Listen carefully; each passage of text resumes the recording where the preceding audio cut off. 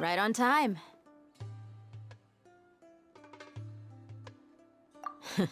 We'll know any moment now. Paimon's been wondering. You seem to know Candace pretty well. Have you been friends for a long time? We've known each other for some time now. She's a pretty interesting person. Even though she's an extremely strong warrior, she never misuses her powers against others. Oh, Paimon knows what you mean. Like a lot of martial artists say, never take the fight outside the ring. Yep, I guess you can put it that way. It takes strong convictions to be as dedicated as she is, and shoulder that kind of responsibility. Us mercs, on the other hand, we pretty much live from one day to the next.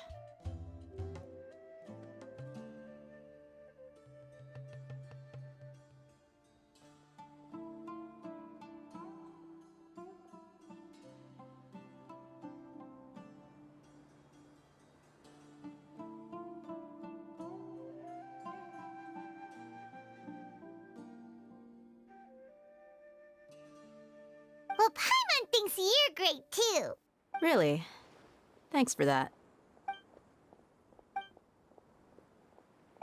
Oh, Sino's here, and he's pretty early too.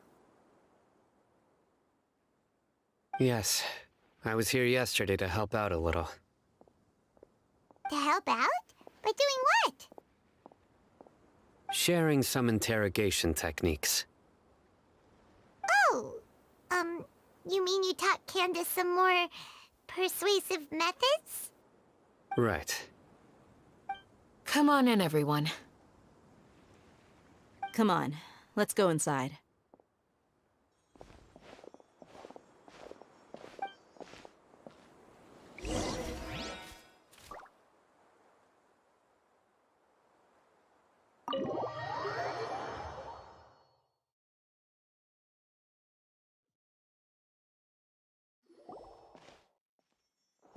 Candace, whoa, you look furious.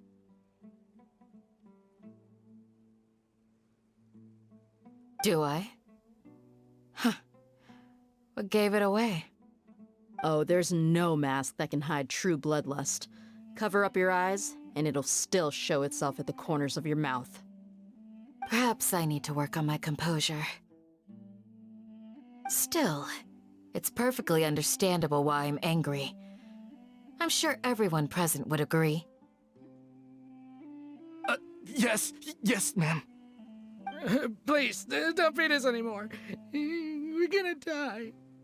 Well, looks like Sino taught her well.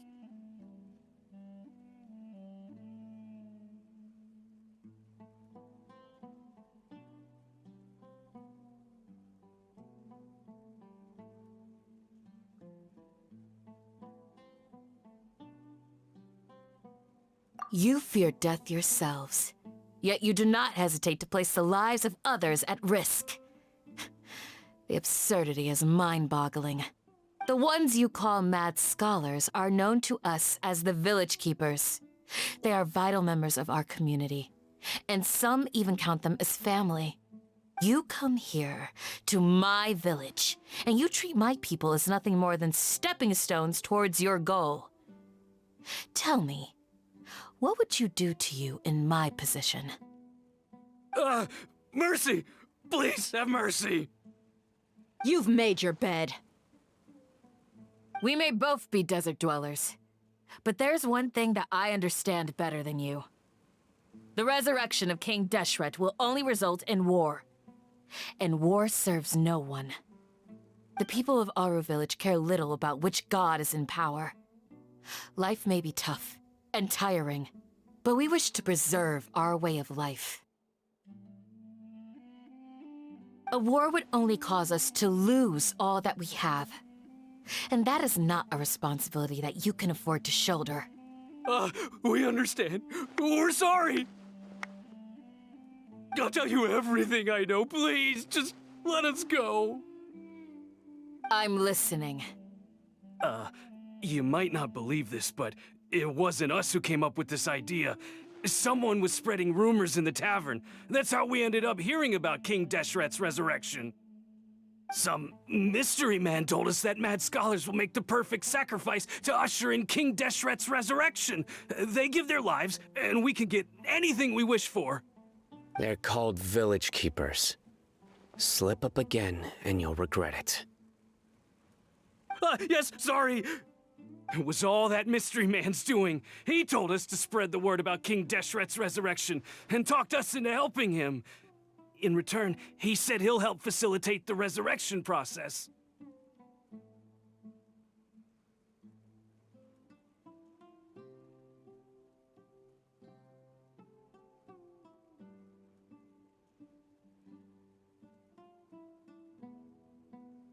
I'm not sure. That's one. Huh? One what? Strike. You get a total of 3. Then, you die by my hand. Wait, I'm telling the truth. We don't know anything. It was all him. 2. He got us to lure them out of their houses in the night with some kind of incense. We take them to a junction outside the village. Then the mystery guy takes them from there. You gotta believe me, please. I'm telling the truth, I swear. Just ask them if you don't believe me. That was indeed the truth. Traveler, go on.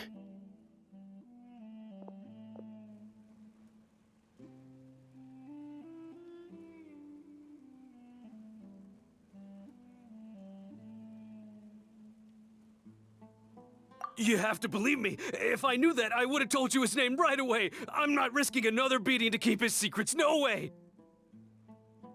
That guy, he wears a cloak, and he's always careful to cover his face. He calls himself King Deshret's envoy. I believe I may know what's going on. Uncle Anpu? What do you mean?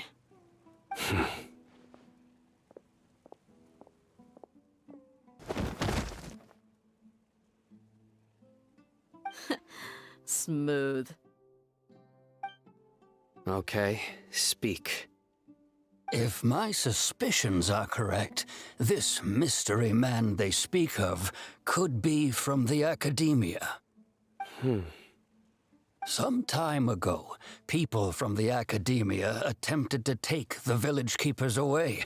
I refused, insisting that they are part of our community. It strikes me now that this secretive character shares the same goal they had. Which means it's highly likely that the academia was purposely spreading a false rumor to trick the radicals into delivering the village keepers right into their hands. They were the ones who brought them here to begin with. Now they're trying to take them back? We aren't gonna let that happen. Not the academia again.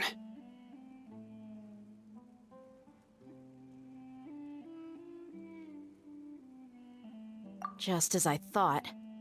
But what could they want with the village keepers?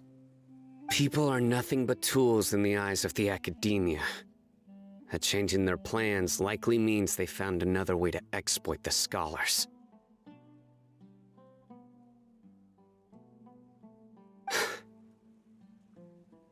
Regardless, our top priority now is locating the village keepers. You're right. Isak is still waiting for news on his grandpa. Time to go. Let's leave the village and try to track them down. Yes. Pack up and get ready to leave. You got it. Candace, I'll let you deal with the radicals. Leave everything outside the village to us. All right. Let's meet back here once everyone's ready.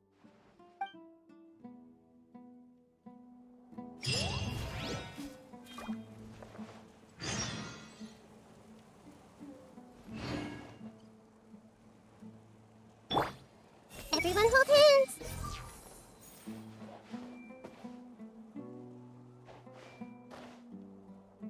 I see everything.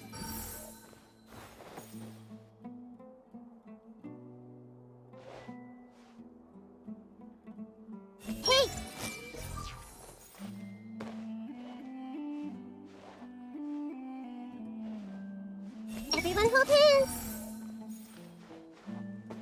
What scheme is the Academia brewing now? I just hope everyone's all right. You look worried. Thinking about the village keepers? Yes. I'd look for them myself if I could. As members of our village, each one of them is very important to me. You have a strong sense of belonging here. I guess I'm the opposite. Mercs are stray dogs, wherever they go. Dia, don't say that.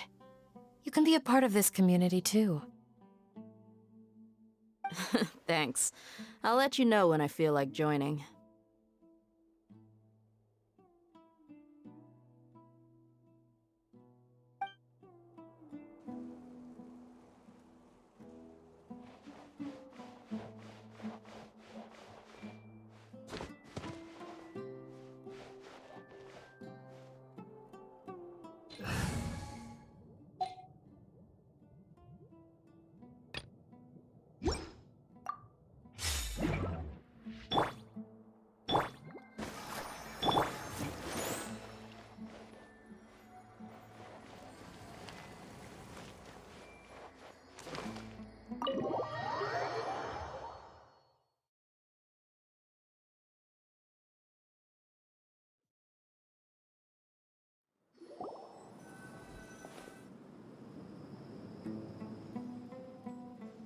Let's get some food in us and then we'll... Whoa! Where did you come from? Well, as you can see, I am merely sitting here and reviewing what we have deduced thus far. You were gone for ages, and now you're suddenly sitting here musing to yourself? Where have you been anyway? Hey, what's with the silence? You never think things through before asking questions. I'm giving you some time to make up for that. Paimon's so mad! Paimon's gonna give you an ugly nickname!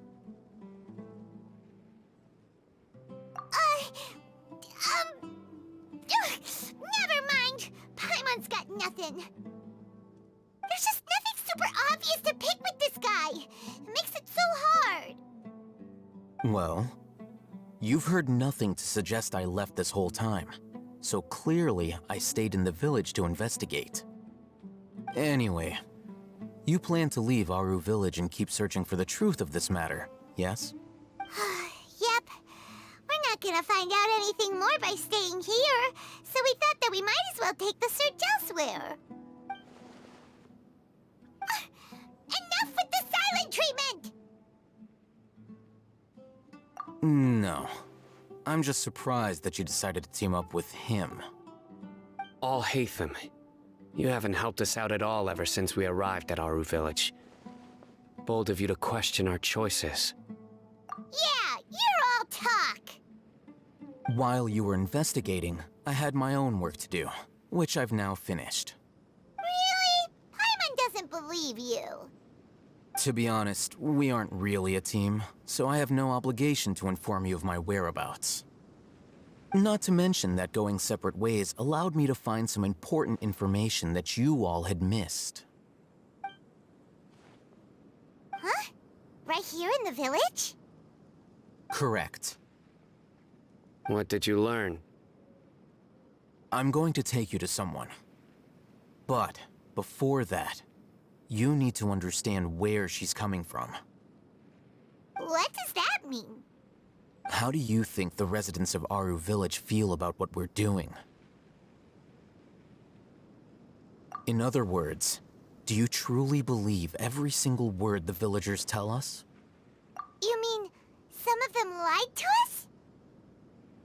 Hiding the truth does not necessarily equate to lying. Again, these people have their reasons. Remember what Gandis said? Most people in Aru village don't necessarily care which deity is in charge of Sumeru. That's because whether King Deshret or the Dendro Archon has power is of little significance to them. By contrast, the perils of their daily lives are ever-present concerns. They won't simply share everything they know with you without good reason. That's why you believed there was no further information to be found in this village.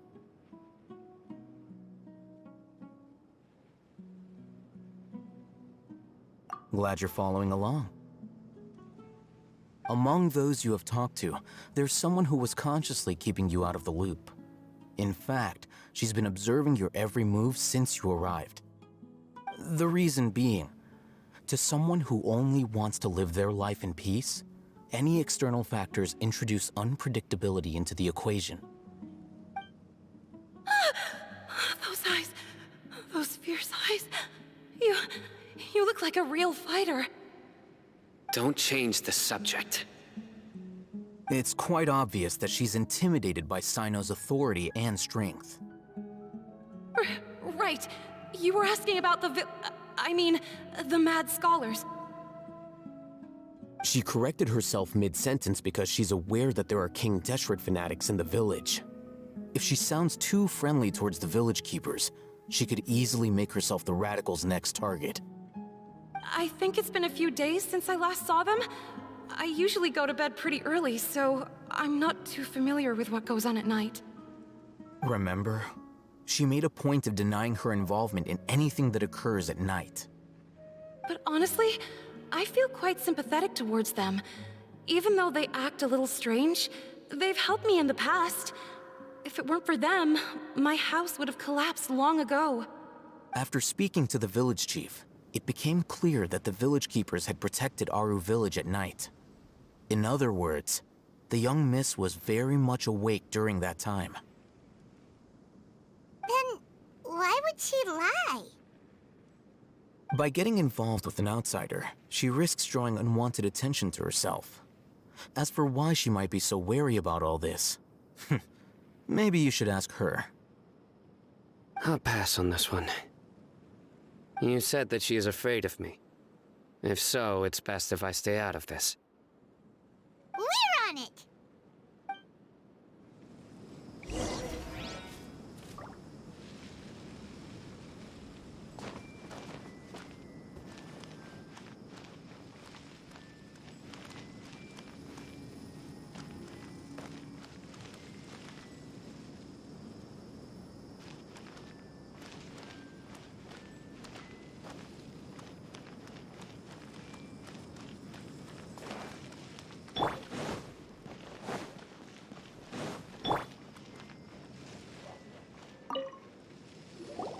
Miss Shawnee, as we discussed earlier, I've brought someone with me.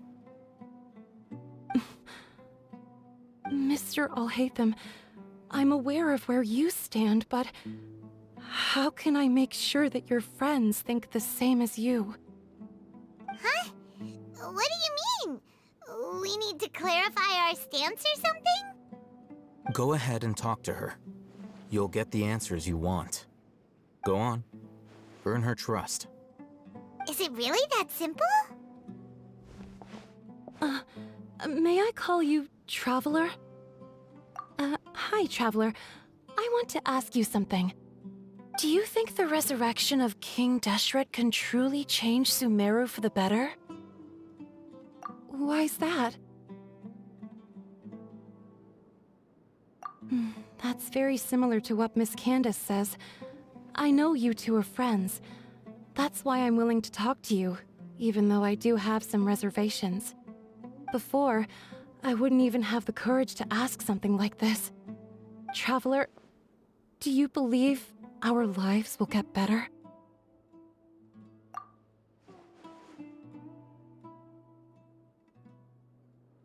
Yeah!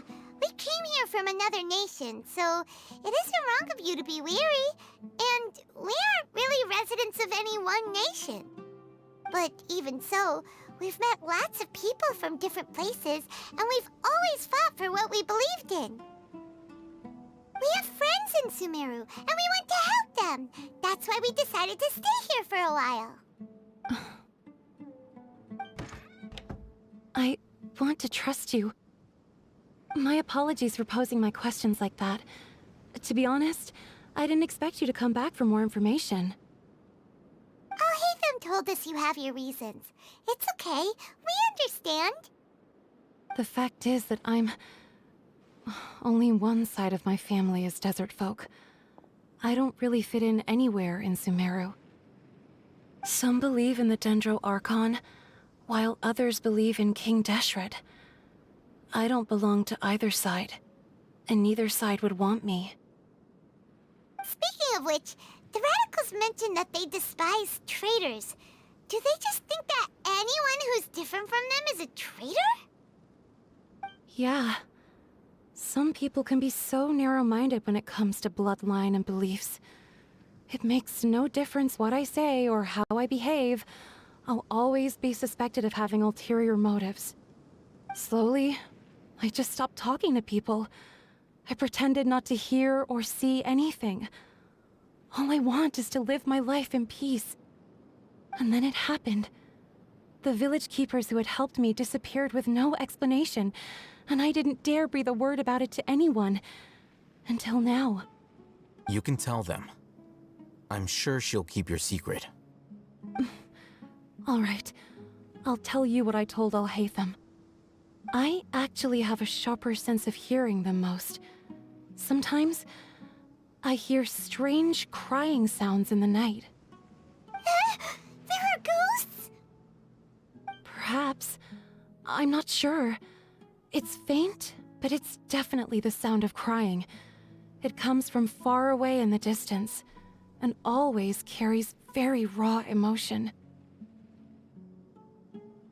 It used to be louder and more frequent, but ever since you arrived in the village, it doesn't seem to happen as often, and when it does, it's much quieter. I have to focus really hard to make it out. I confirmed this with the guards on night duty. They also have someone with a good ear, and he's heard similar sounds at night. But, because we're in the middle of a desert, he would rather believe that they are the cries of beasts than ghosts. There's really nothing around these parts, except for an old hospital not far from the village.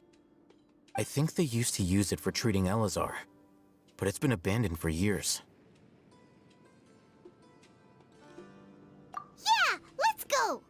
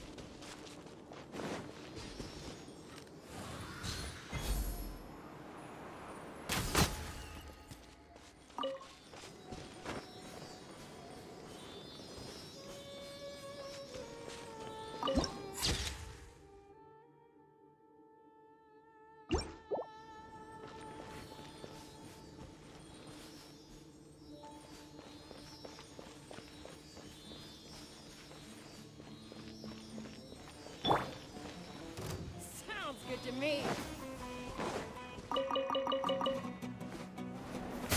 Solidify! I see everything. Let's dance. Huh.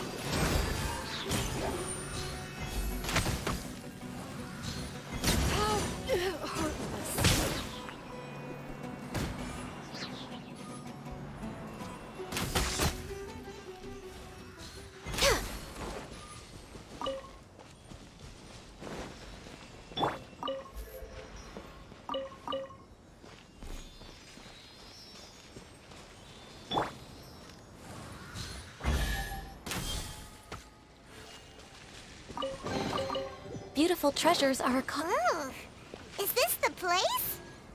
It's in terrible shape, and there's sand everywhere. Empty and forgotten. An ideal place to hide people. We're way behind schedule.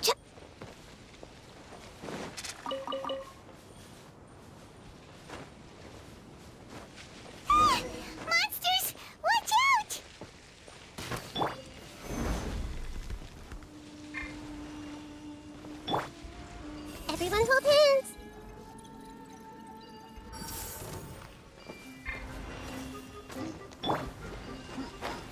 I'll protect us. I can fix this.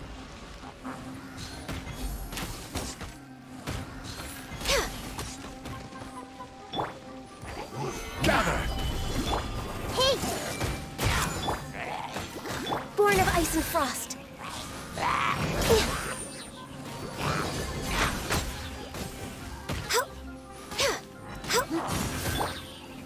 Solidify! Committed to memory.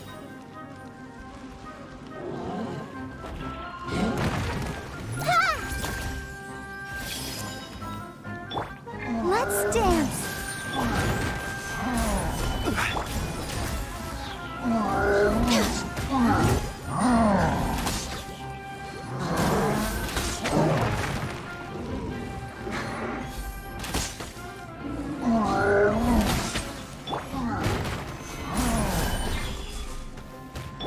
I see everything.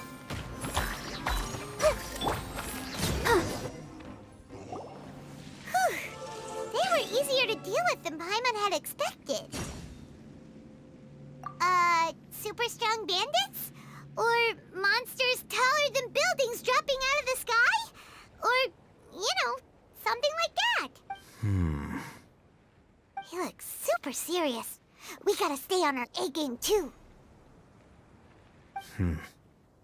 This is the one.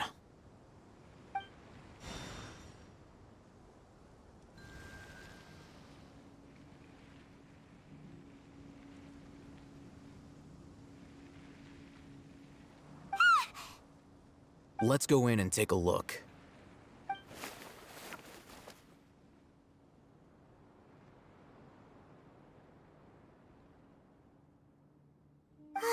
Hey, we haven't found squat. Are you sure we aren't wasting our time here? Patience. Shawnee says she only hears the crying at night. We have time to burn. Until then,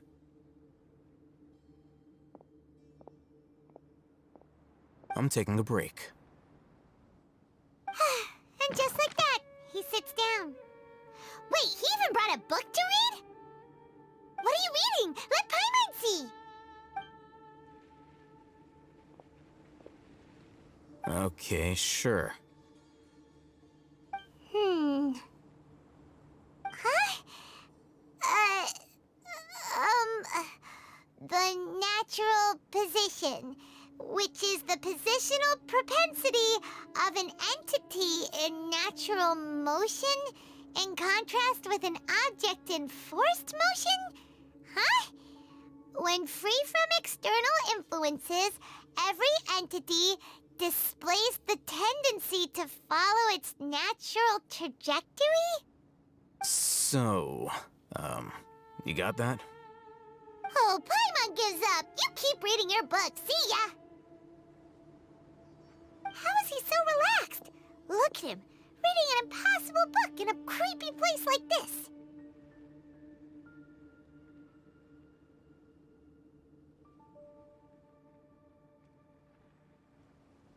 Hey, Paimon's your Tibet travel guide. Paimon knows plenty of useful stuff already. And anyway, it's not Paimon's fault that the books people read in Sumeru are so complicated.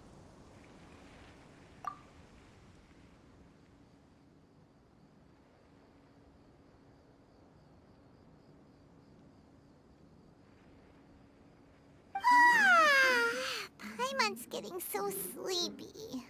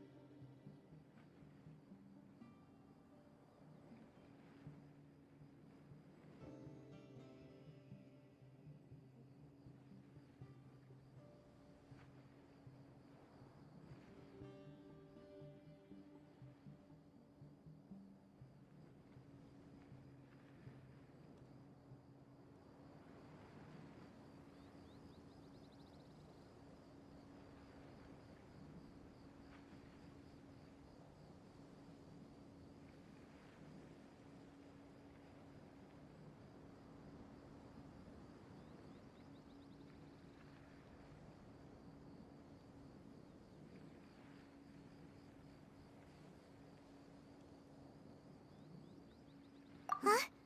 What was that sound? There it is. It's coming from that direction. Is the sound coming from here? Huh. Paimon's not seeing anything. It's from below. But there's no way we can get down there. Something is off about the interior here.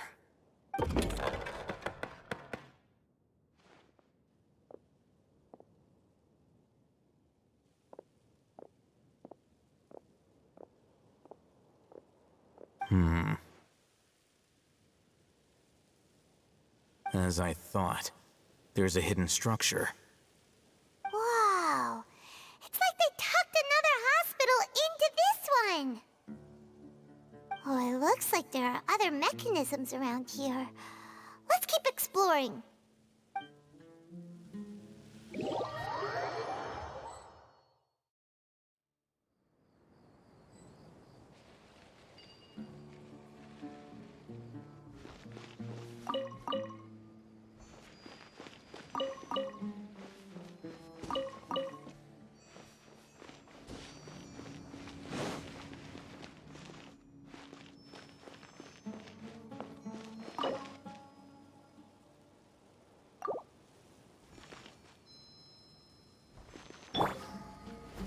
Yeah!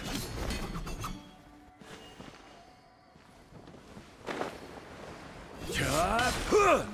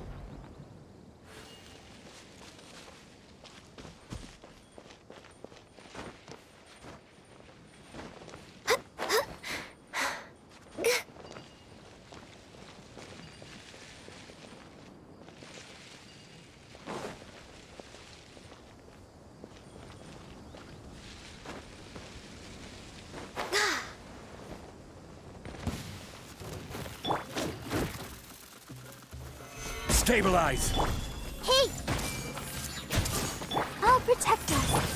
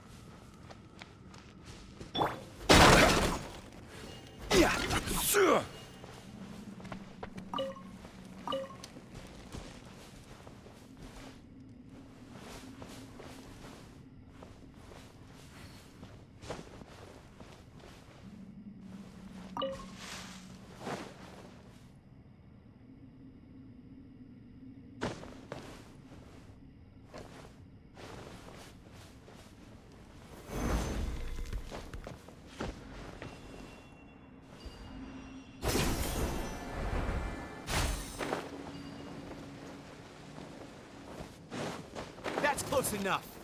Gather! I see everything. Let the show begin. Yeah, right? No touching.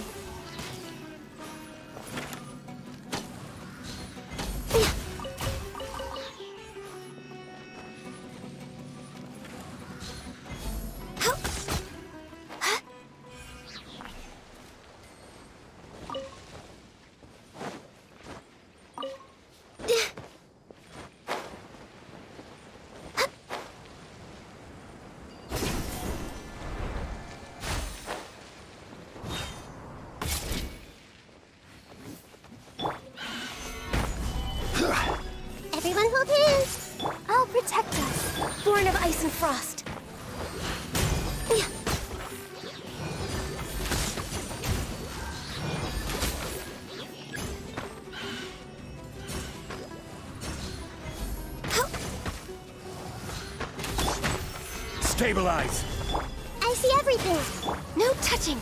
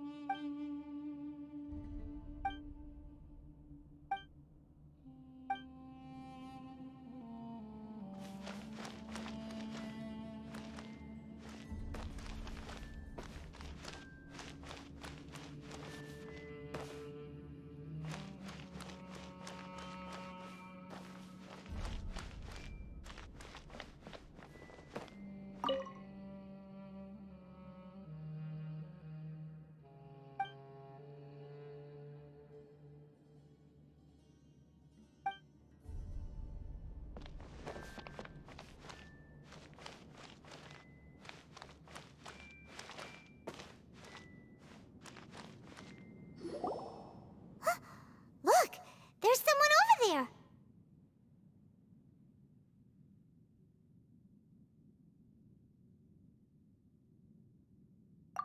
Good idea. Let's approach him slowly without alarming him.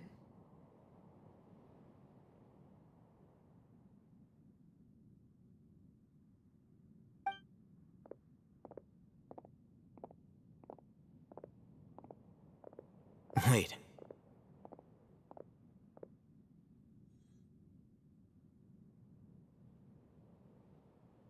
You're...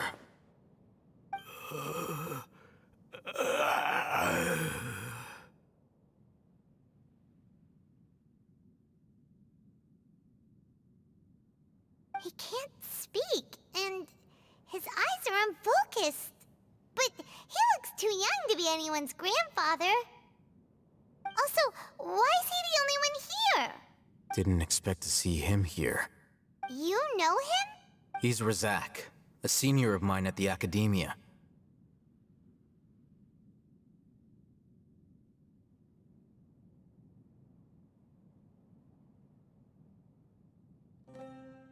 He's a scholar too? Is he the kind that holes up in a forest and mumbles stuff about training?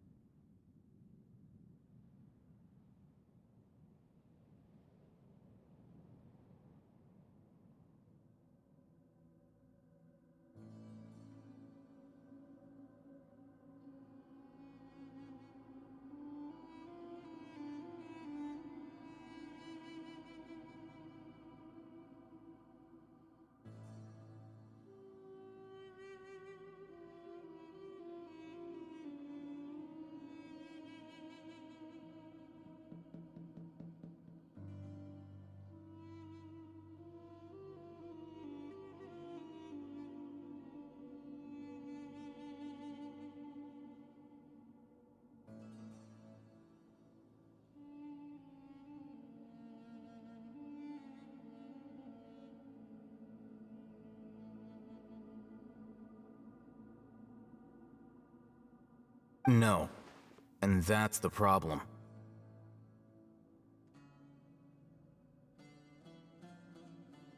Razak was never involved in any of those things.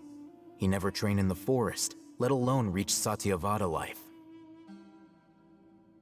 Leaving that question aside for the moment, him being here alone means that we might be too late. Looks like they've already taken everyone away. For whatever reason, they left Razak here. Perhaps they simply didn't have time to come back for him.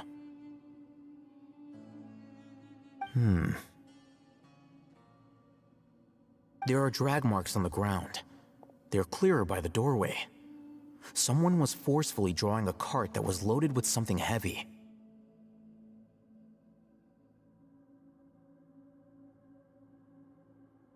Loaded with people? That is one possibility. It looks like they were in a hurry, as if they were afraid of being caught. In their haste, they failed to notice Razak hiding in a corner.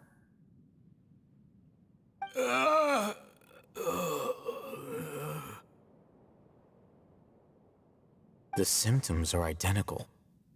Looks like we found living proof.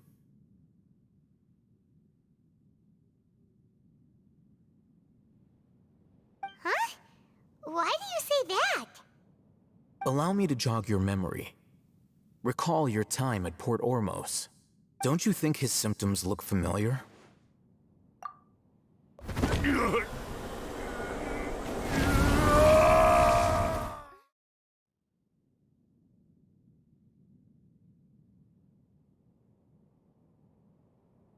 Oh, now that you mention it, they're acting the same way.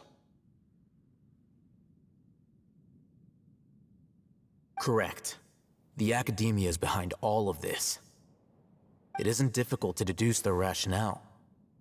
First, the Academia spread a false rumor of King Deshret's resurrection, Emphasizing the role of the village keepers, the mad scholars who were exiled to Aru village. These rumors were all the persuasion that the radicals needed, and those based in Aru village leapt into action. Unbeknownst to them, of course, through rounding up the scholars, they were actually helping the Academia.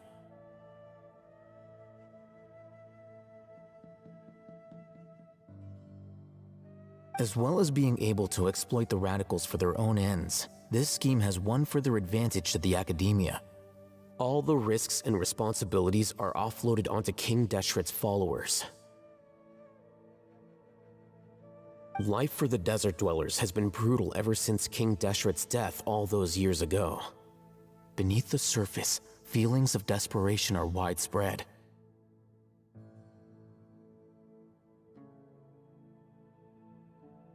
Many would give everything they have for the prospect of something better. Anyone looking to exploit that for their own ends simply needs to make a few empty promises.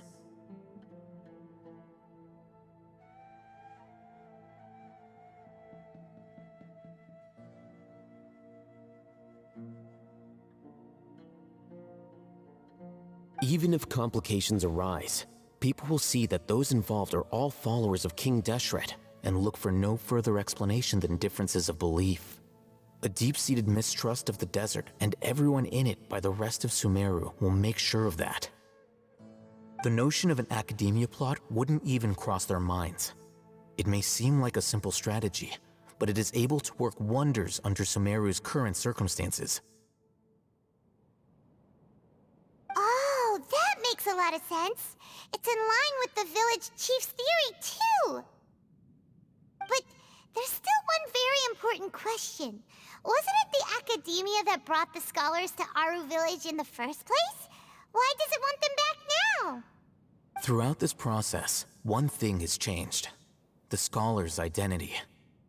First, they were scholars. Then, they became lunatics. After that, they were exiles. And finally, they become missing persons. An exile is still patently a living, breathing human being. But when someone becomes a missing person, that is brought into question. If you can't find someone, you have no way of knowing what exactly happened to them. That makes missing people an ideal resource. Resource? For what exactly? One possibility is that the information in their brains could be extracted into knowledge capsules. Extracted? You mean canned knowledge comes from people's brains? With the technology of the Sumeru Academia, it's entirely possible. Perhaps the process caused them great suffering, which is why they cry out in the dead of night when no one is watching them. So, the human brain... Nope, nah, Paimon doesn't want to think about this. I'm the Academia scribe, after all. I'm familiar with their projects. Anyway, judging by Razak's state, the contents of a divine knowledge capsule were extracted from his mind. But something went wrong in the process. Or perhaps his curiosity got the better of him, and he used such a capsule for himself. Paimon's a little confused. Can they just use anyone's brain?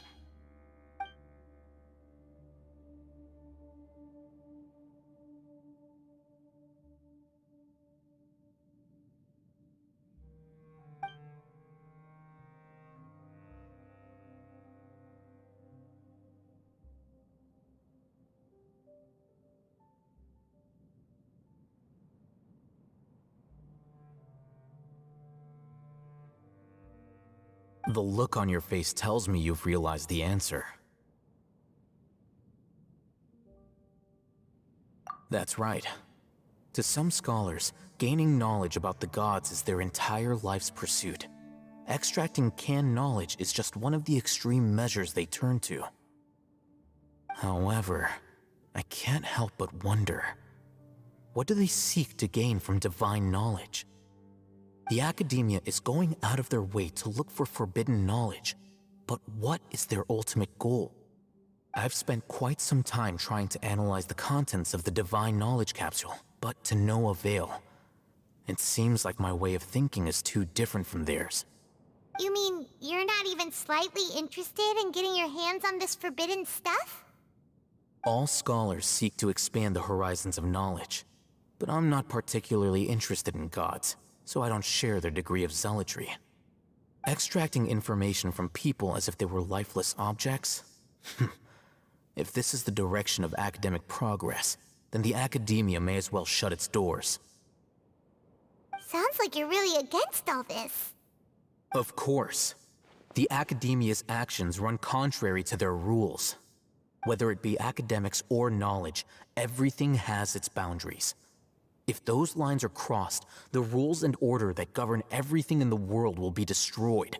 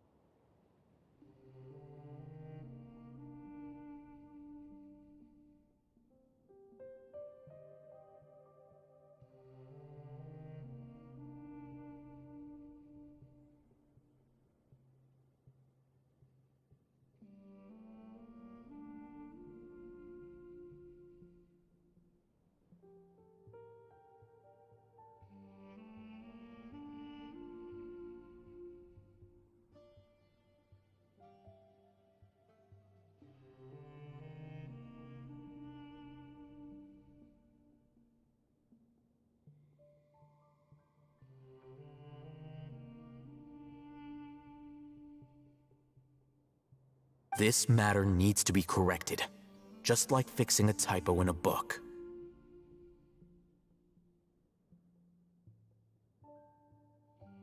Wait, didn't you step in to help because you felt sympathy for those poor people?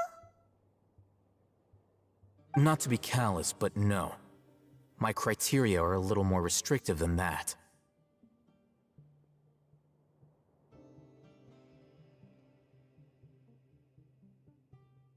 There is no shortage of suffering in Sumeru, and the same can be said for the rest of Teyvat as well. What do you plan to do about that? Save every last person? Probably not. Paimon's not sure.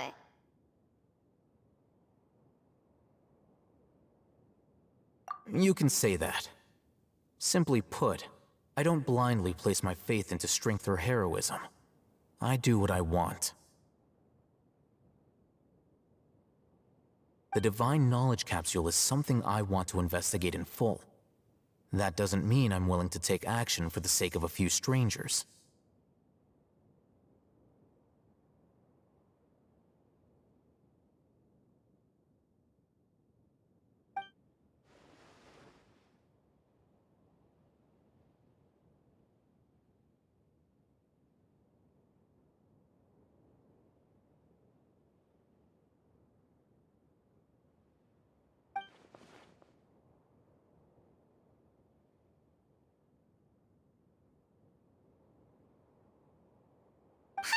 wanting to say this for a while. There are a lot of bad guys in the academia, but you're not one of them.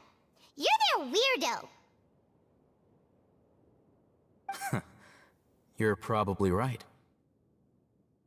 Though I must say, I quite enjoy this feeling of being the odd one out. Uniqueness is also an asset, is it not? Wow, that's a great way to think about it. Paimon's really impressed. If only Miss Shani had a similar mindset, her life would definitely be a lot easier.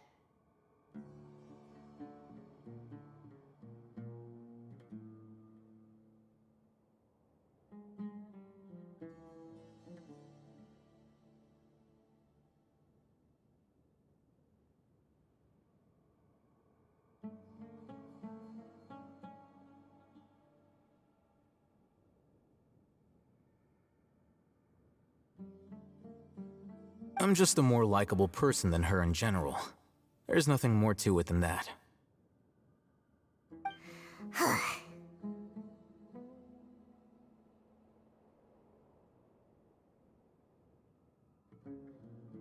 He won't last long if we leave him here. Let's take him with us.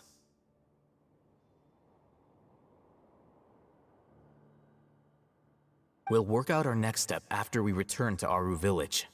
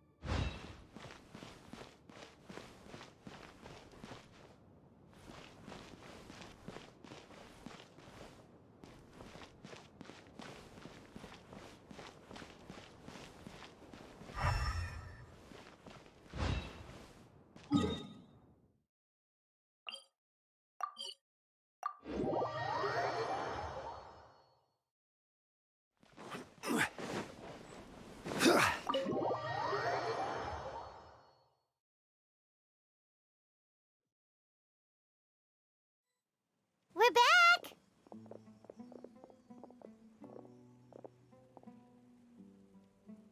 You must be tired. You should rest and take some water. What's the situation? Who's this? Unfortunately, somebody who's too young to take on the role of Isak's grandfather. Nevertheless, he's one of the people we're trying to find.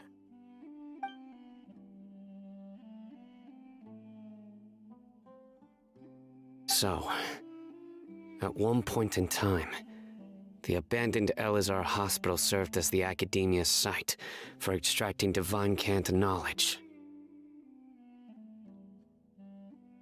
Yep, pretty much.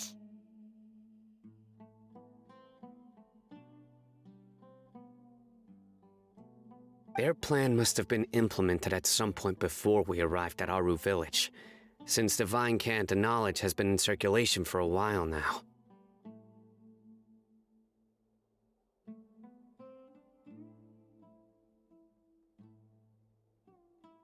Yet, they fled once we were headed to the village, almost as if they knew we were on their trail.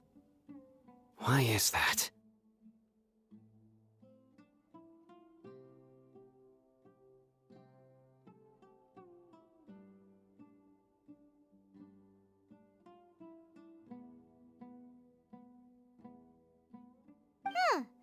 Yeah, why is that?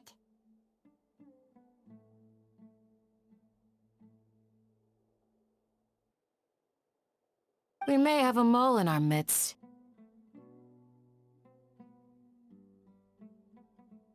One of us could be secretly revealing our whereabouts to the Academia.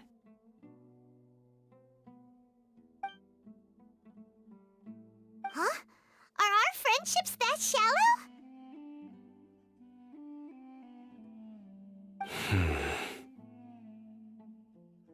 Looks like none of you have realized wherein lies the issue.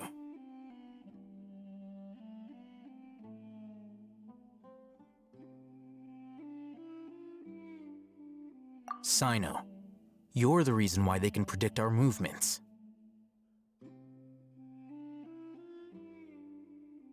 Wait, what's that supposed to mean? Choose your next words very carefully. It is simply a logical inference. I have my reasons. So what you're saying is, Sino's the mole. Interesting. And here I thought you were the most suspicious one, Alhaitham, since you were always acting alone. I know. You have a point. But I realized something as we were returning from the hospital. Sino isn't like any of us. What are you trying to say?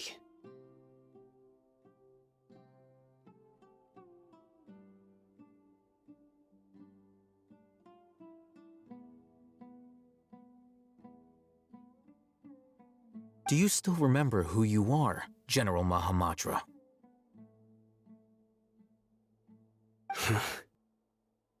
As a Matra, you are no doubt privy to certain kinds of information. Before you can take action against someone, you are required to have all the facts available, including the less than savory details. Simply put, the Academia has traditionally allowed you access to a wealth of sensitive information. Knowing their modus operandi, wouldn't you expect them to take precautions against you?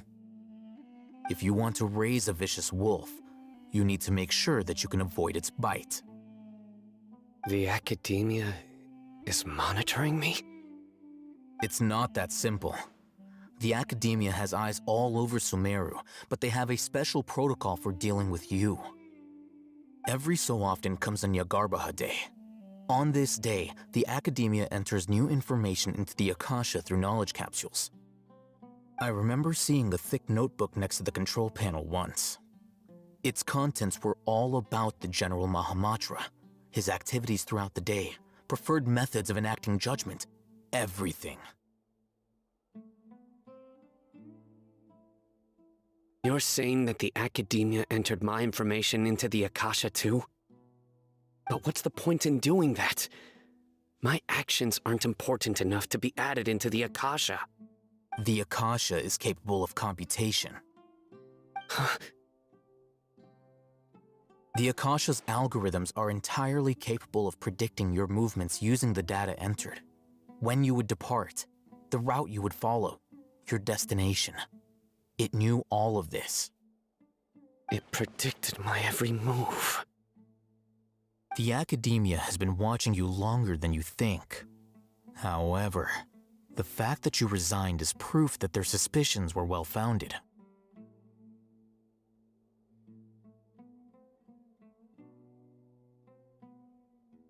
So that's how it is. Sino adheres to his principles so strongly that he's actually a thorn in their side. Tenacity of will and steadfast faith are worthless to the Academia. They need scholars who are easily pliable and mindlessly go after anything they can profit from.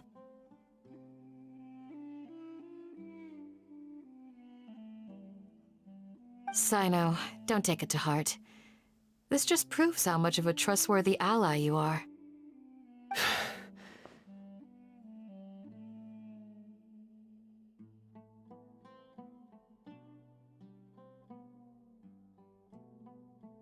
They escaped because of me. Don't blame yourself. It's not like any of us would have known.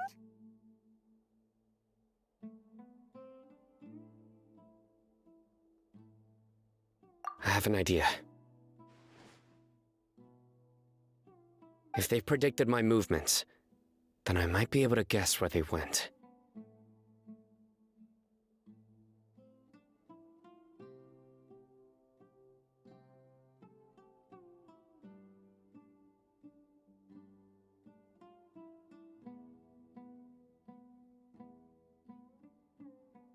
Whoa, you bounced back fast.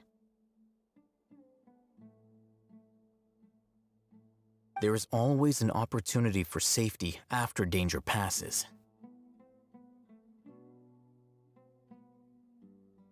Oh, so that's how it is! Paimon gets it now! If the Academia is trying to avoid Sino, then the safest place would be...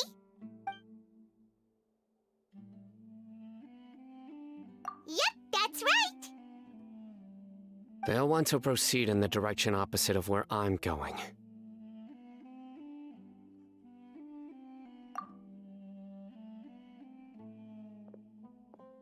I must go. There's also something I want to investigate. Let's go, guys! After him! Please, wait! I want to go too! You want to go too?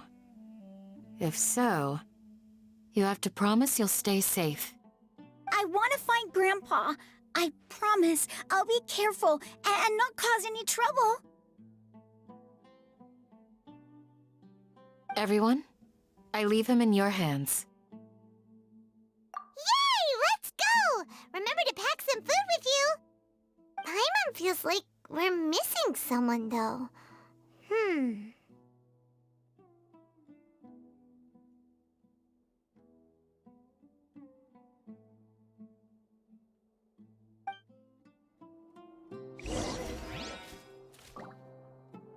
I'll be awaiting your good news. Everyone hold hands!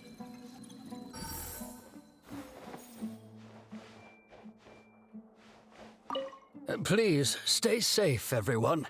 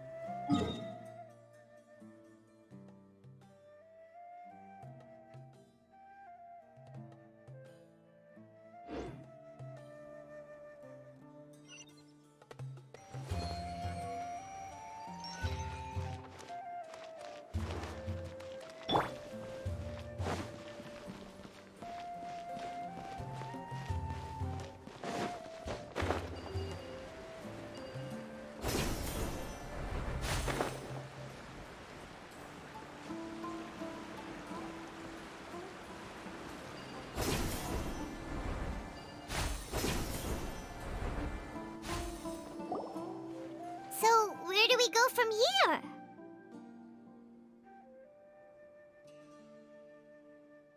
Yes. After leaving the village, we should head straight toward the desert.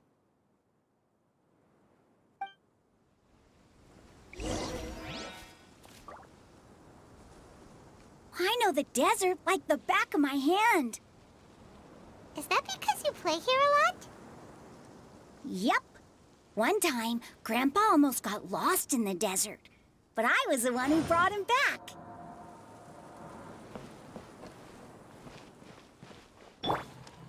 Hey!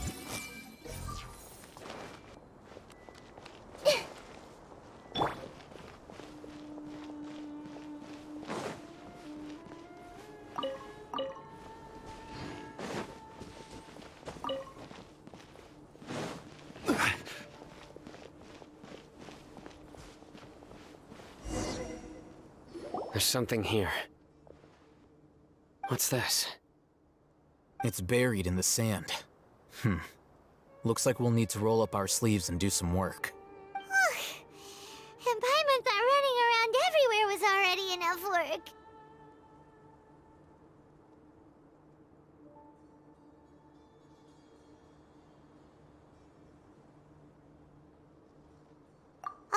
Okay. So, we have to dig it out? Whatever's down there, looks like it's buried really deep.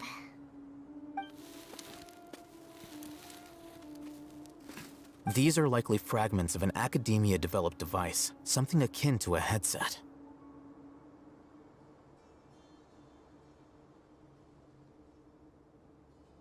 Looks like there were more than one village keeper.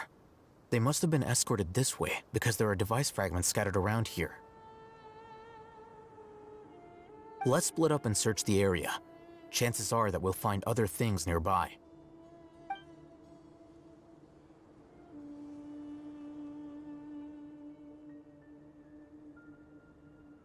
Is this what we're searching for?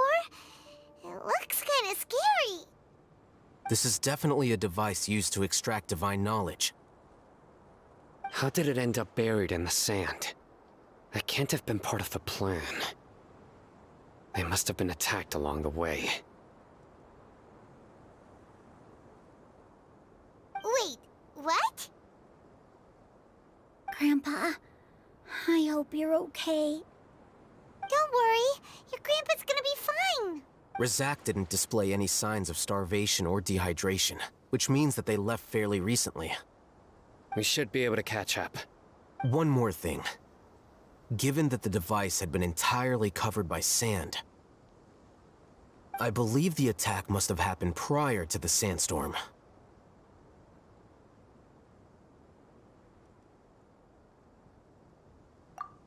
Let's keep going. They can't have gone far.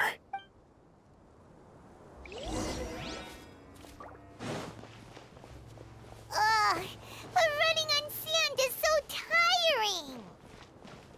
But you're flying, aren't you, Paimon? Is flying over sand tiring too? Ugh, of course it is.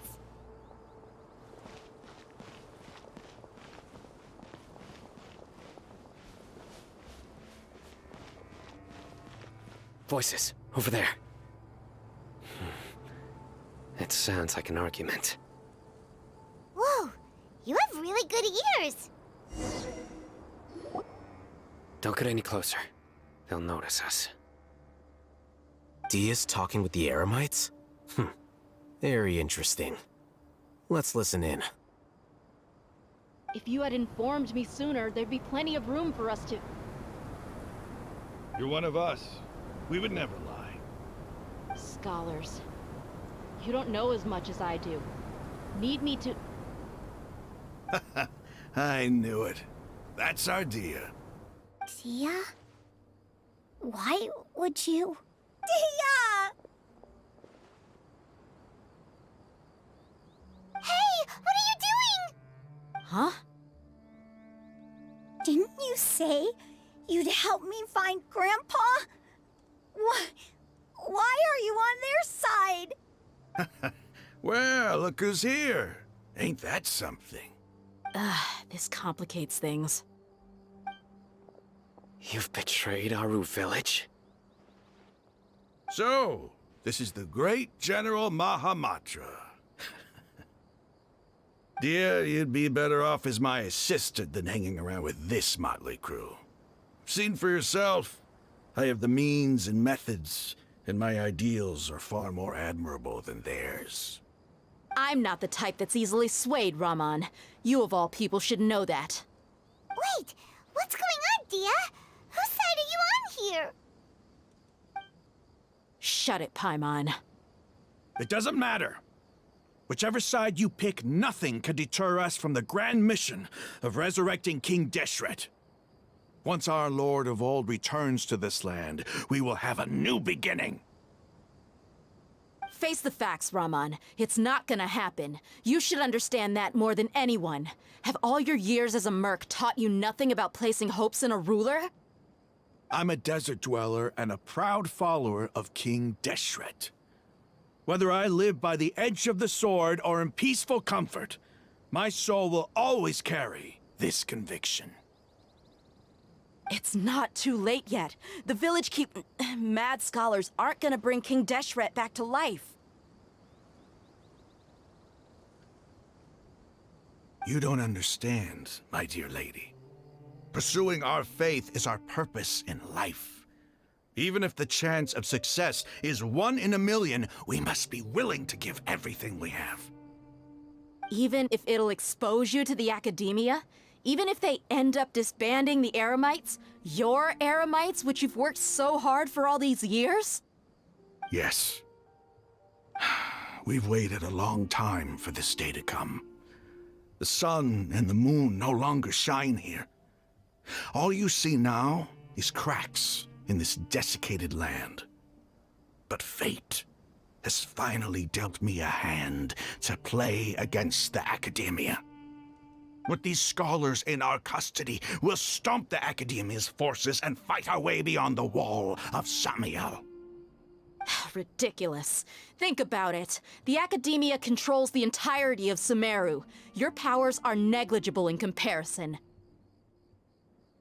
If you still don't believe me, then try asking these 2 men.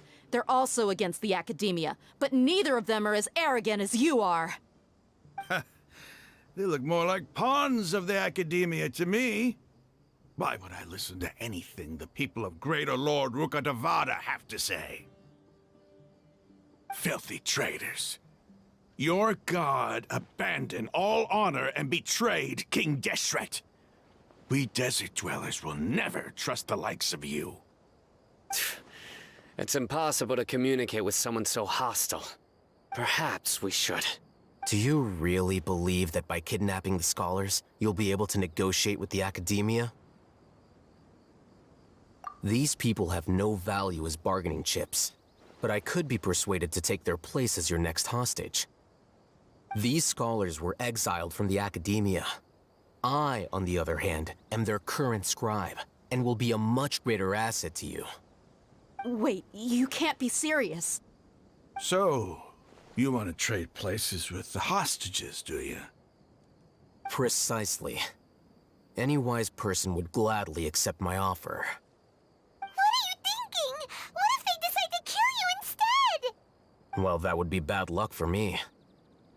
However, I'd get the chance to observe the scholars, perhaps even find out the truth. Think you can talk me over with that confident look of yours? I'm not trying to persuade you. I'm using this as a means of joining forces against the academia. You are the scribe. What do you have against the academia? Not all desert dwellers believe in King Deshret, and the same applies to the academia. Why must all knowledge seekers approve of the academia's way of doing things?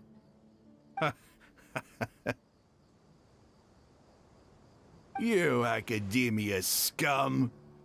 Every last one of you is nothing but a hypocrite, just like everyone else on the other side of that wall. I've made myself clear enough.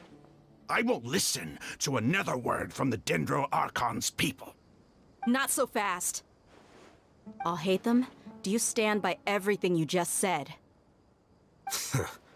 I never make empty promises. You know you're making a dangerous decision, right? I do. Good. Rahman, hear me out. These people are my friends. Maybe you can't take the followers of the Dendro Archon at their word, but what about me? Do you trust me? We've known each other for years. Of course I do. In that case, I'm willing to vouch for their honesty with my right arm. Come on, Rahman, don't be a coward. If you're serious about taking on the Academia, you need to steel yourself. You can't be afraid. An arm from the Flame Mane. You've piqued my interest. But what if you refuse to oblige? What should I do then? No one's a fool here, Dia. We're mercs. And mercs don't tend to live long unless they have their wits about them. You're not wrong, but this is different. I promised my friends that we'd bring back the village keepers together. Let's do it right here then. Give me your right arm as proof of your resolve. Don't listen to him! He's not even trying to negotiate! He just wants to make things more difficult! That's fine. Are you crazy? We came here to save lives. One arm for that many people is still a pretty good deal, if you ask me. Rahman, I'm holding up my end of the deal here. You'd better not let me down. Sure. Go ahead and cut off her right arm.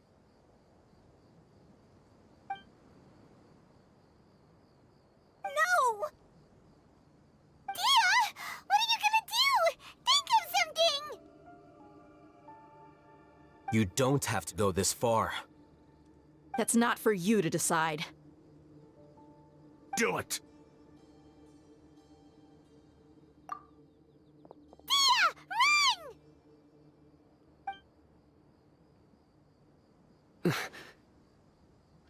Run!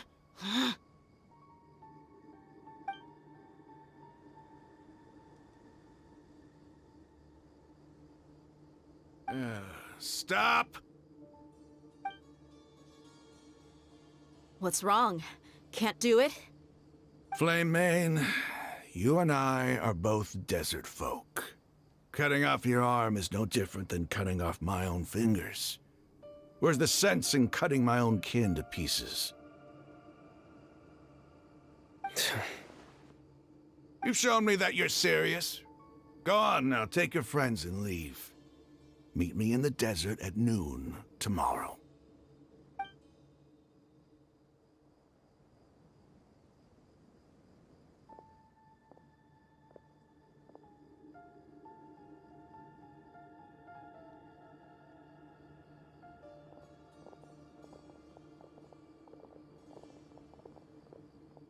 Phew. I was really counting on him not going through with it. Dia! That was crazy! Have you all lost your minds? What if he'd actually cut your arm off? Then I just have to hold my claymore with my left arm.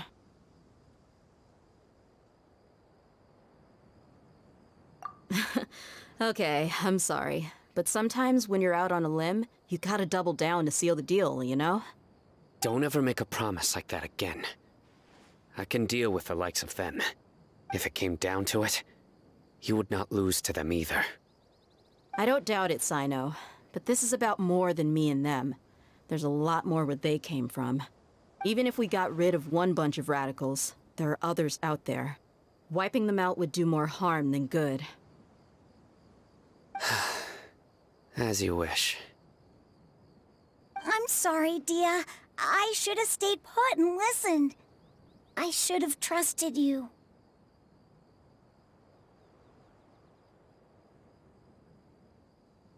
It's okay. I promised you I'd help find your grandpa, so I'll do whatever it takes.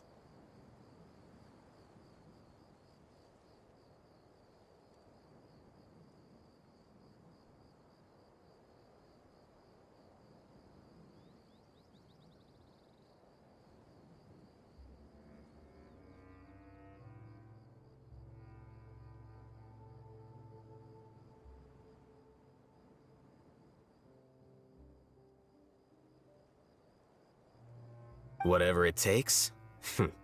You just might be scholar material. Huh? Are you serious? The Eremites once said that I was a lunatic. Perhaps a little madness is essential to be successful in research. Why does it feel like he's using his praise for me as an excuse to brag about himself?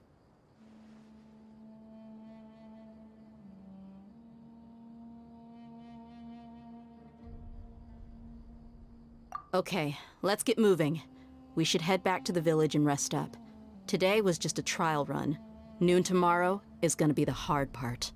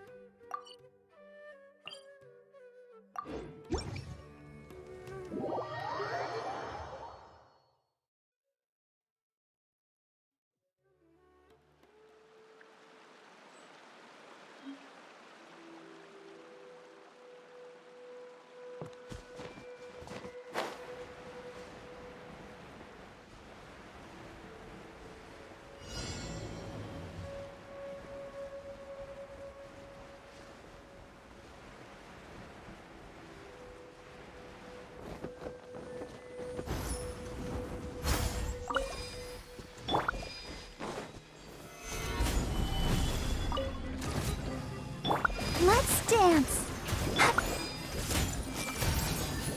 The Temple of Wisdom. Access denied. All hail.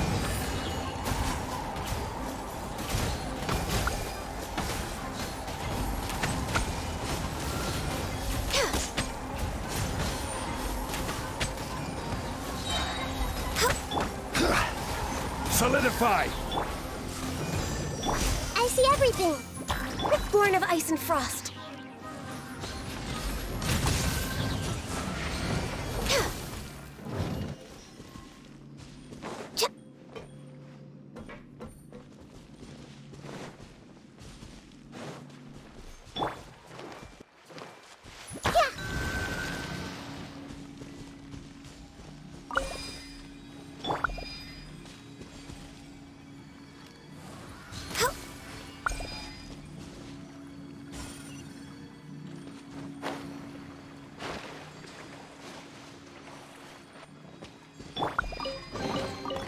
wonder who this gift could be from.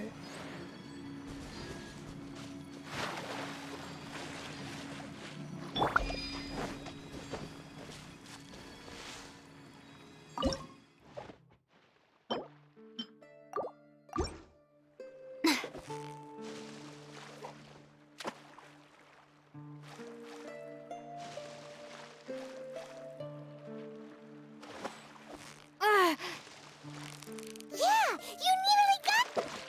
Whoa, nice catch!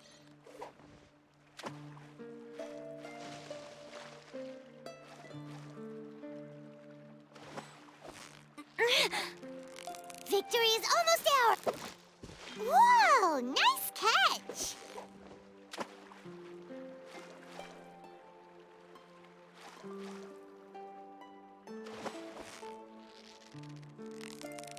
Steady now, it's the final stretch.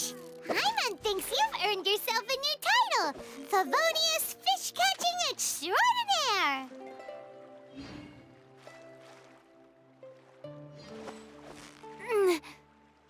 Yeah, you nearly... What is it? What is it? Is it another Paimon?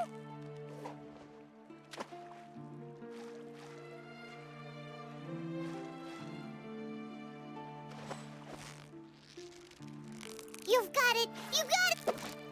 Whoa! Nice catch!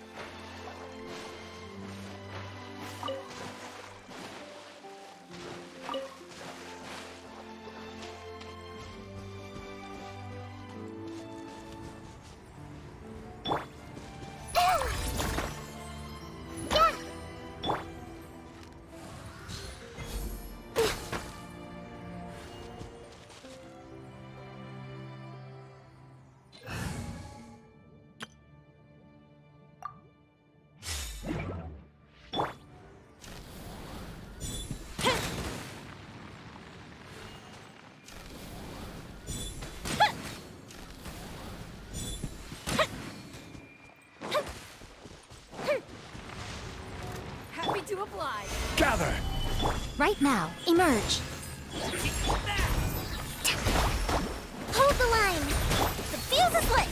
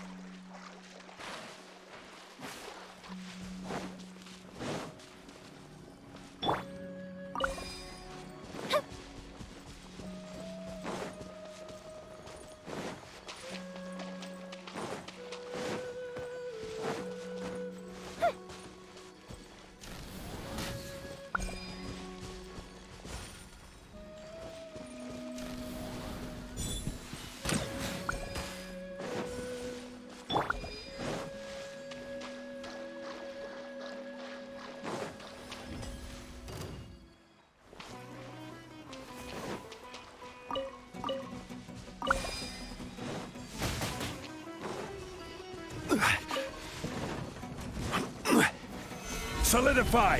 Right here. Right now. Right here. Allow me. Emerge. Fire hazard.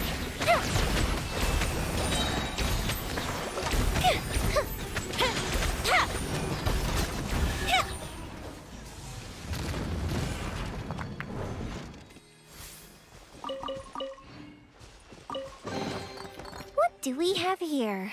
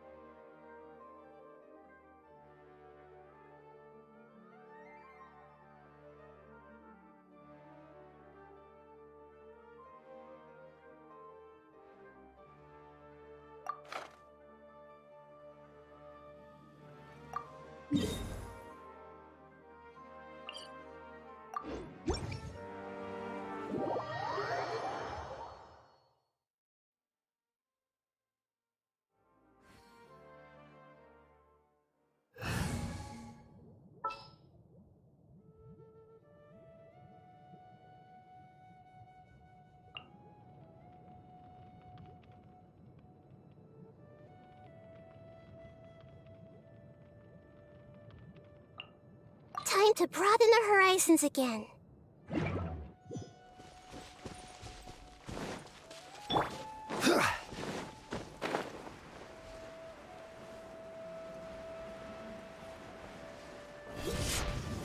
Time to go to work. Stabilize! Rest and rebuild!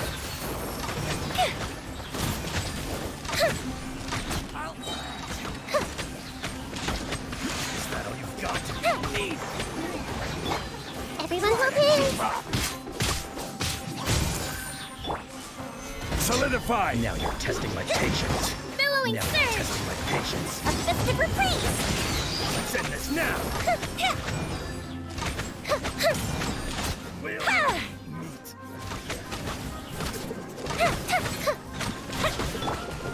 Law of the jungle! Gather! I see everything! You want this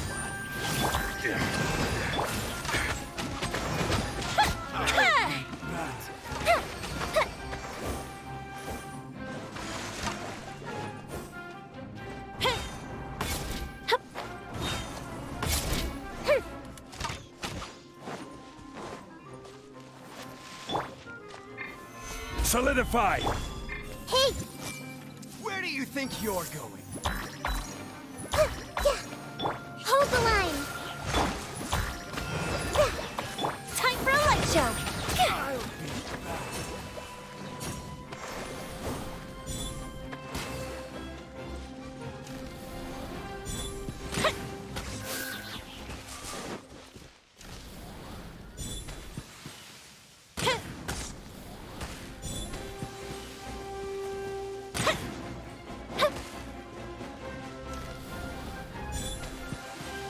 Where do you think you're going?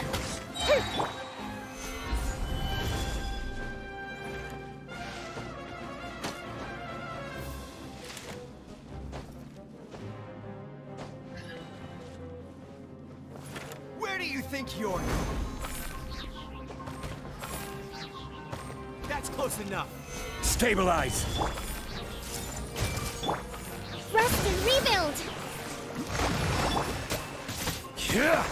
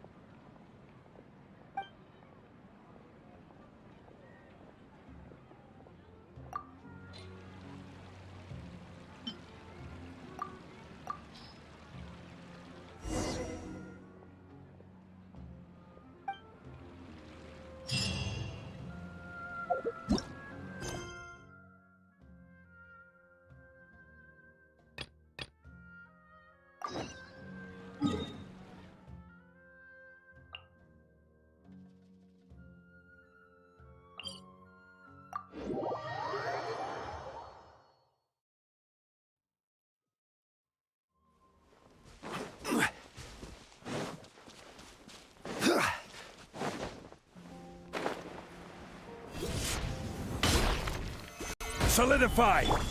Everyone hold hands. Hold the line.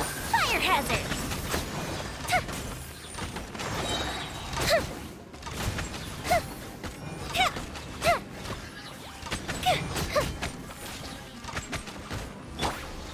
Stabilize! I see everything. Allow me. Time for a light show.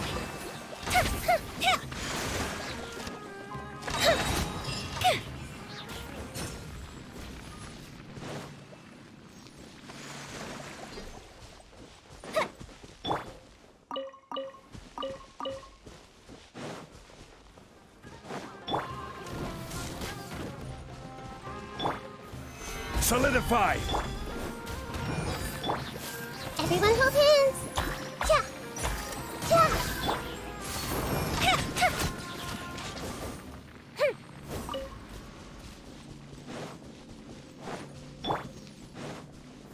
Gather!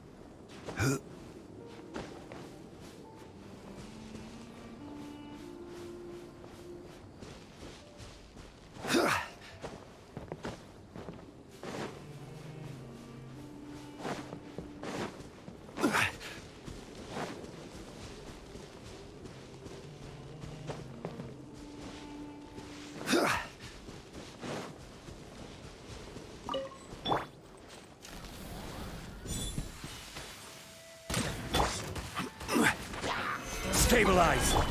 I see everything. Sharing my knowledge. Fuse is lit. Ha. Ha. Ha. Ha. This may hurt a little. Ha. Ja. Ha. Yeah. Yeah. Yeah. Ja. Ja. Solidify! Grow, grow, grow. Ah.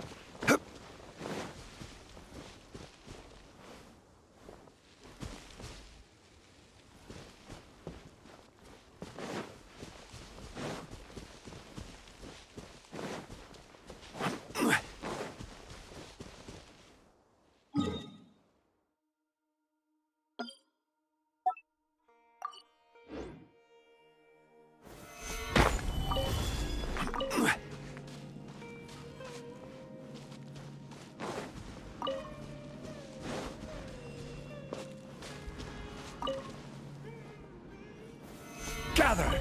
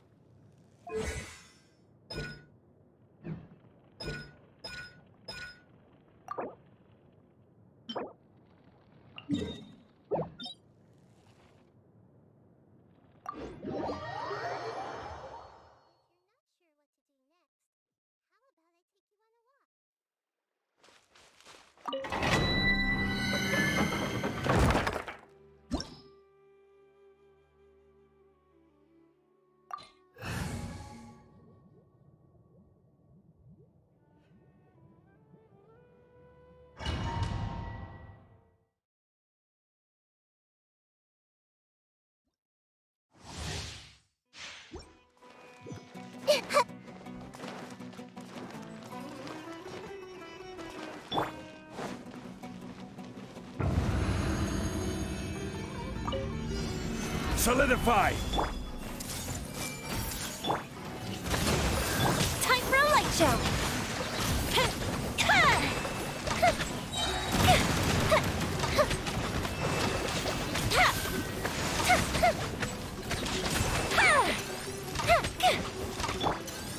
Gather! Hey!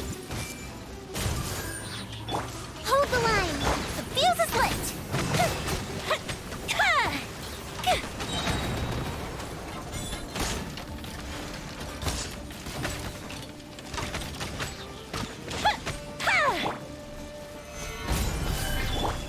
Everyone hold hands!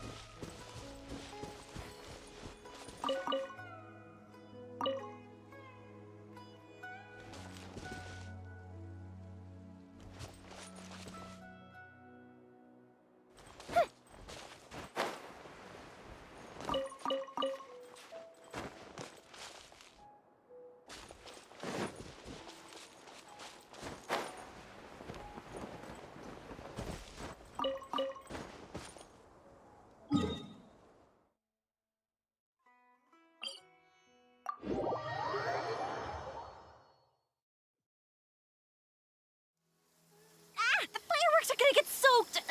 Let's find shelter quick! Oh, we're not going to make it!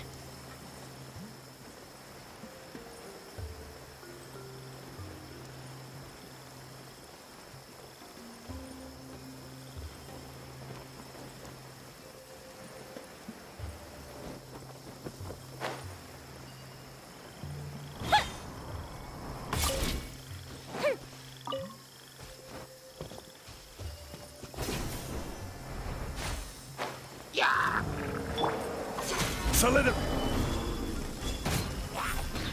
This may hurt a little. Rest and rebuild! Time for a light show!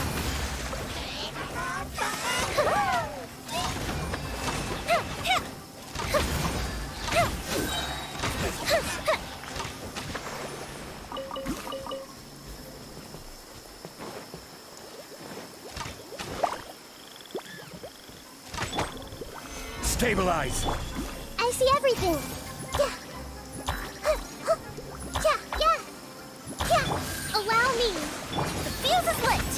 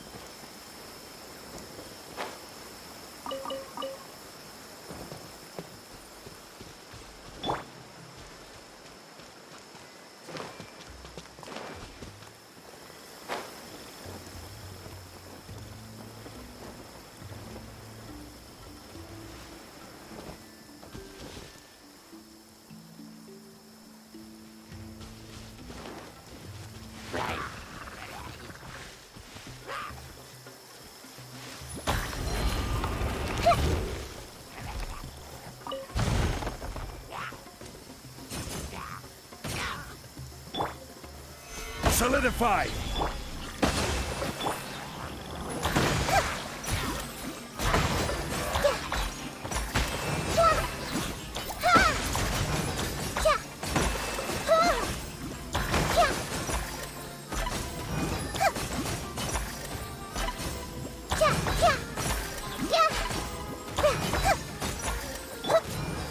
Gather!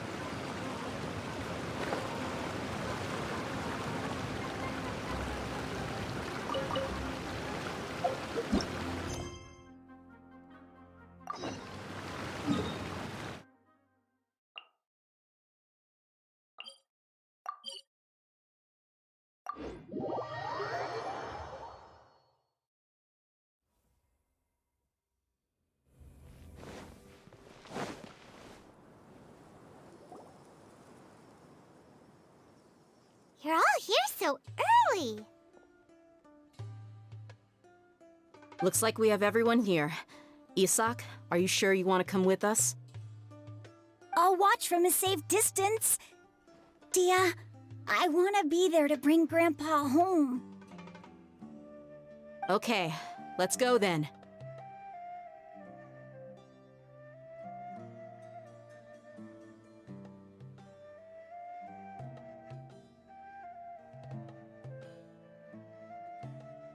Dia, wait. What's the matter? I heard that you were quite reckless yesterday. No more of that today, understood? Or I'll be very upset with you.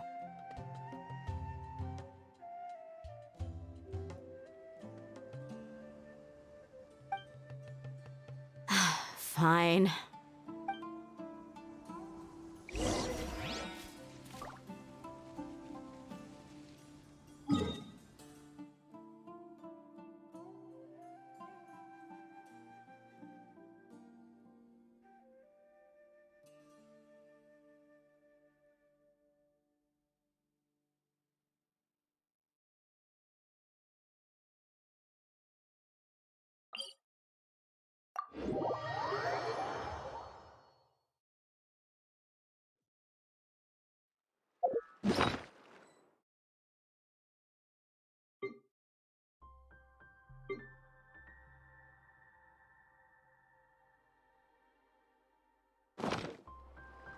Osm.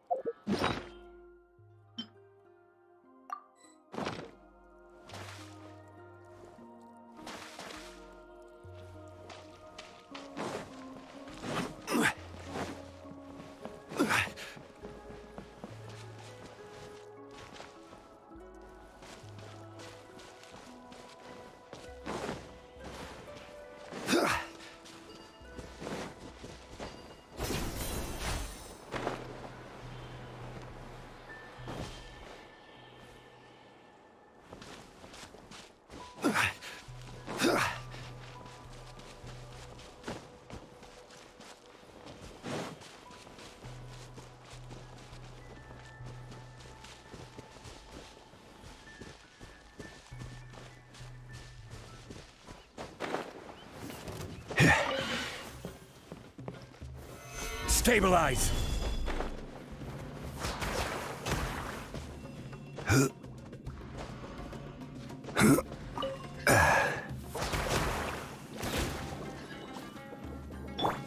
Everyone hold hands. Hold the line.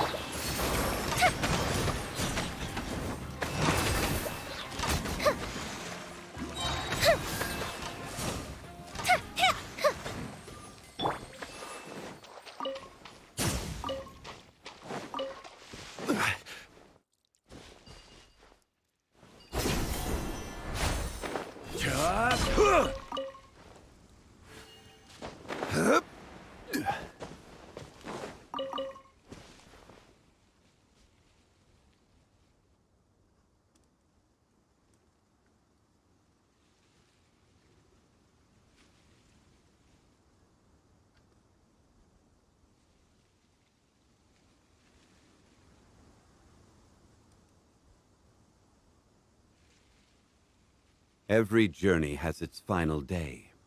Don't rush.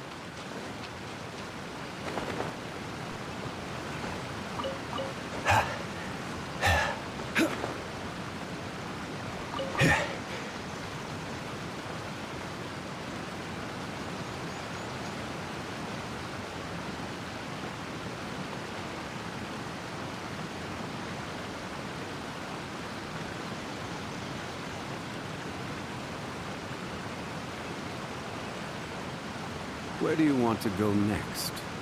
If you'd like to see Liyue's tourist spots.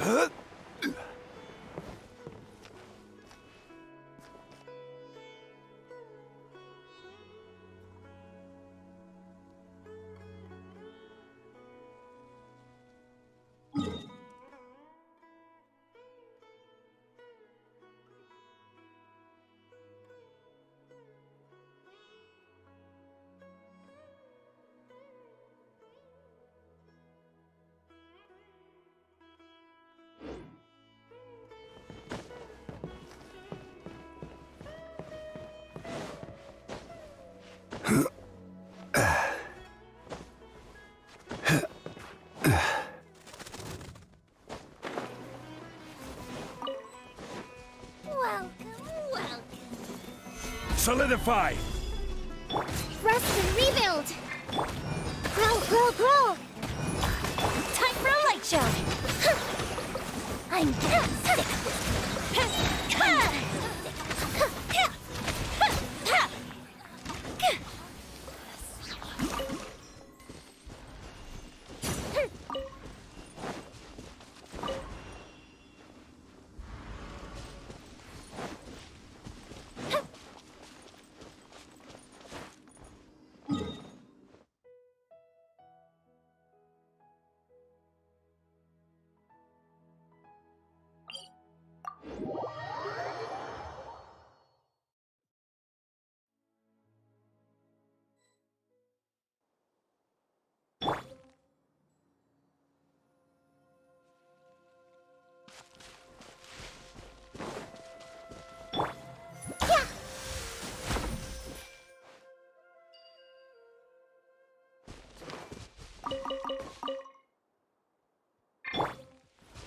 Rise!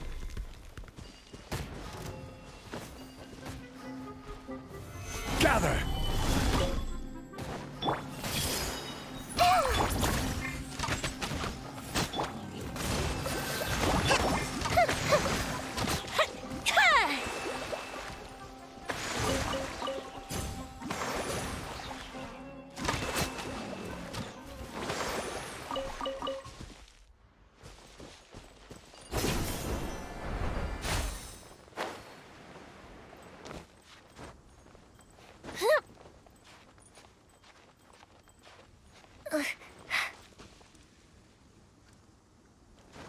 Up and away.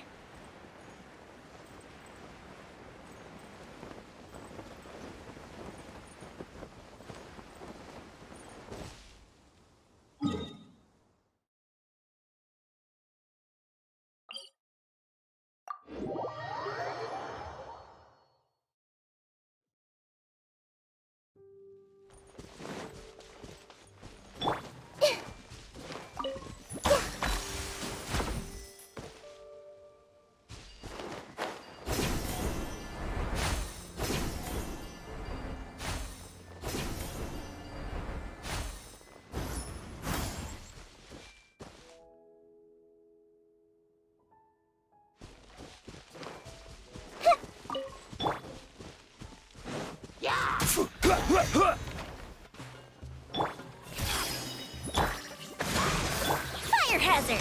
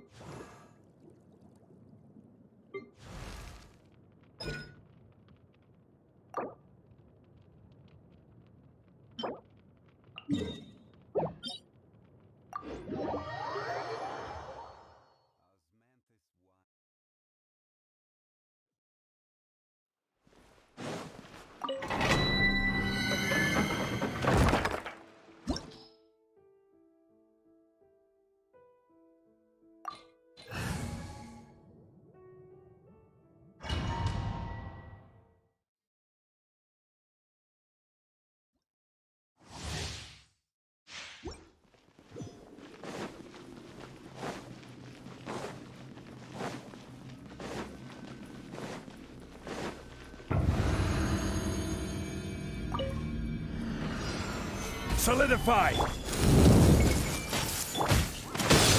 fuse is lit!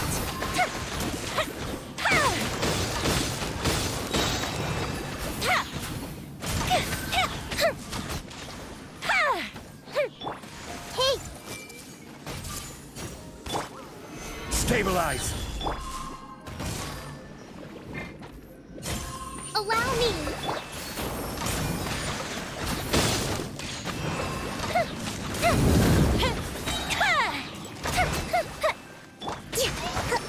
Committed to memory.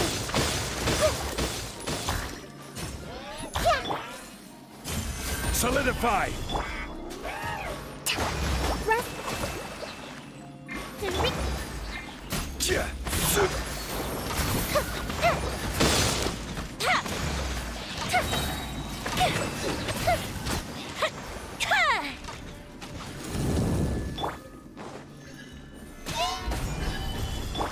I see everything.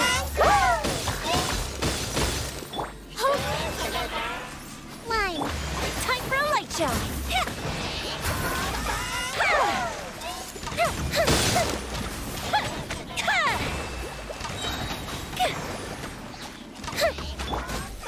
Gather! Everyone hold hands. The Temple of Wisdom. Allow me. The fuse is lit!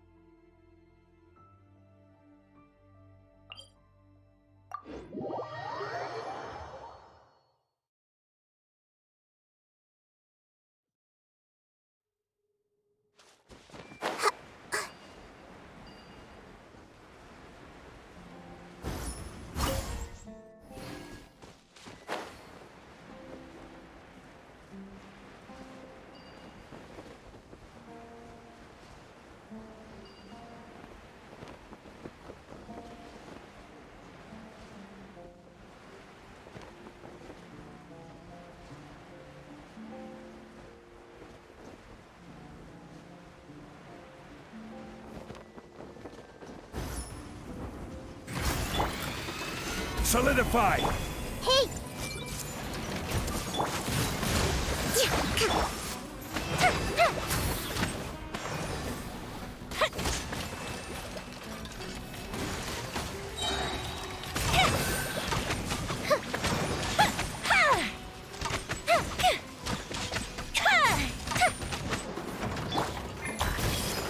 Hold the line.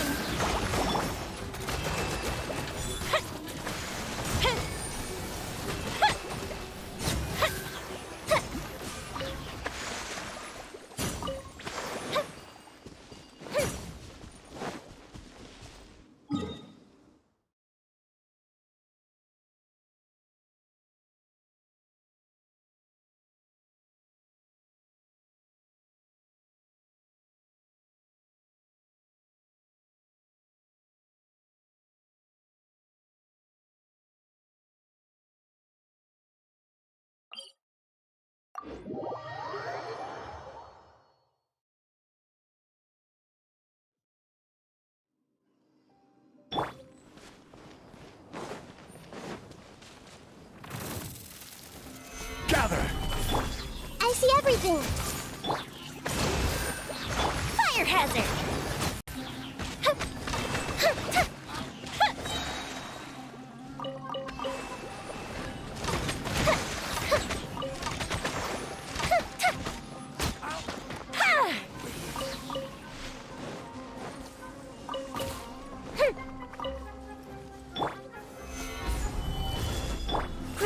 Grow! Allow me!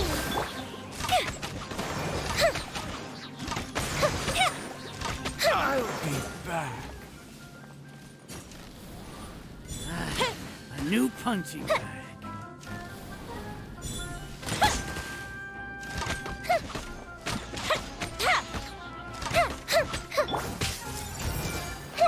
Hold the line! Yeah! Hey, Yeah!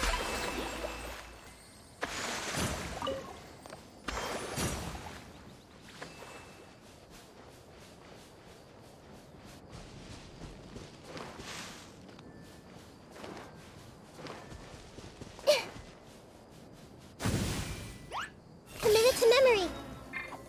Allow me! Time for a light show.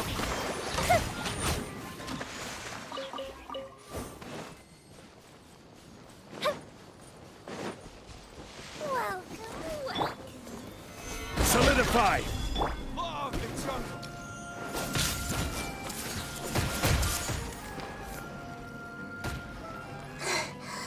Where do you think you're going? Hold the line!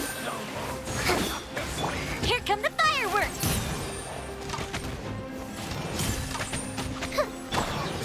Gather. Yeah.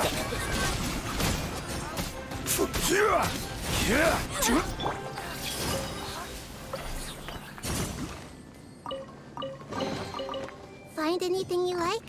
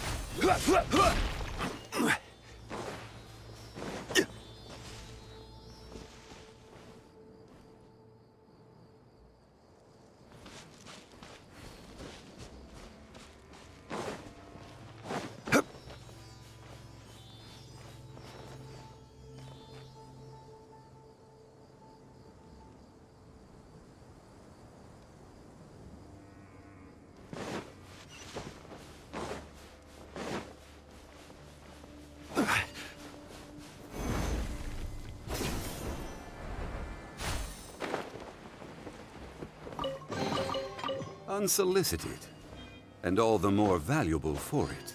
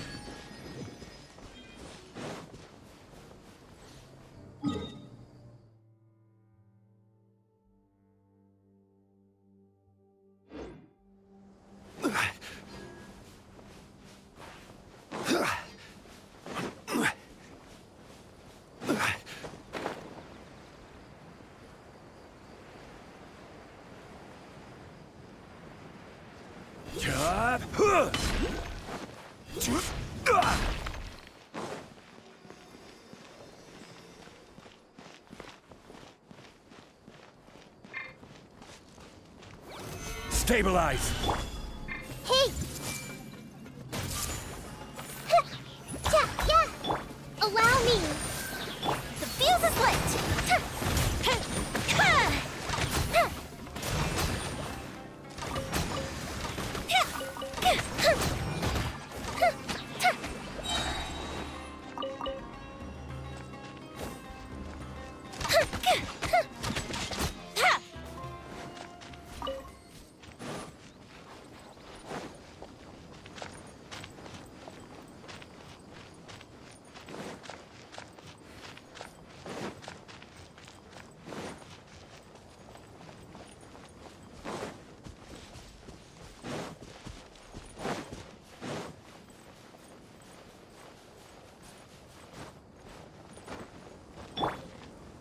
Crumble!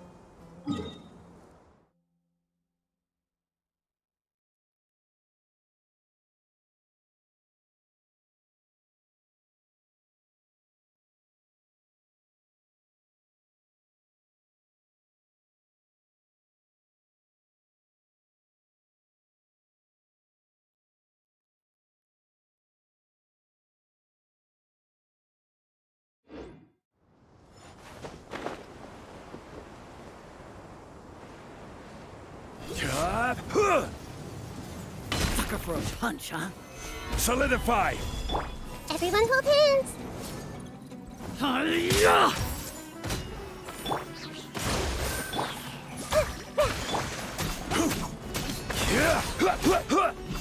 Stabilize!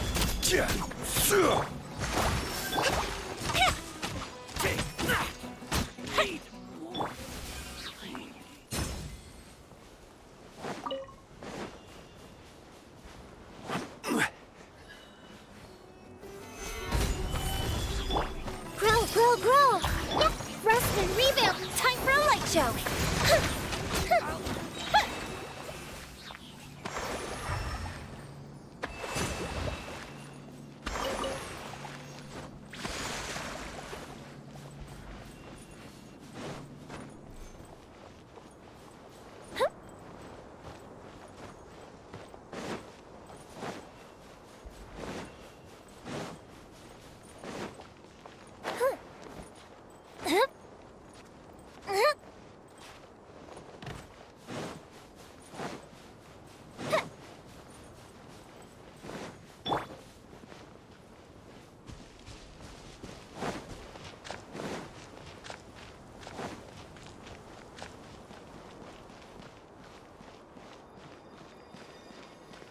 Rise!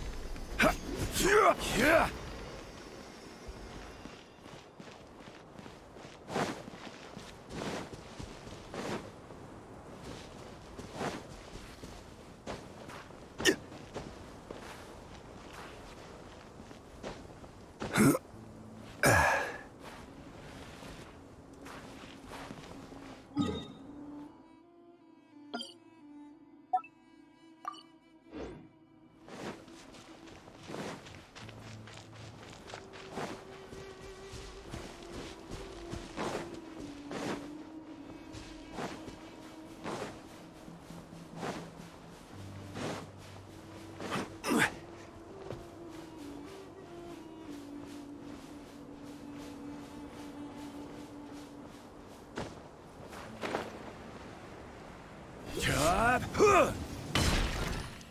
new punch. Gather! Hey! Sucker for a punch, huh? Fire hazard!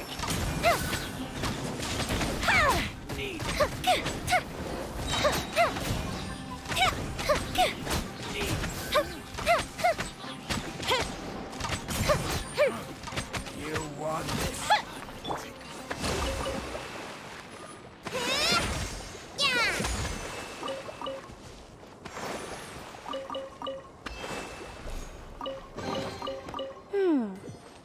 So this is the thrill of adventure.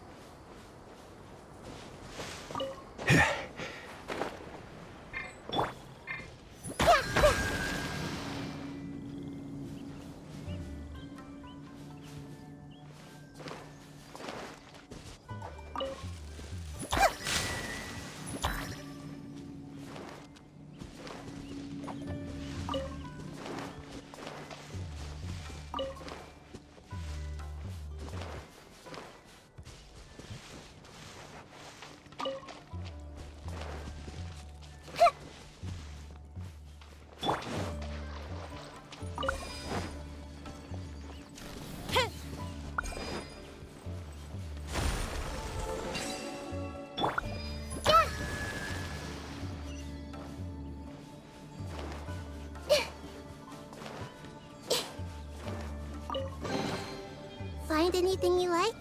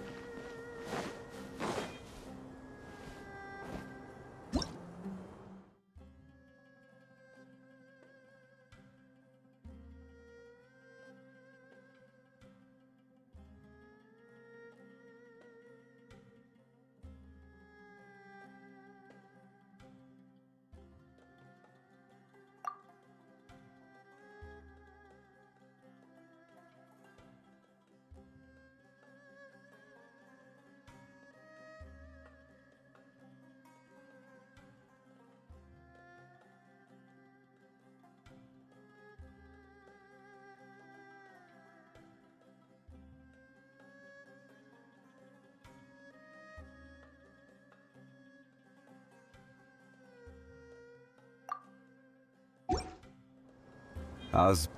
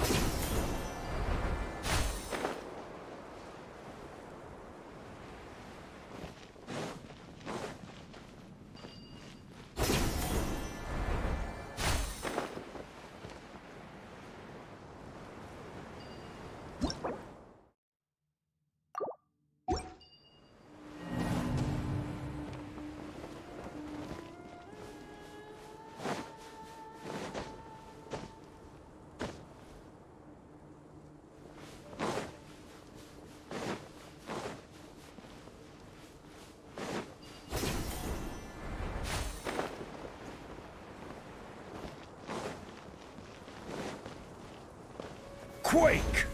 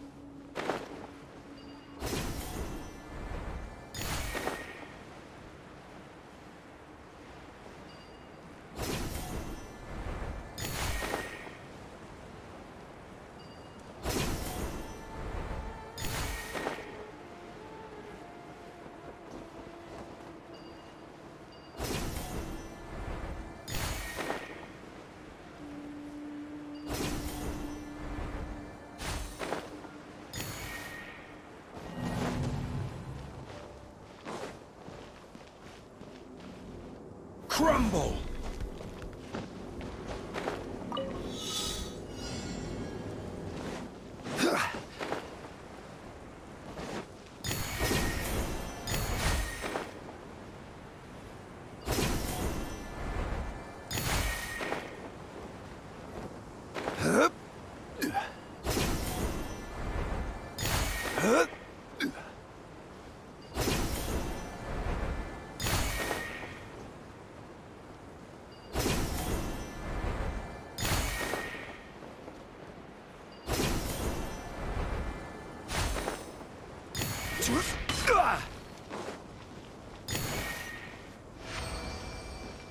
Rise!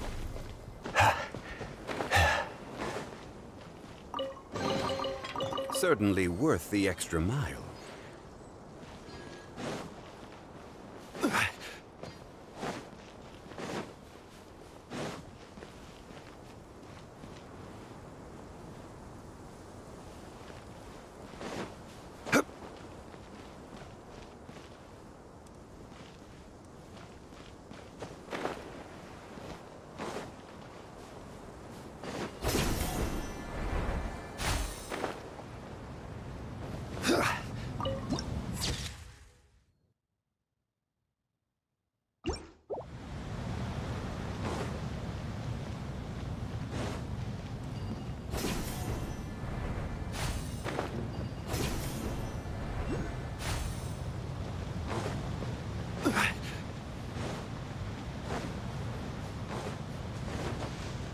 I will have order.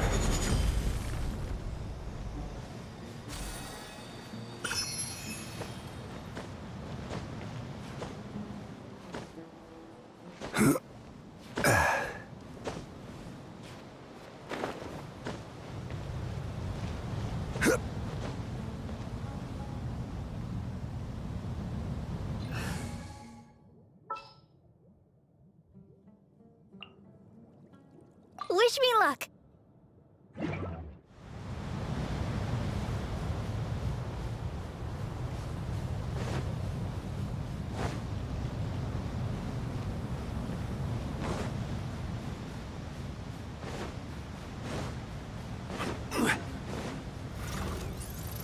Solidify!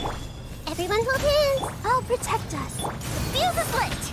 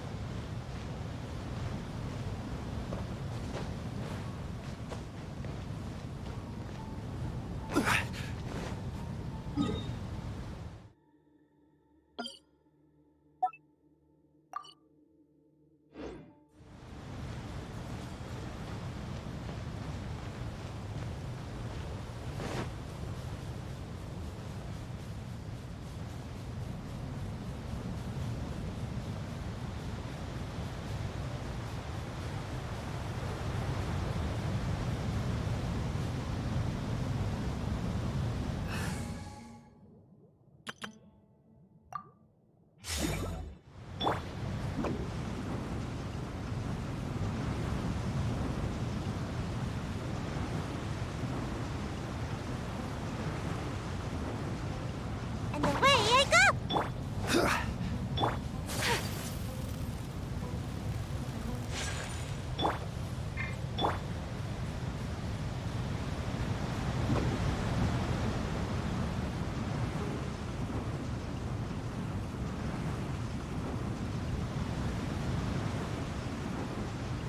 Can't catch me!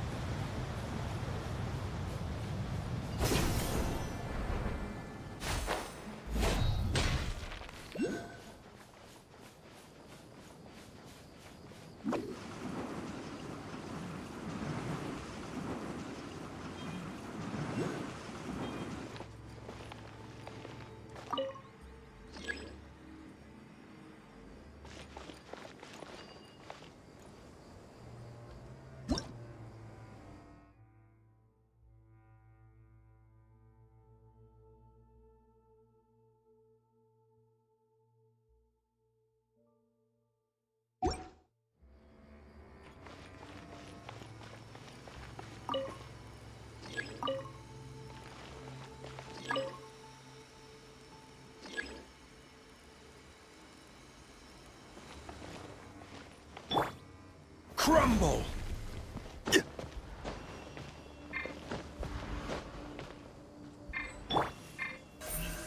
Speed of light.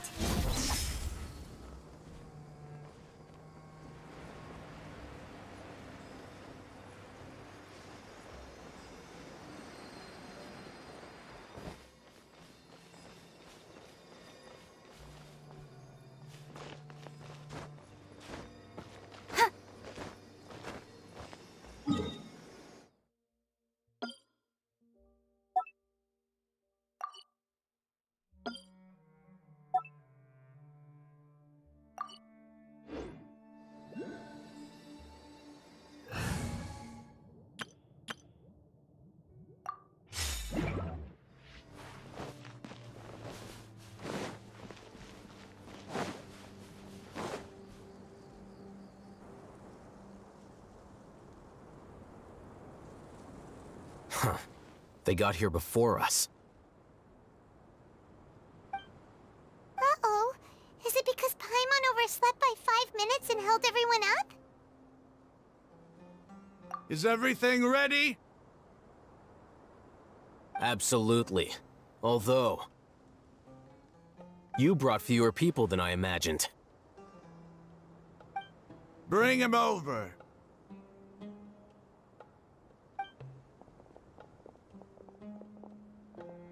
Grandpa! Why is there only one of them? Rahman, I've always thought of you as a man of his word. What's this about? It's a one-for-one exchange. Sounds fair, don't you think? And let me put it this way. Agreeing to any kind of deal with the Dendro Archon's people is already a huge compromise on my part. Don't you think you've asked enough?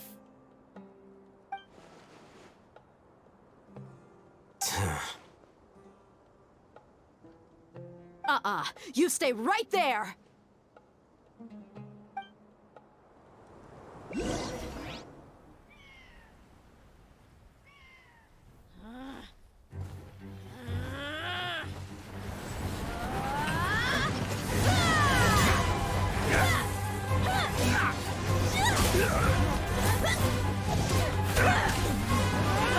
Playmate! What do you think you're doing? Grandpa! Don't you see this blade here? You coward! Why are your hands shaking? Wait a second! It's a earthquake! Grandpa!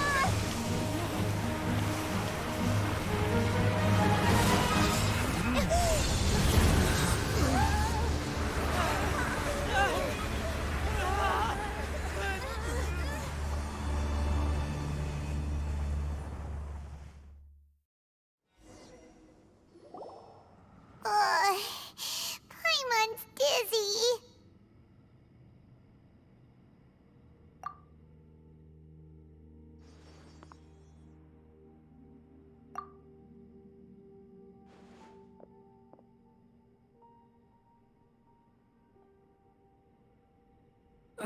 This day's going just great. What a nuisance. The sand dune collapsed. I saw an energy field. The village keeper protected us. It glowed green with Dendro. Just like you said, it may well have been the remains of Lesser Lord Kusanali's power inside the scholar's body.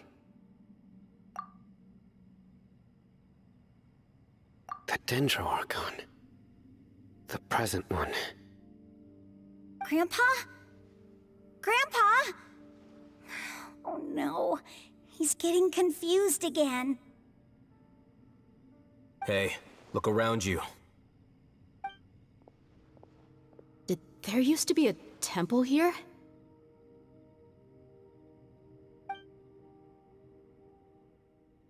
It seems that when the sand dune collapsed, it exposed these underground structures.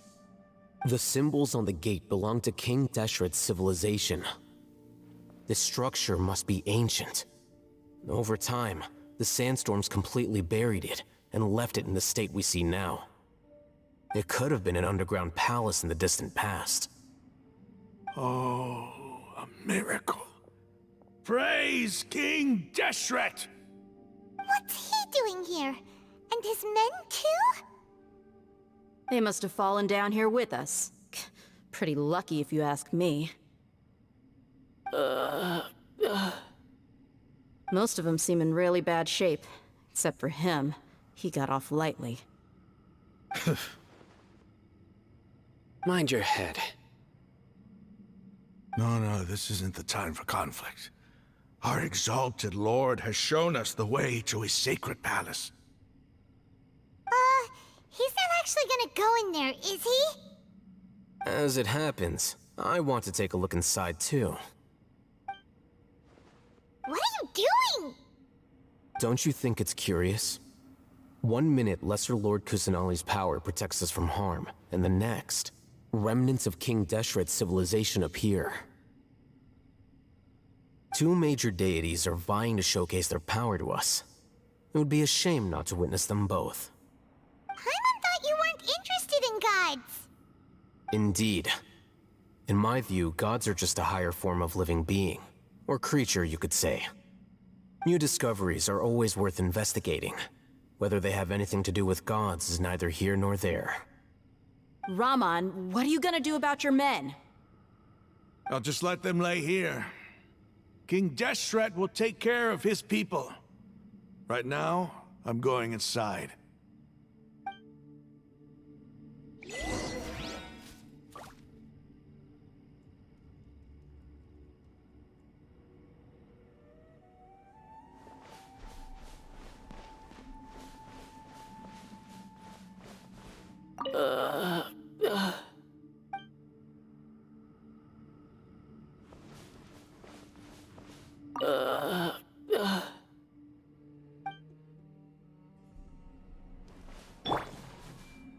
I see everything.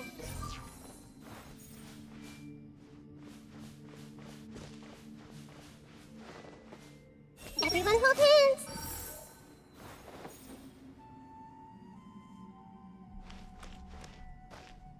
I see everything. Grandpa? Grandpa?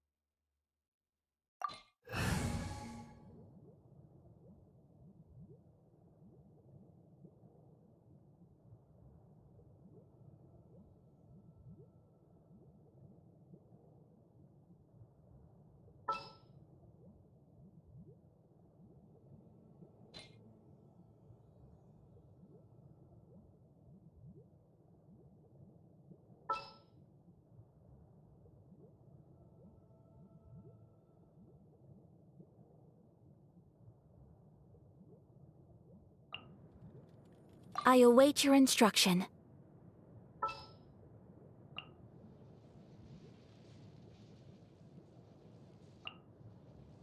Let's finish this quickly.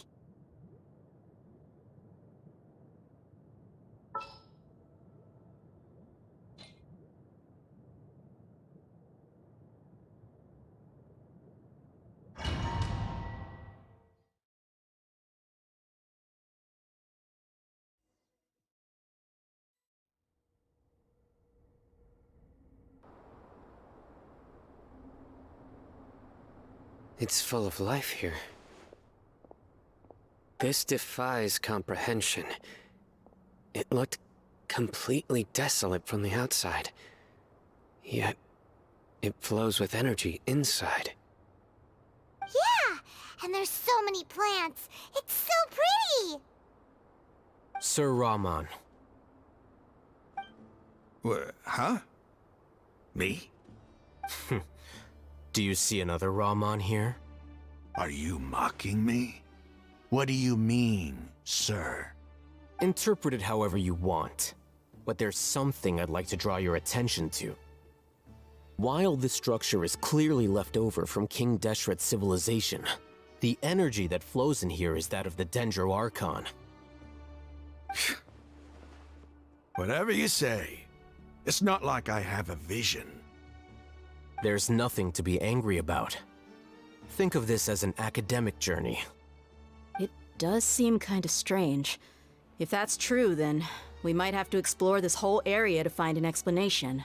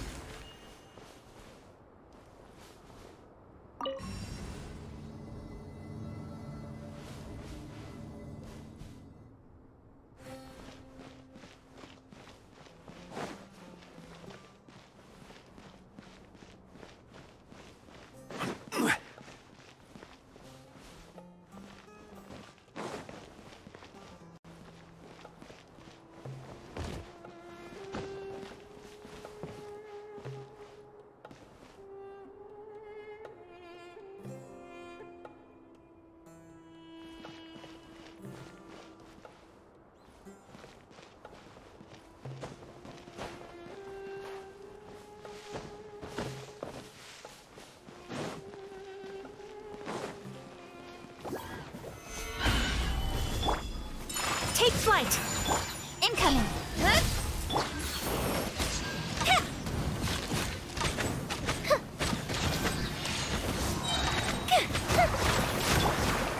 Gather!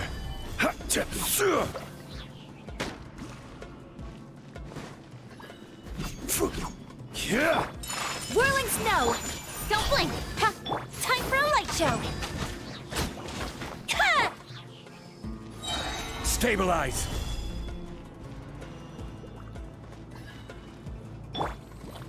My apologies!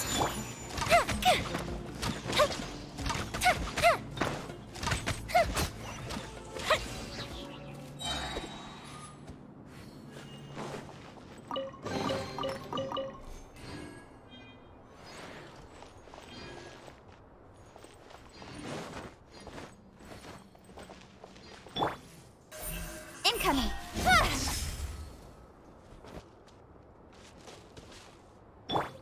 Quake!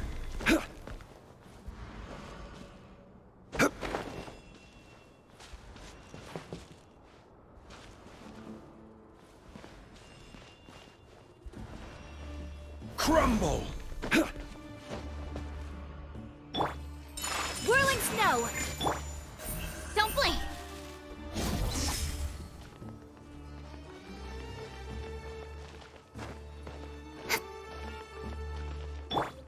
Rise!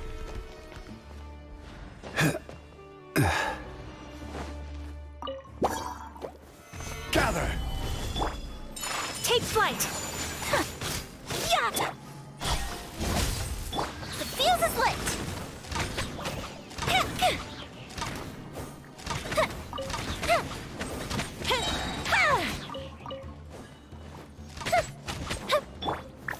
Solidify!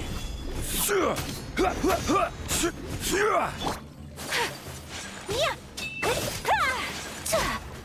Yeah!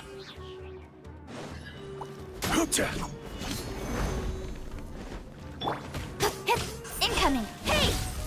Fire hazard!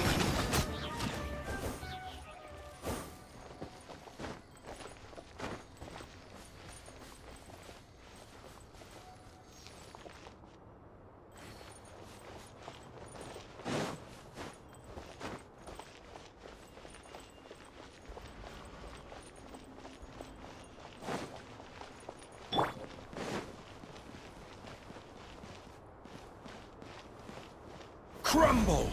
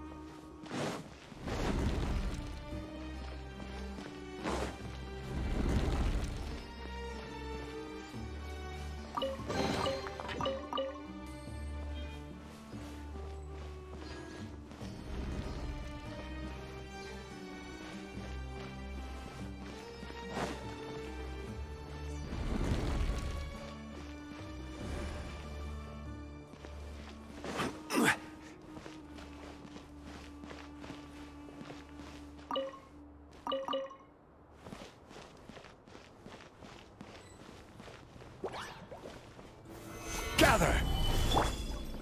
My apologies! Don't blink! Time for a light show!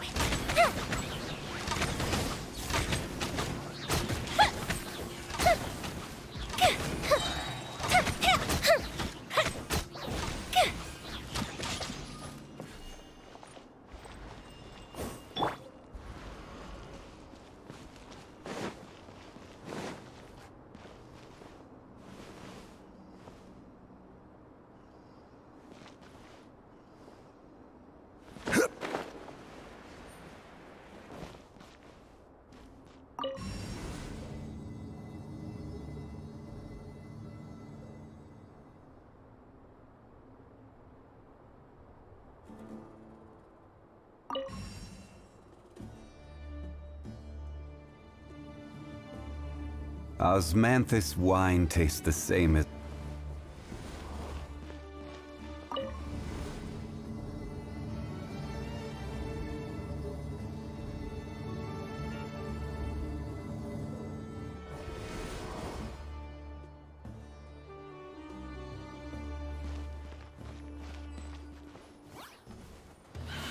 Stabilize!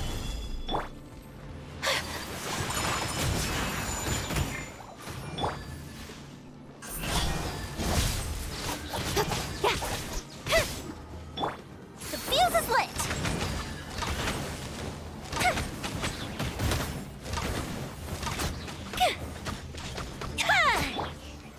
Solidify!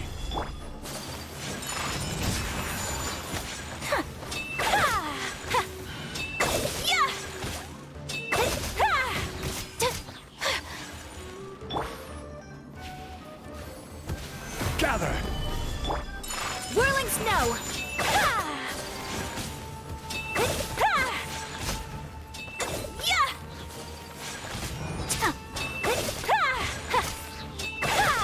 Incoming! Hey! Time for a light show!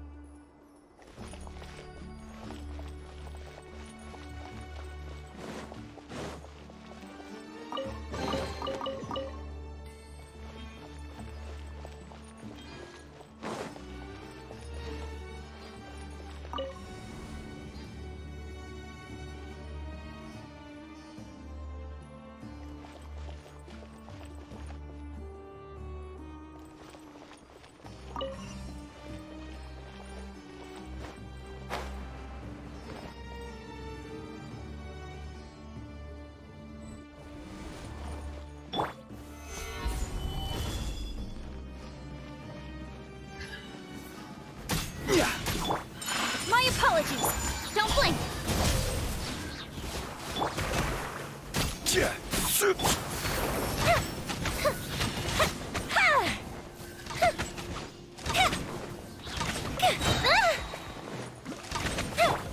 Rise!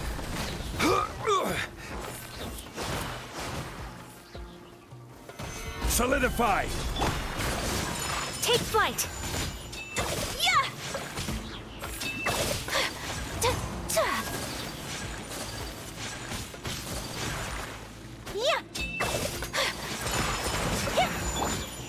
Stabilize!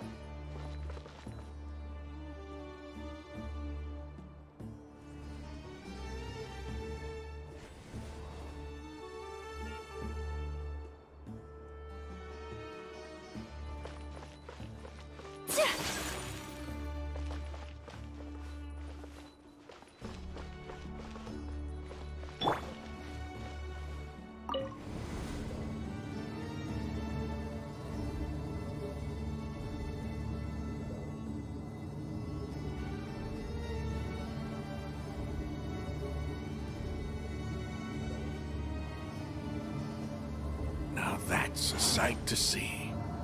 King Deshret's splendor surrounds us. There's so much vegetation here. It's different than what I expected. Sure are a lot of plants for a desert. That's what I call divine providence of King Deshret. Every journey has its final day.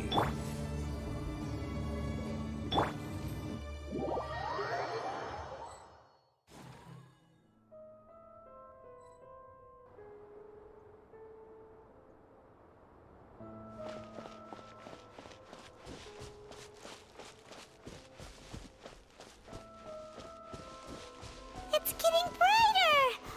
Oh, it looks so beautiful!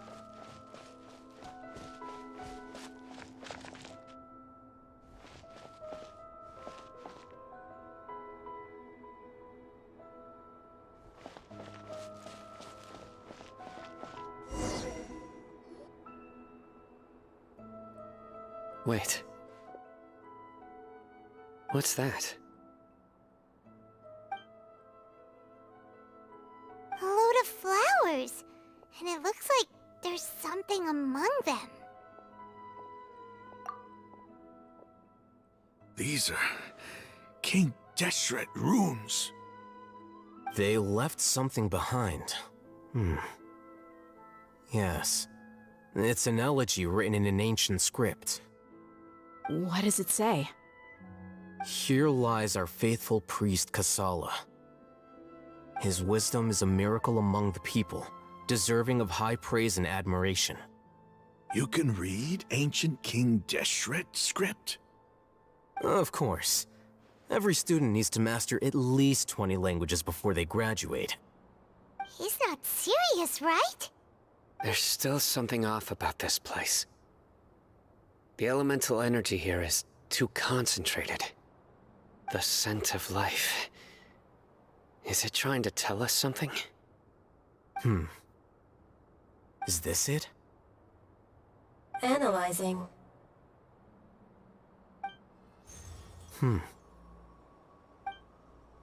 There seems to be a hidden message among these skeletal remains. Excellent. There's a device from King Deshret's civilization in this gravesite. I'll transmit the information over and project it for everyone to see. Isn't sharing knowledge against the Academia's rules? Yes. However, under the circumstances, I'd prefer you to see this for yourself. You'll understand after watching it.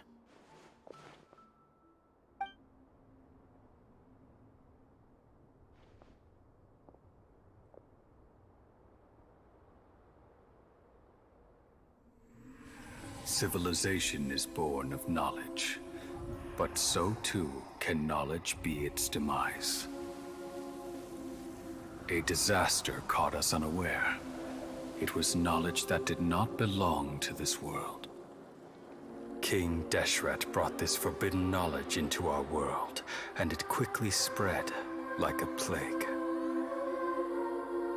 People's minds were filled with crazed whispers. Dark gray scales spread across their bodies. Even the land was stripped of its vigor. Only a desperate, deathly silence remained. Were it not for greater Lord Ruka Devata from the forests, the damage would have been irreversible.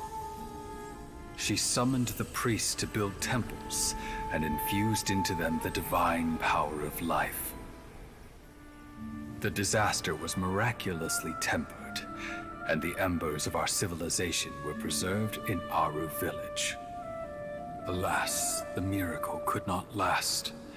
As long as forbidden knowledge continued to exist, it would forever blight this world. In the end, the proud king of the desert, my eternal lord, chose to sacrifice himself. I have spent my whole life since guarding one of these many temples. But now, my duty is coming to an end. As I close my eyes for the final time, the sight of that noble deity will appear in my vision once more.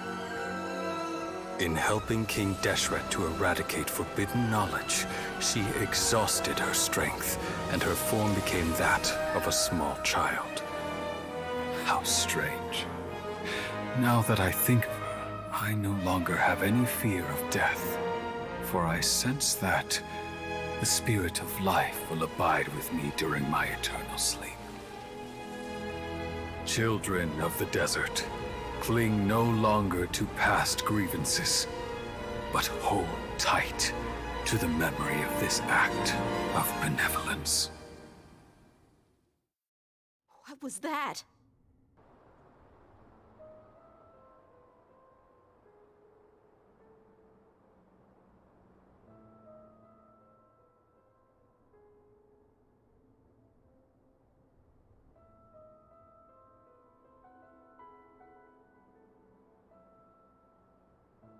The priest's memories. No, impossible. Greater Lord Rukkhadevata. So the former Dendro Archon and King Deshret were never enemies at all.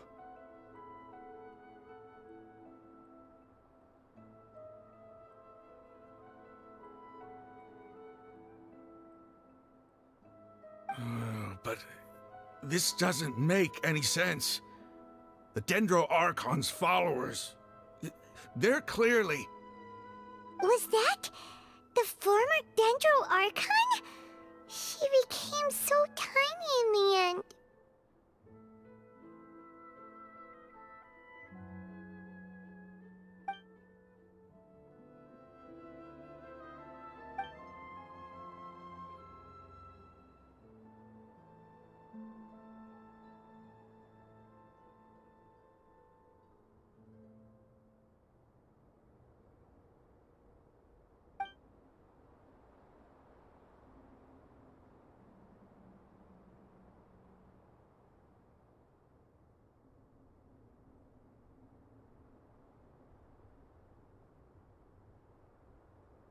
You might be distrustful of the Akasha, but there's no reason for you to doubt King Deshret's technology. You've just witnessed his priest's last words. I've never heard about any of this before. The surviving followers of King Deshret all gathered in Aru village. Our god did not make mistakes. We refuse to believe any of the rumors. King Deshret's death, the all but total annihilation of our civilization, it was all Greater Lord Rukkhadevata's doing. We saw her as nothing more than a traitor, who stabbed us in the back in our moment of crisis. Just like us humans, fighting, feuding, double-crossing each other to survive in the desert.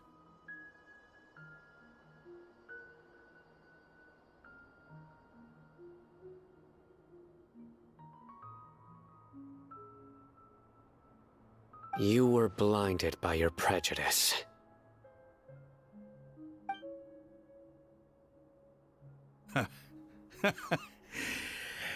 If I hadn't seen this for myself, if I hadn't witnessed his last words with my own eyes, ears, and heart, how could I ever begin to accept this? The truth is so far from what I've always known.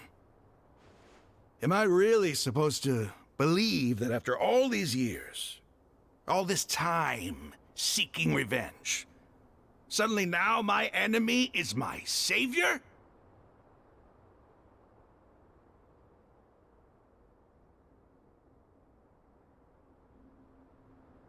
Raman, that's enough. Give it a rest. You're starting to make a fool of yourself. Dia, tell me. My Eremites and I, what are we even fighting for?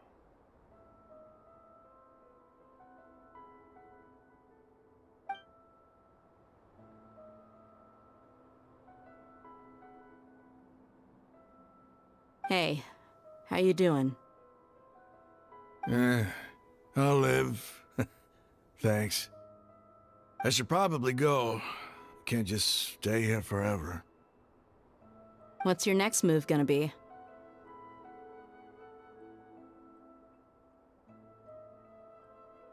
Oh, I know what you're going to ask. I feel deeply ashamed of everything I've done. You'll get everything you're asking for. But please, give me some time. After everything that's happened here today, somehow I need to explain it to the others. It's not gonna be easy. Well, I guess that's for me to deal with. Dia, this is where our camp's located. Make a note of it. When would be a good time for us to go? Tomorrow, I'll convince everyone that we're all on the same side.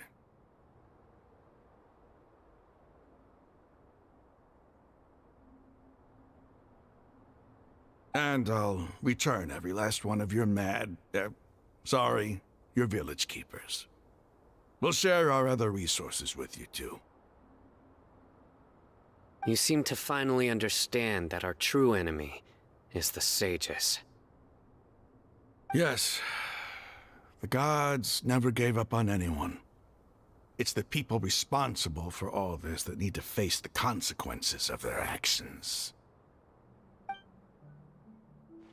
That must have been rough, but he seems to have figured things out now.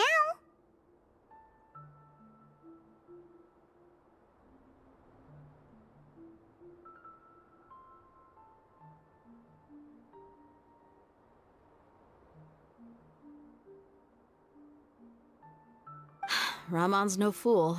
Being the leader of your own faction in the desert is no easy feat. It's too bad he was held back by his belief in King Deshret. But now that that's changed, I guess we have a few more people on our side. The outcome, at least, is favorable. We should get going too. Let's head back, have a proper meal, and a nice, long sleep. We'll need all our energy tomorrow.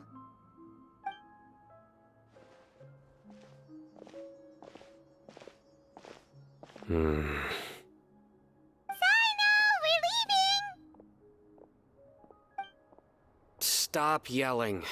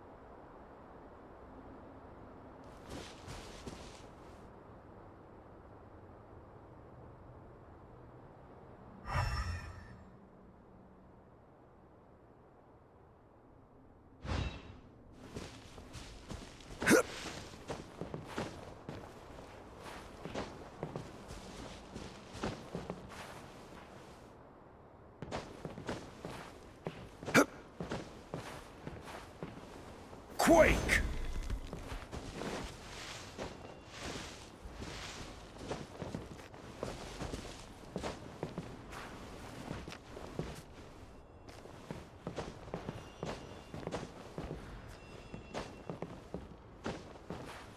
Crumble!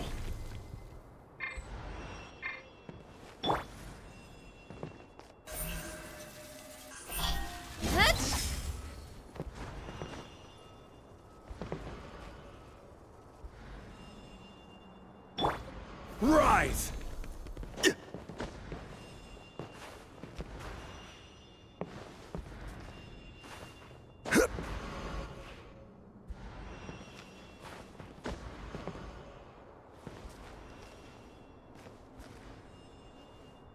quake!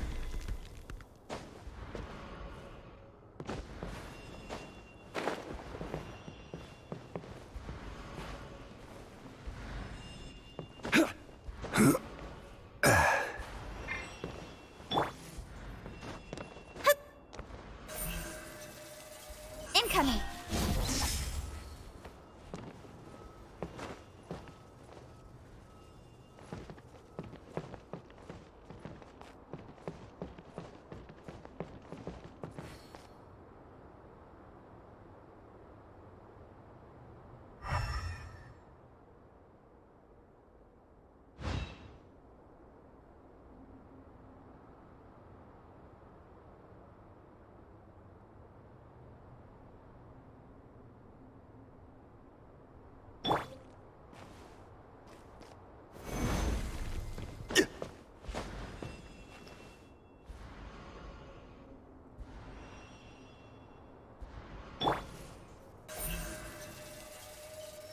Speed of light! Hey!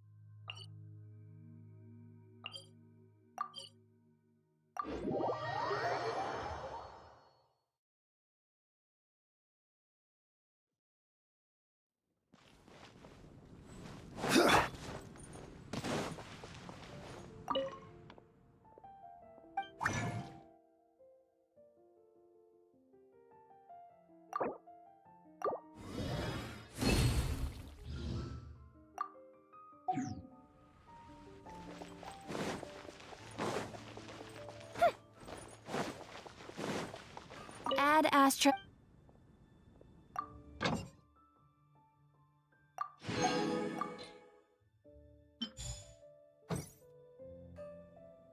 Ad Astra Abyssosk.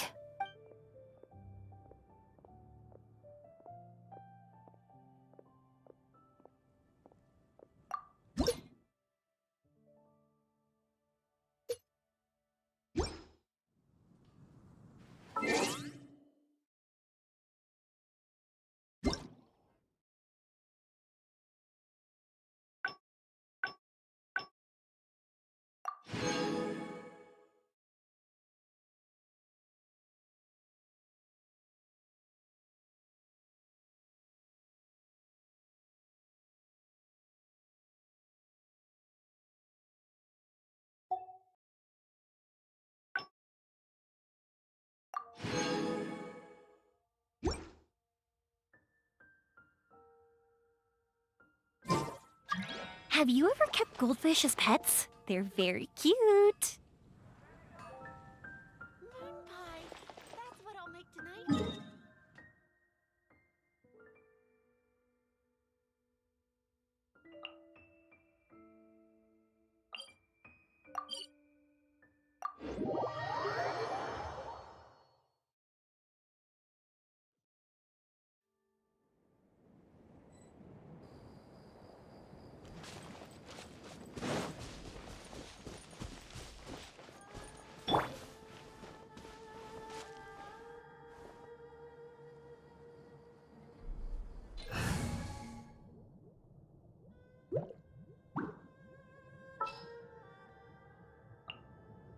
We can do this!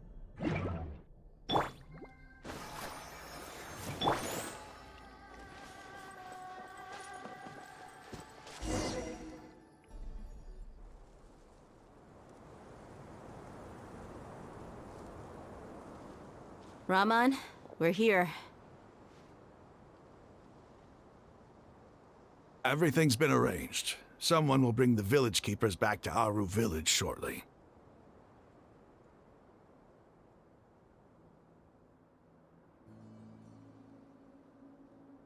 I guess all I can say now is, thanks for agreeing to help. Ah, don't mention it. I think we can both agree you went to hell and back for it. But we share a common cause now. From here on out, we're allies. Where are the perpetrators? I'll bring you to them. Follow me.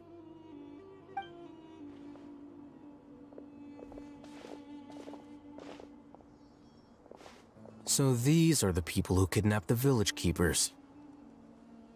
Oh no, it's the scribe! There's no need to yell. No one can help you now. We've been all over the desert trying to find you! That's right.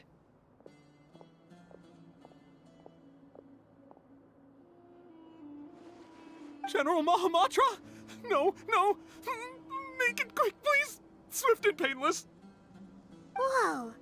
The moment they set eyes on Sino, they turn pale like they've seen a ghost! You should have known that I would be coming for you. Wait, we were just following orders. You know what I'm talking about, right? There's no way we could have done all this by ourselves. No, not Sino. He's gonna tear us limb from limb. I could do worse. Please have mercy. Start talking. Otherwise, I'll have to resort to other methods. So, your superiors have kept you quite busy recently. Why? What are they trying to accomplish? They wanted to extract canned knowledge. Don't play dumb. You know what I'm really asking. They extract divine canned knowledge. Then what? I really don't know how to explain it. Well, you better start talking or you'll be sorry! You don't want to make things any more difficult for yourself, do ya? Be my guest.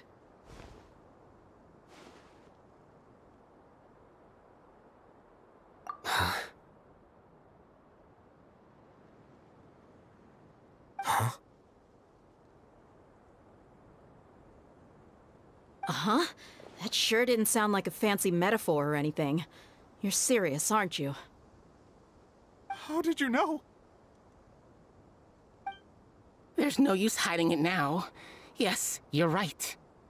The Academia is working on an important and potentially world-changing project. They are creating a new god. A god that will belong to them and to the people of Sumeru. It may seem as if Sumeru's academics are thriving, but ever since the death of Greater Lord Rukkhadevata, scholarly breakthroughs have been few and far between. The withering of Irminsul has been getting worse recently. The sages have tried everything they could think of, but nothing's worked. I'm always hearing them say things like, if only Greater Lord Rukkhadevata was still with us. Continue. And then, someone from the Fatui showed up. They called him the Doctor. He brought a gnosis and said he wanted to borrow the Academia's research facilities. The Doctor was previously expelled from the Academia. At first, the sages looked down at him in disdain. But when he said those words, everyone's expression changed. He asked them, "Do you wish to create a god?" This is what the arrogant ignorance at the extreme end of academia looks like. First, the Academia spent a long time constructing a divine vessel, which was based on an exquisite humanoid puppet. After that, they harvested dreams via the Sebzerus Festival Samsara, maximizing the Akasha's output. With the Doctor's help, and the Akasha now functioning at maximum efficiency, they were able to use it to extract the power from the Gnosis and convert it into a divine core. Next, they decided that their new god needed to possess divine wisdom. For that to happen, they needed a huge quantity of divine canned knowledge. It adds up. But how do you determine whether the knowledge extracted is of divine origin? Call it an educated guess? The Academia has been trying to figure out the exact source of the Scholar's madness for centuries, but to no avail. Nobody can explain the cause of this phenomenon. Surely you can see what that implies, Scribe Alhaitham. If it's knowledge no mortal can comprehend, then it must be something only gods are able to decipher. In other words, it's the source of the God of Wisdom's omniscience and omnipotence.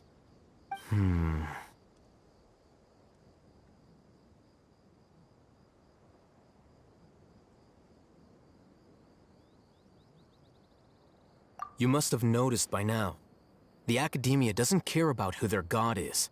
It's the ability to exercise control over knowledge and wisdom that matters. It is as if they are cursed with a desire for omniscience and omnipotence that burns in their blood. Some organisms demonstrate phototaxis, and thus orient their entire lives in respect to sources of light. For the sages, their only source of hope is the existence of a deity who embodies the acme of wisdom. This is but a form of phototaxis. For many scholars, the absence of a god of wisdom means stumbling in the darkness for the duration of their lives. Then what does Lesser Lord Kusanali mean to you? Is she not a true god present in this world? If you already have a new god, why try to create another one? From the beginning, the Academia has never treated her as a god. When the Academia first discovered Lesser Lord Kusanali, the newborn god of wisdom, the sages hoped that she would be as wise as Greater Lord Rukkhadevata.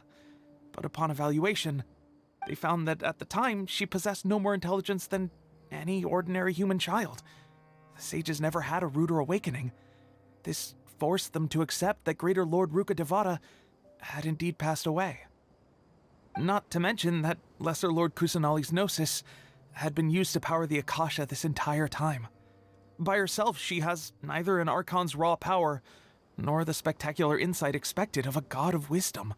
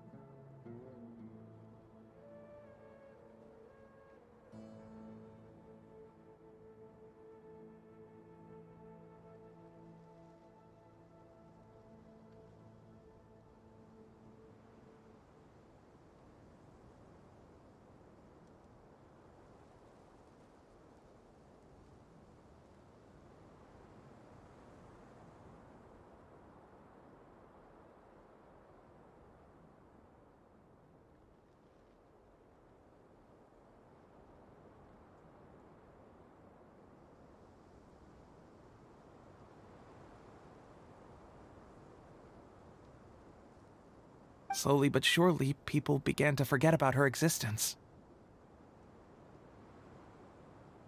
So, this is the path the sages have chosen.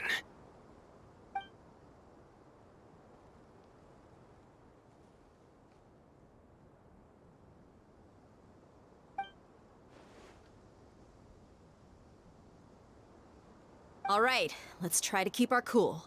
If everyone's in a bad mood, then let's change up our scenery. Rahman, give me a few men to help us escort the village keepers back to the village. And these two scholars, they're coming too. Sure, as you wish.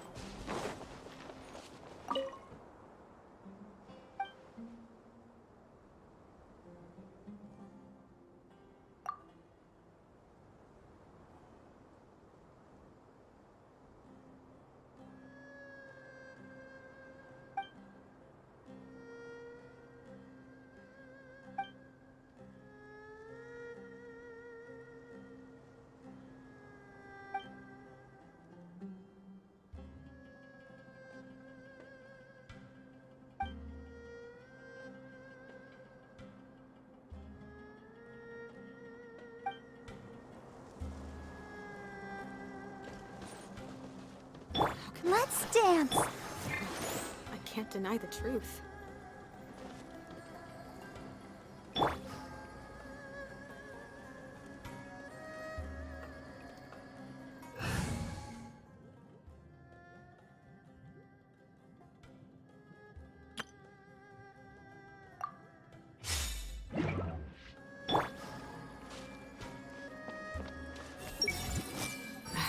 Just temporary partners, but since the boss gave the word, I guess I'll look after them for a bit.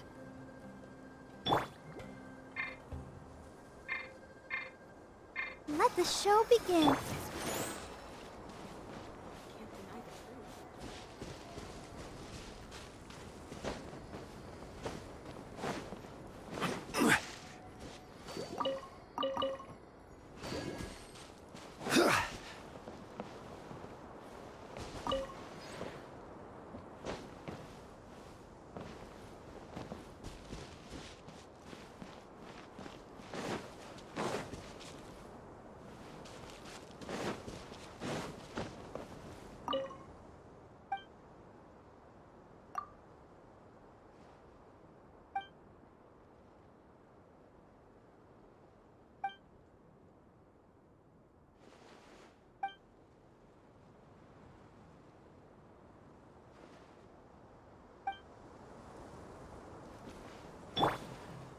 It's all good.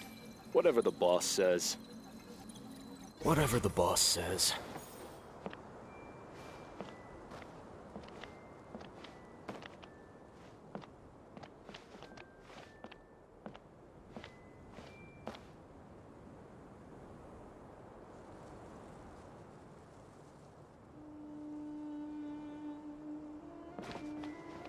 It's all good. Whatever the boss says.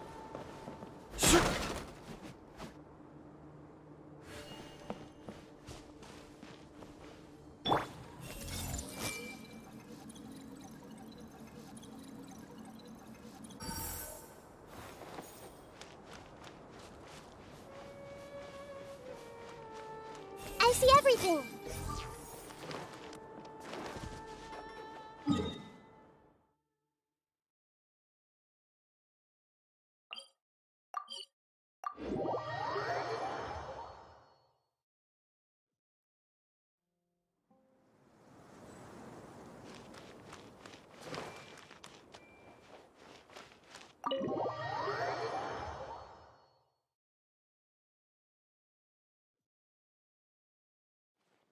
The village keepers you found have all been returned to their homes, and each one has a dedicated caregiver to look after them.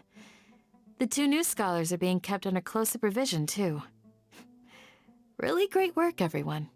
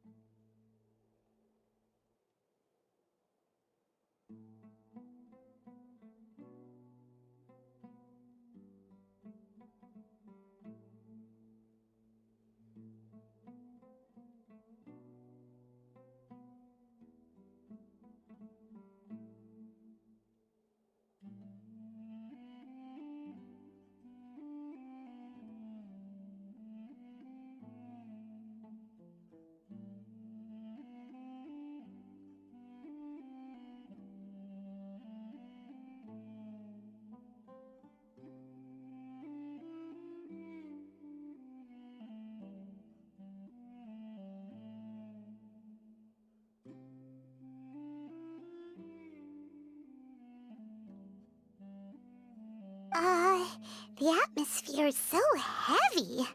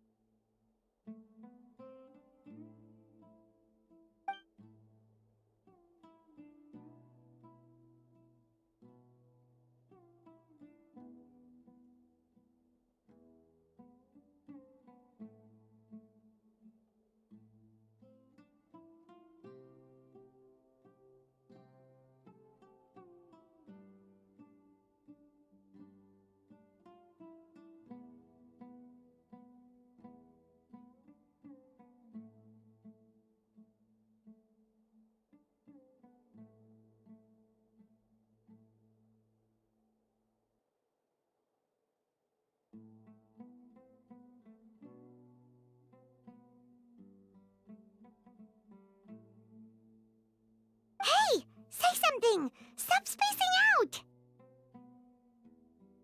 Come on, is there nothing left to talk about? In that case, let's all get some water and try to think about something else.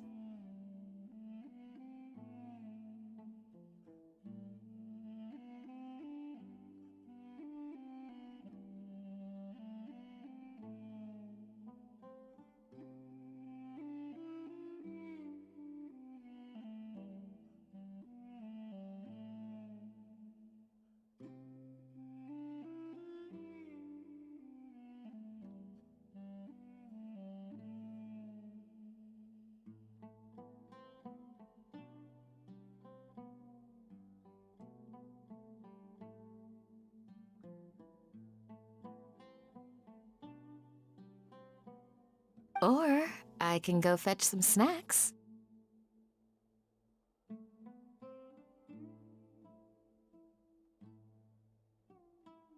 Oh, Paimon's so coming with you!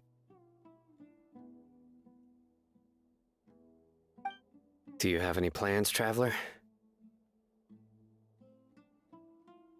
Gods above, you're not talking about work, are you?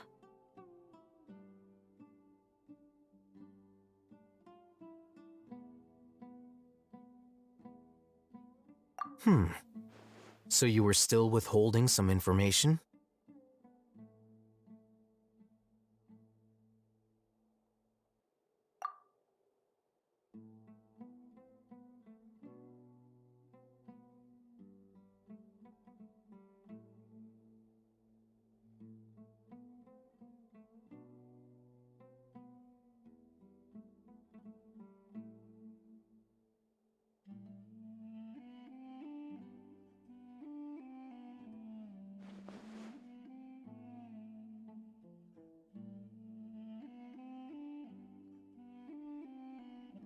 Even though we lived through all of this firsthand, it still feels super surreal to hear you talk about it again.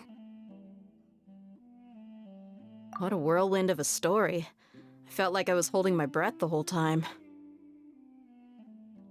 It seems like there'll be more issues to face in the days ahead than I'd anticipated. Still, now's a good time to make our next move. Now that Ramon's joined us, we'll be an even stronger team. It's time to make a plan. Indeed.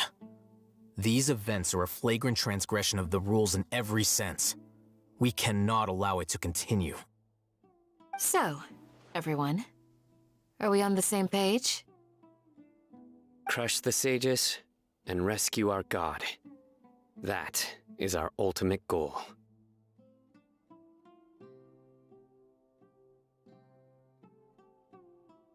Well, let's brainstorm a little more about what other resources we can draw on. The next time we gather here, we must have a solid plan. Yep, it'll work out for sure.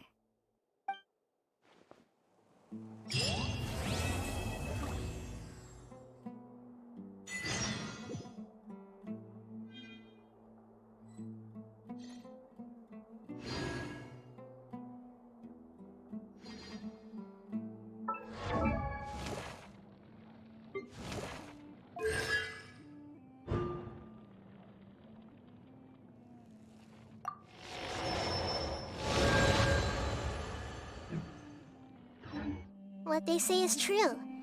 You have to see the world for yourself to appreciate how beautiful it is.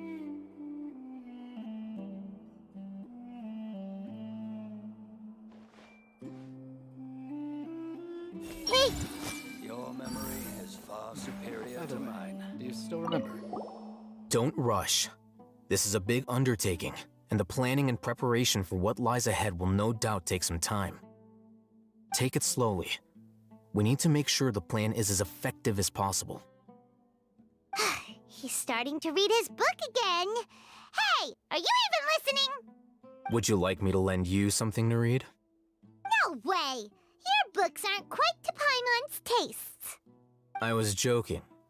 I know my books are far too difficult for you, and I have no intention of lending them out. Ugh, you're so annoying!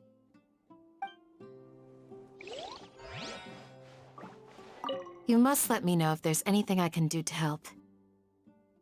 Though I cannot leave Aru Village, I can't help but feel stirred when I see the looks in your eyes. I've never felt as roused as this when fighting alone in the past. I suppose this must be the power of camaraderie.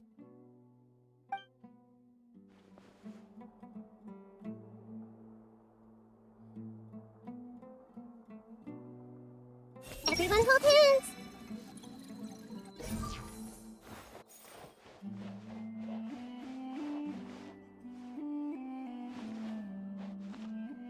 Hey! It's nice to know that the kids here will grow up to be valuable members of the village. By the way, do you still remember? That really happened? Everyone hold hands!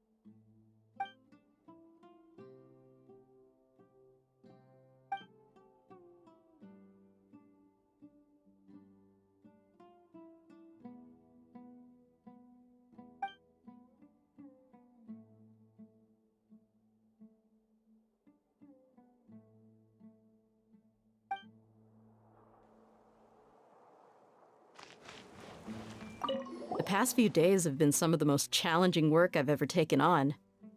And none of it'll earn me a single mora. I can't believe it. Look on the bright side, Dia. Maybe we'll get a huge reward after this is all over. You've got a point. Hey, what would you do if you woke up tomorrow with more money than you could ever spend?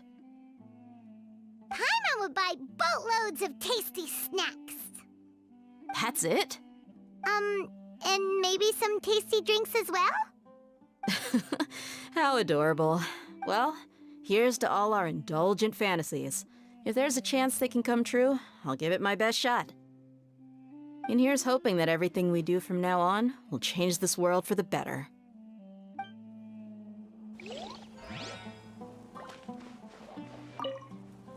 In the past, I never imagined that even the gods could suffer from hardship. If we can find a way to change all of this, will this nation become a better place?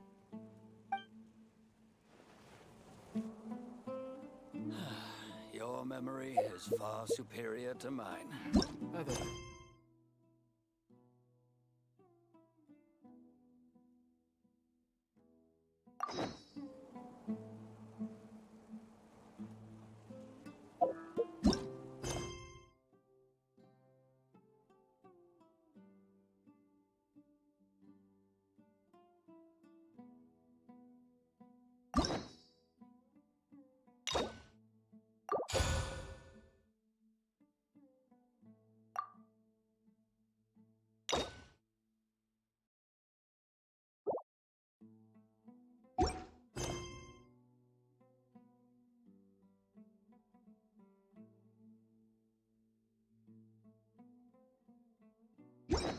Something on your mind again? Let's work through it together. 2 heads are better than 1.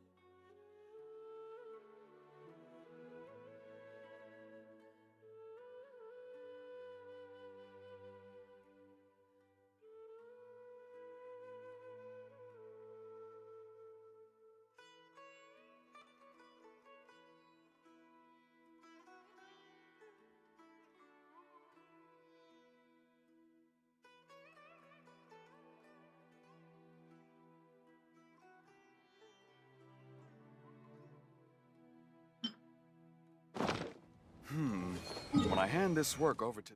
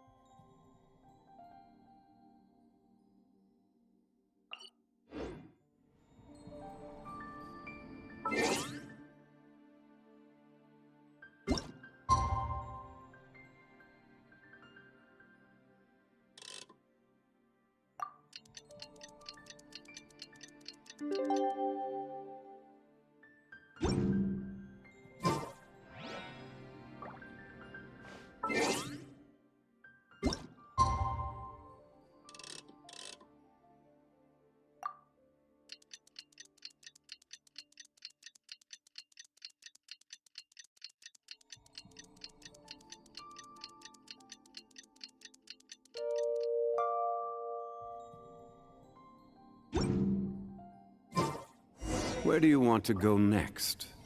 If you'd like to see Liu...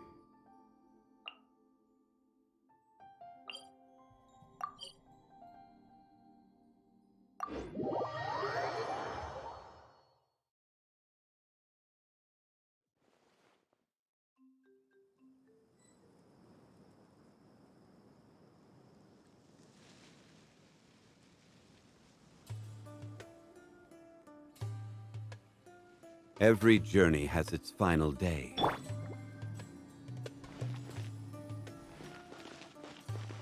so glad Grandpa's okay.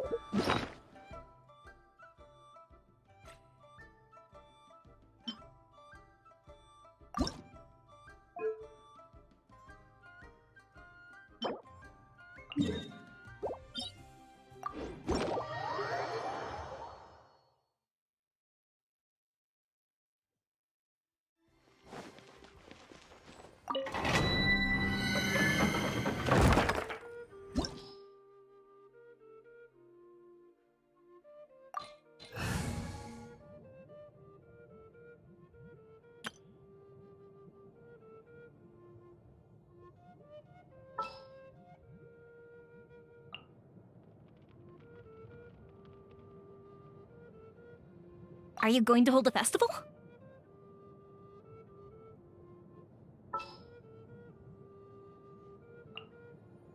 Kamisato Ayaka, present.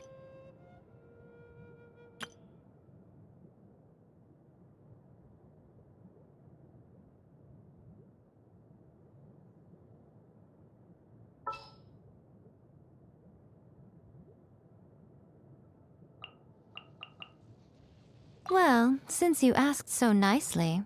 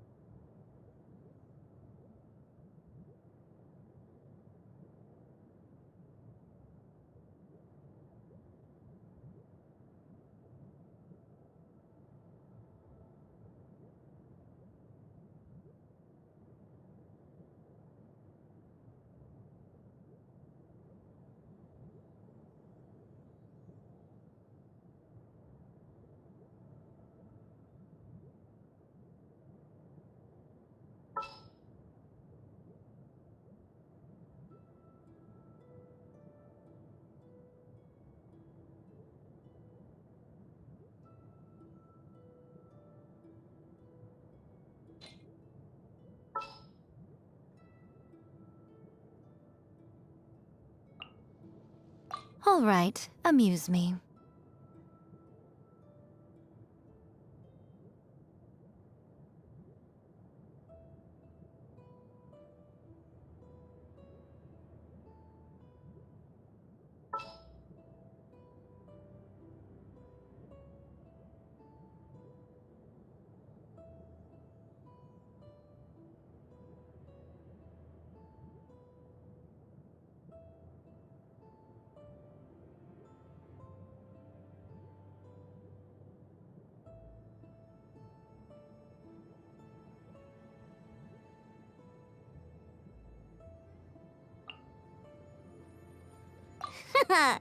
Leave it to me.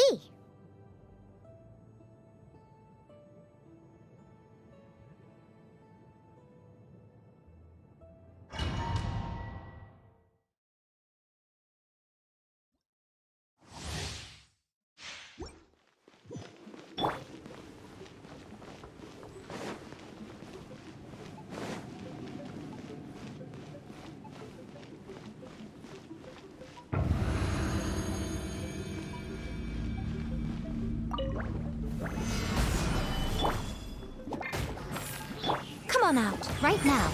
Emerge. Access denied.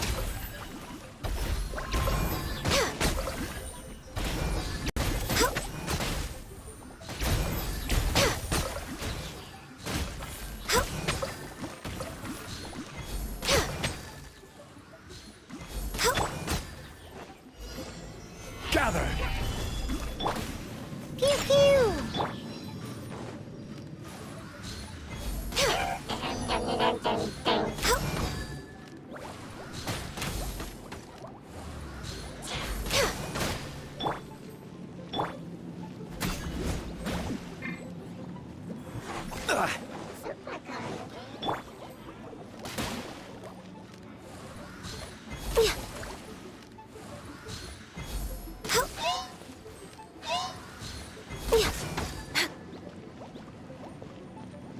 No touching. Solidify!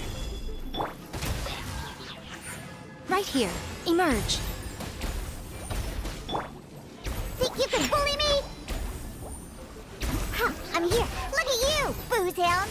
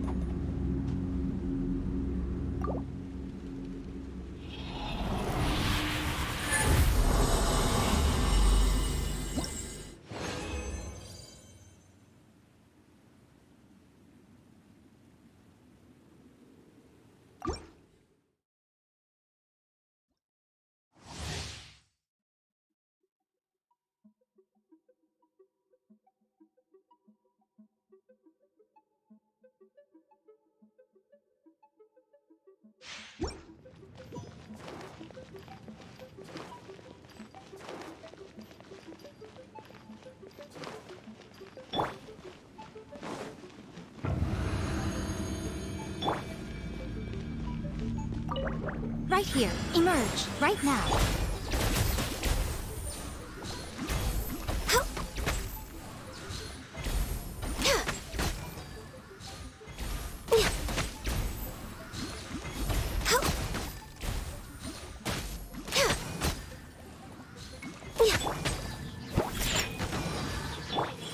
Right here. Emerge.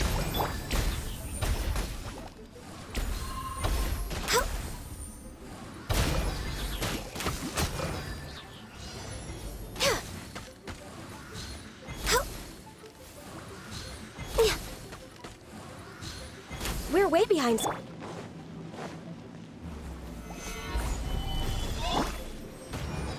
Born of ice and frost.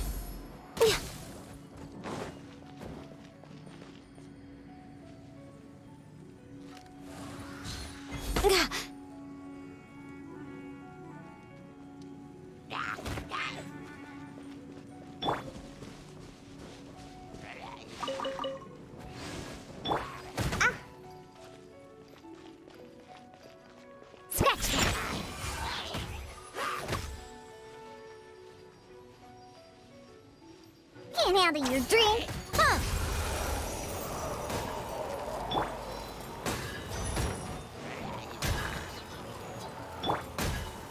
Stabilize! Think you can bully me?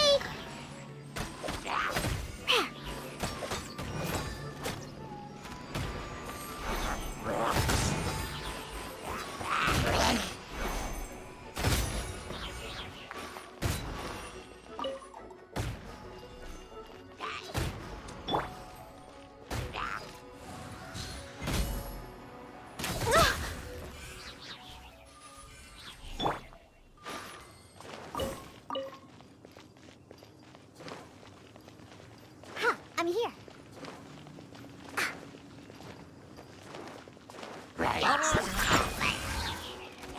Look at you, down.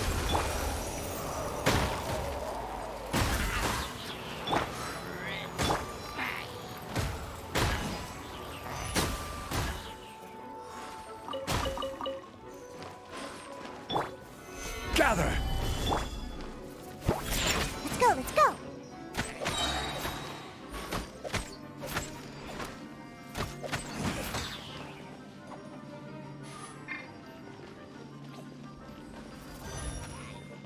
Can't handle your drink, huh? Scratch that.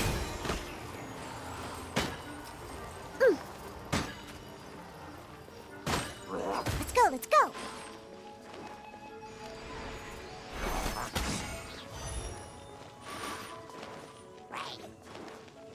Shaken and stirred. Solidify!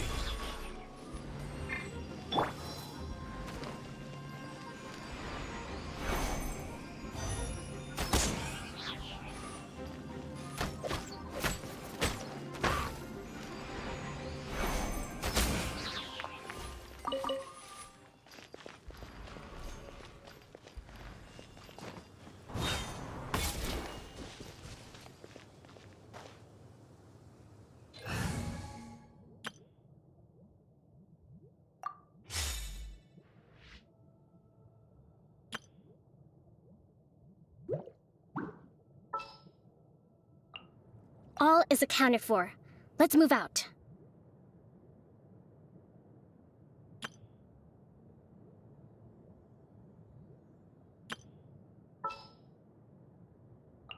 Time to broaden the horizons again.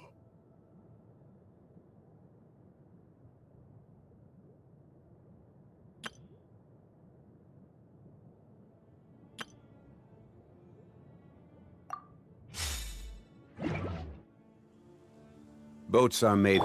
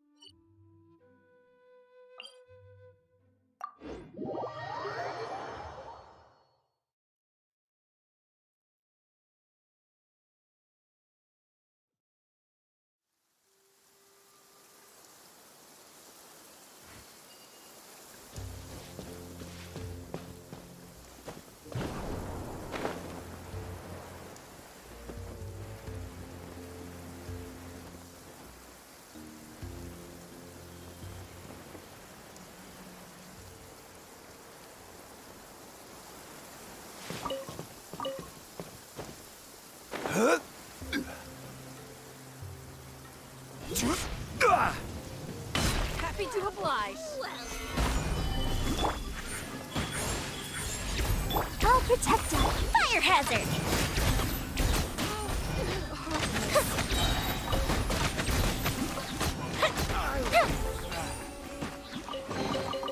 Ooh, let me open it.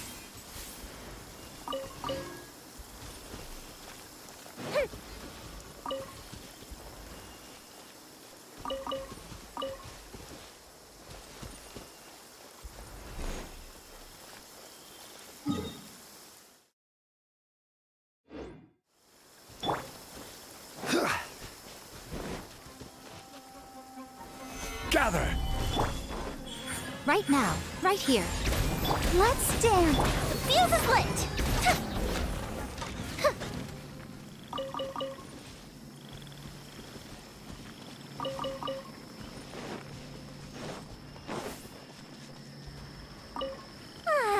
This is great. I feel so relaxed all over. I could almost float away.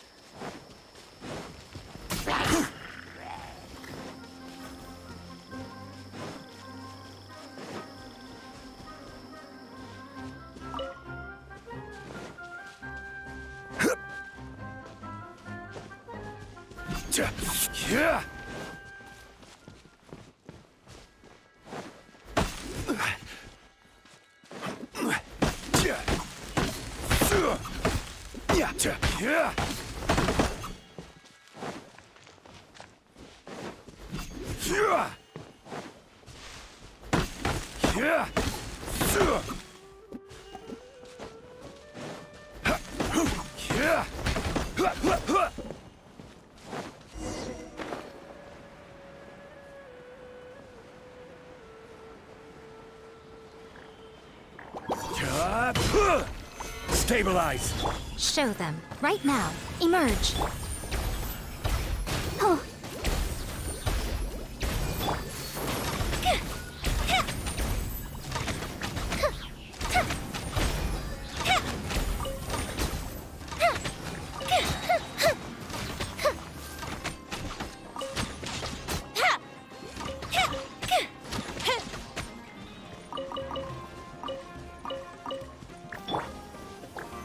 Solidify!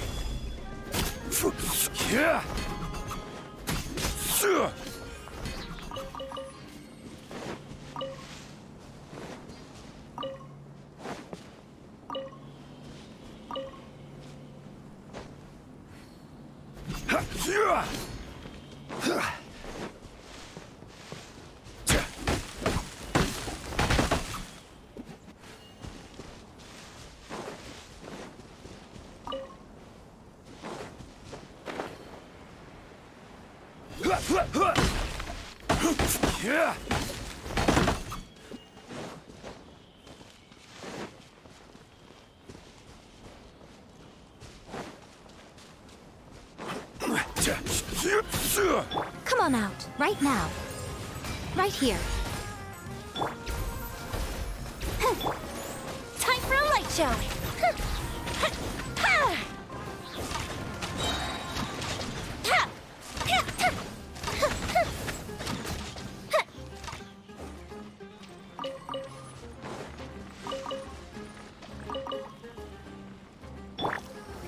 Gather!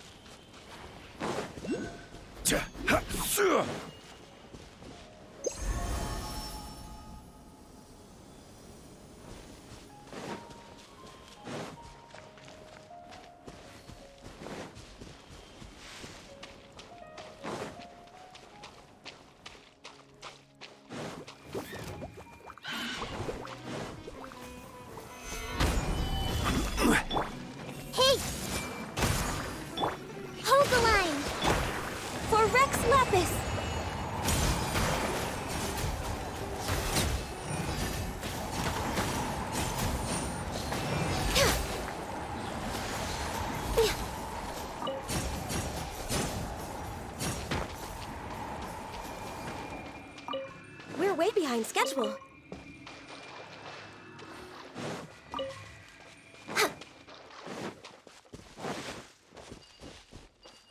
Next on the agenda...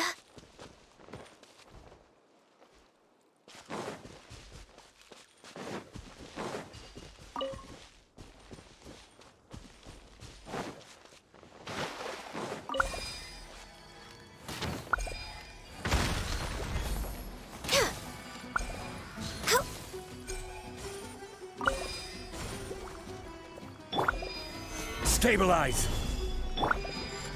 Rest and rebuild!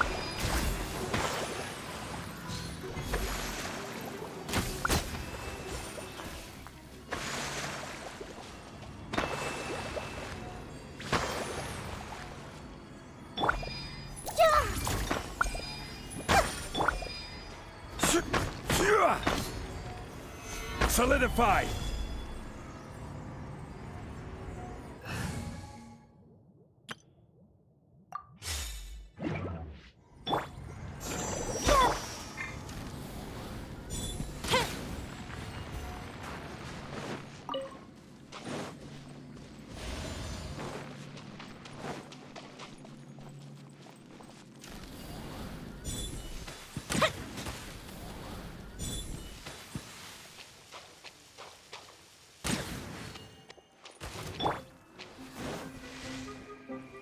Rise! Right now. Stabilize! I'll protect us. The fuse is lit!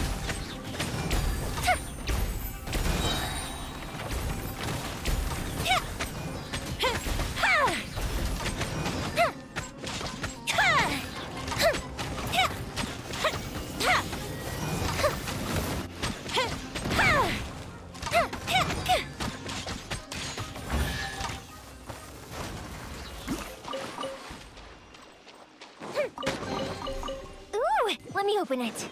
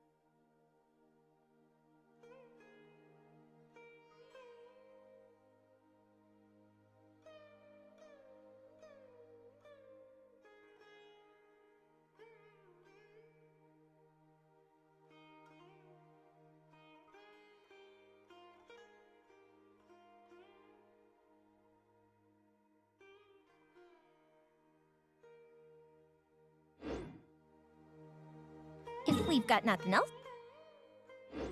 to do, why don't I tell you a story?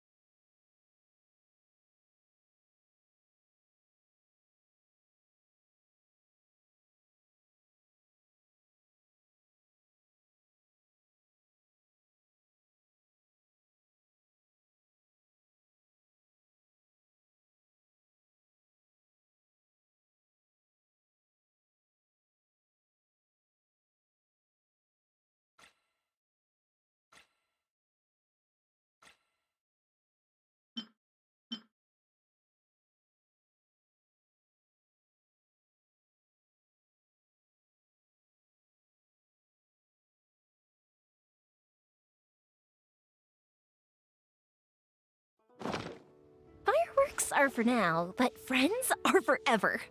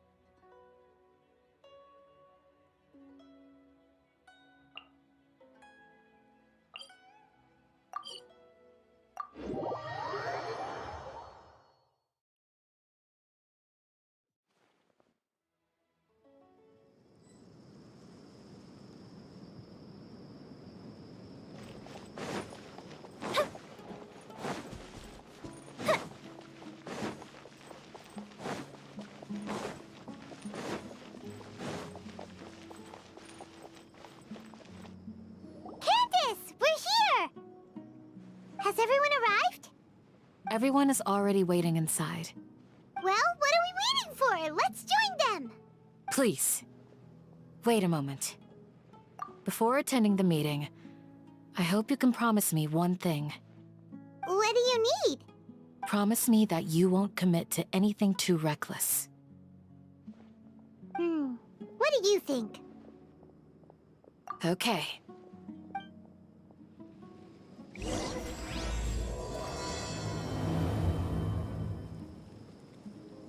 Grandma, is King Bushwick really...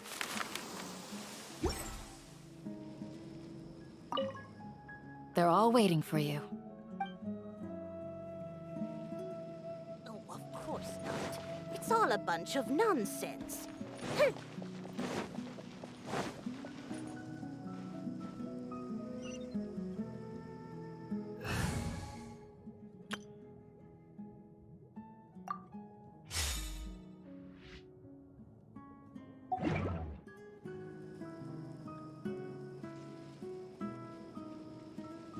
It's okay.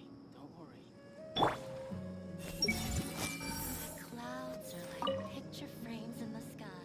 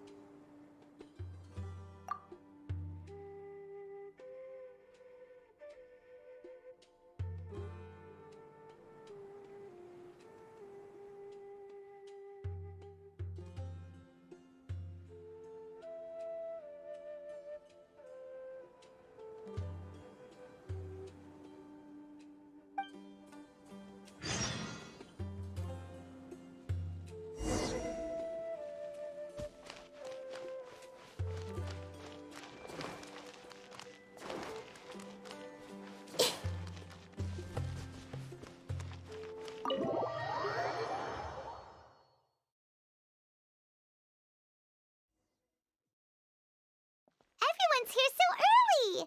But why isn't anybody talking? We already discussed things a bit. Hey, where have you been? I've missed you too. Are you ready? Very well. Are you sure this is gonna work? I gotta admit, it's bold. Color me impressed. It's worth a try. The point of discussion is to arrive at a solution. Let's cut the small talk and move to the next point. You're making Paimon nervous.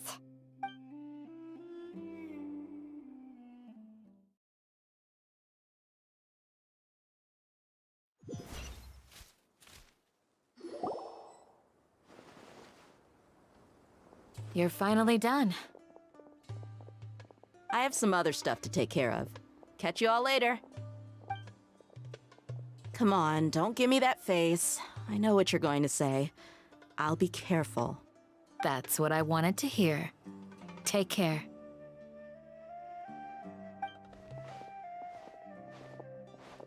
Well, Traveler, Paimon, judging from your expressions, the meeting must have been quite productive.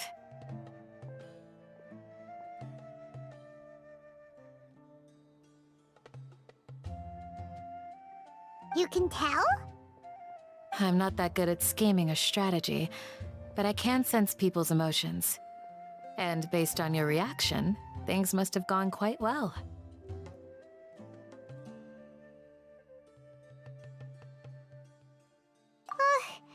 Paimon's a little worried. Hopefully nothing will go wrong. To be honest, I feel the same. But you're already some of the most capable people I know, so you have my trust.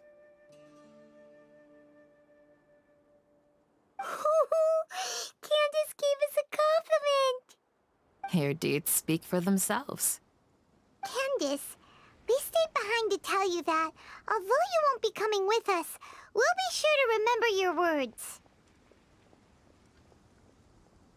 I'm very glad to hear that. I've said the same thing to everyone here today as I said to you when you arrived. Your safety is the most important thing. Only when you're safe can the plan be successful. So please, take care. You're welcome. And thank you for taking my advice. Good luck with everything. I'll be here in the village praying for you.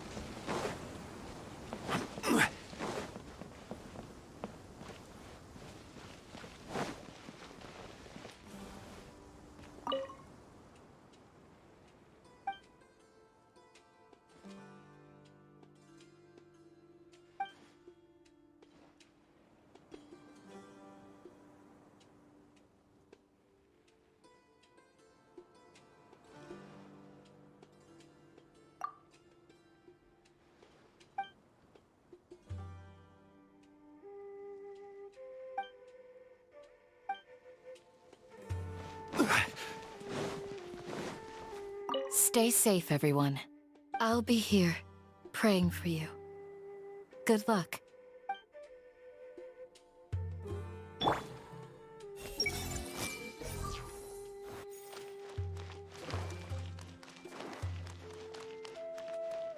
Everyone hold hands! Clouds are like paintings in the sky. Hey! Clouds are like paintings in the sky.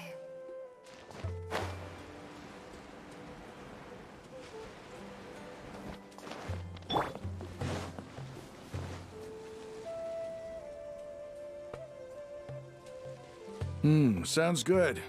I'll go make some preparations. Okay. I'll hate them! Have you finished saying your goodbyes? Yeah!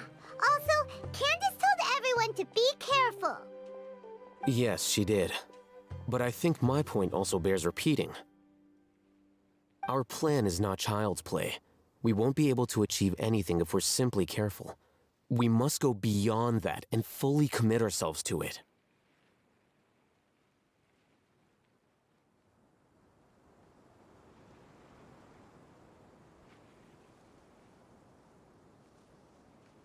I hope this is clear to you. Huh? Shouldn't you be saying something more cheerful to boost our morale right now? Didn't we already do that during the meeting? You can never have enough words of encouragement. In that case, Candace can cuddle you to your heart's content while I continue to remind you of the seriousness of our situation. We all have our jobs to do, after all. It's like how some people can be put in charge of logistics while others will fight on the front lines. Speaking of the front lines, you don't look anything like a soldier. Of course. Compared to the mercenaries, I'm merely a feeble scholar. But the advantage of not being a mercenary is that I get to stay in a safer place and offer my strategic insight. Just think about that mercenary who lost his mind. Mercenary groups are facing constant danger every single day. Well, being a scholar is also a high-risk occupation, and you are a scholar! I'm not like the rest of them. Even among members of the same species, some will exhibit far more potential than others. This guy. Paimon still remembers when those mercenaries in Port Ormos called you a lunatic. All intellectuals are lunatics in the eyes of fools. I'll take that as a compliment. That reminds me. Do you remember the record we saw in the King Deshret ruins? It mentioned forbidden knowledge. You have a good memory. Forbidden knowledge has the power to drive people insane, but this fact has never been shared with the public. Even I, who has worked in the academia for some time, was never once informed of this. I think those mad scholars and mercenaries we encountered may have all fallen victim to the corrupting qualities of forbidden knowledge.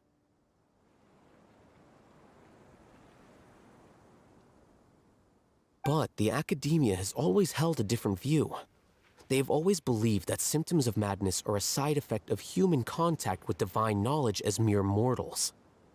Come to think of it, perhaps the academia has also never understood the true nature of forbidden knowledge, and thus always approached the issue from the wrong direction. The Withering, Elazar, and the sandstorms. Don't you think what is happening right now across Sumeru is rather similar to the forbidden knowledge pollution that occurred in the desert thousands of years ago?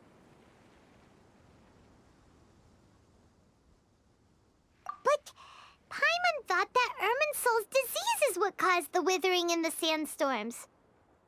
At least, that's what Tainari told us. Wait a second. Could it be that... Ah, you've connected the dots. The cause of Irminsul's illness may precisely be the pollution from forbidden knowledge. But if that's the case, what should we do? This is huge! Wait. Why do you think Lesser Lord Kusanali would have a solution to this situation?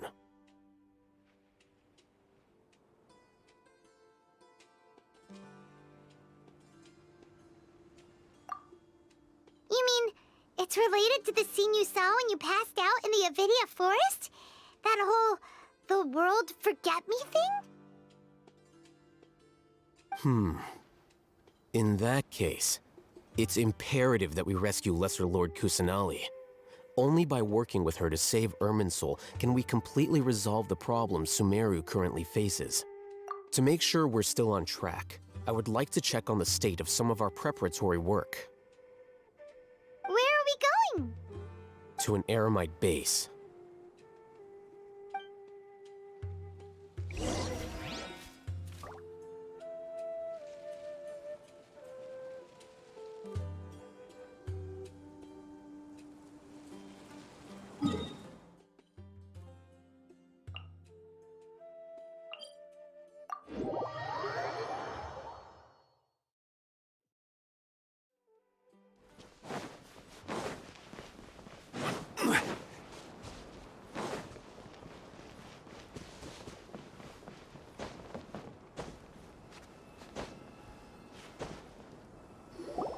Oh, you made it.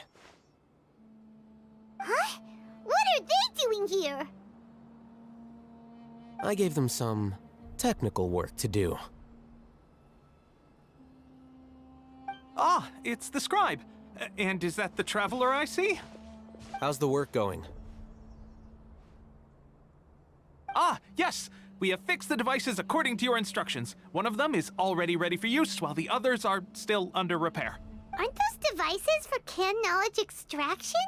What are you doing with those? Look here. Huh? More canned knowledge? Are you going to put more weird stuff into her head again? What's that look on your face? Are you scared? Paimon's a little scared, but very, very furious! That's an interesting response. Anyway, we're not going to use this just yet. As I mentioned during the meeting, this knowledge capsule contains a decree I drew up in the past. The Academia should also have their own copy. And according to the plan we just came up with, Traveler, I want you to record something into this capsule. Do you believe we can save Lesser Lord Kusanali?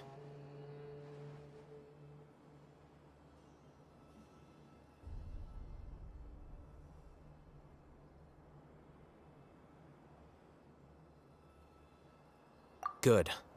Conviction is the most important part of all of this. Now, please get ready and put on this device.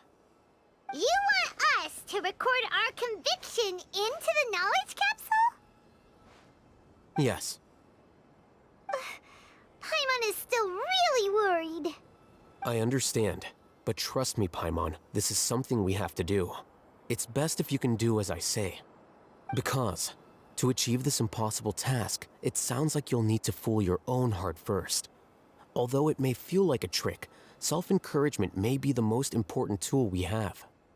Paimon can see the point you're trying to make. Imagine this.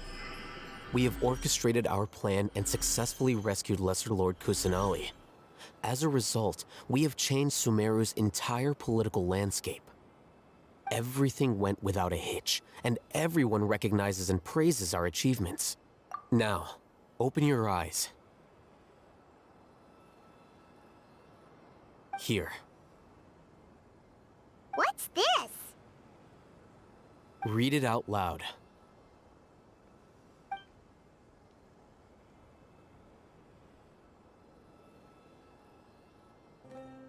It's done.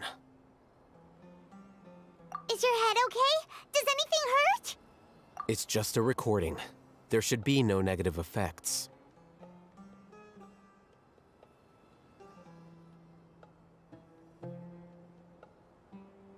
But what was the point of doing this?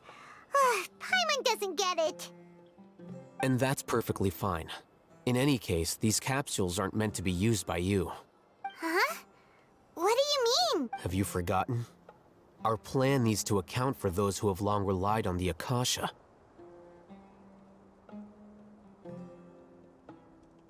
You may find it hard to believe, but for those people, everything the Akasha transmits to them is nothing short of absolute truth. Imagine if you've been using a device like the Akasha since the day you were born, and this device has always supported you during times of need. After all that time, what do you think you'd become? A fool? A machine? A slave to orders. And that's why rules are so important. In addition, those who understand the rules can delineate boundaries and identify gray areas. But why would you need to identify the gray areas? You could say that those kinds of ambiguous zones can be very interesting.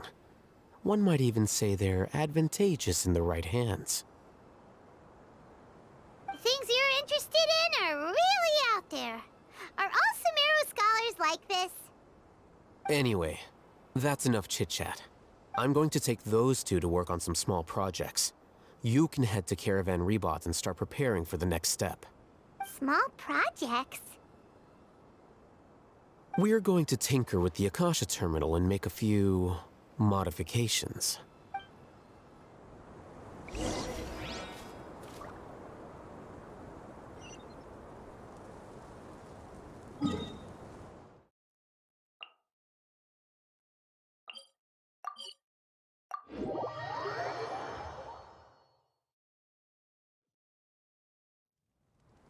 Osmanthus wine tastes the same.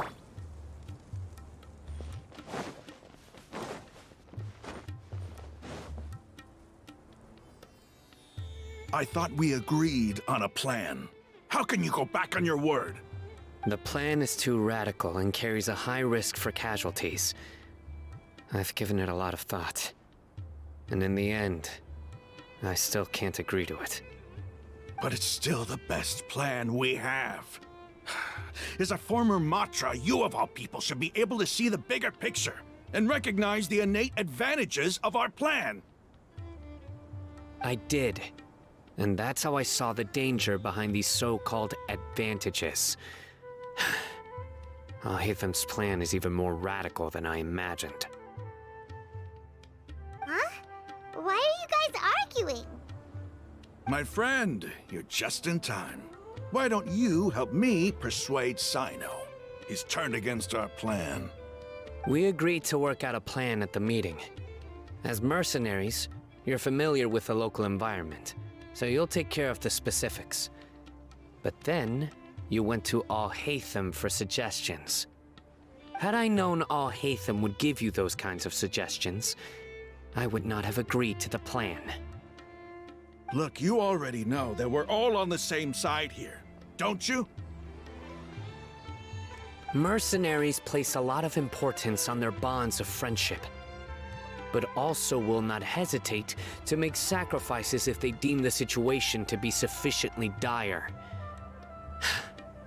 I'm sorry, but as things stand, I can't accept your principles. Seems you really do understand the ways of the desert. Traveler, Paimon, this is also something you should know. Ramon's plan is to have me work with the Caravan Reebok guards in my capacity as a Matra.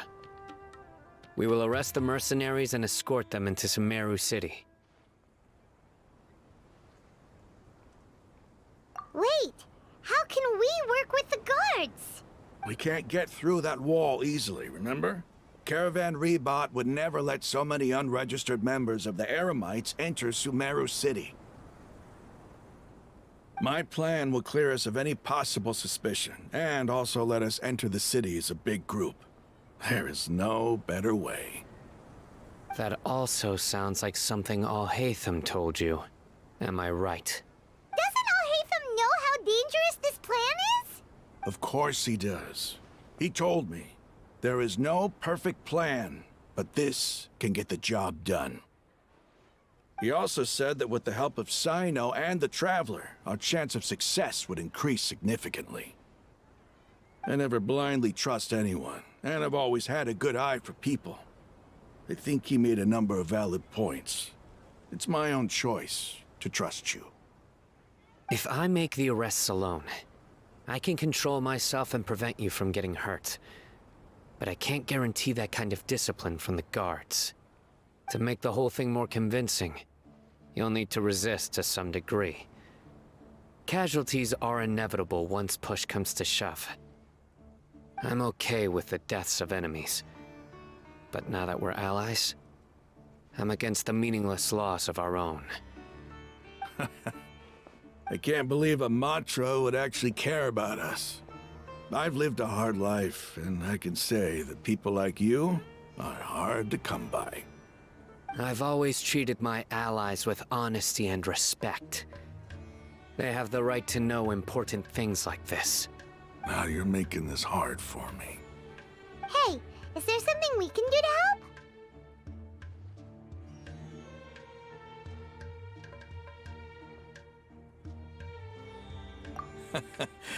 I knew you would say that.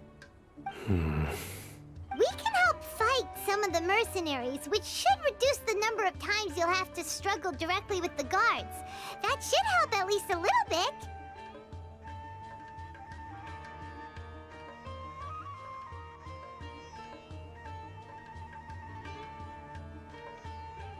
Sino, on behalf of my people, I thank you for your kindness. But this is a mission we cannot turn our backs on. We strongly value the lives of our friends, but the goal we are about to achieve is even more important. We have no fear of casualties, because we crave the spoils of victory. So please, lend us your support. We will show you the determination of us desert dwellers. Well, now that you've put it that way, I can no longer refuse.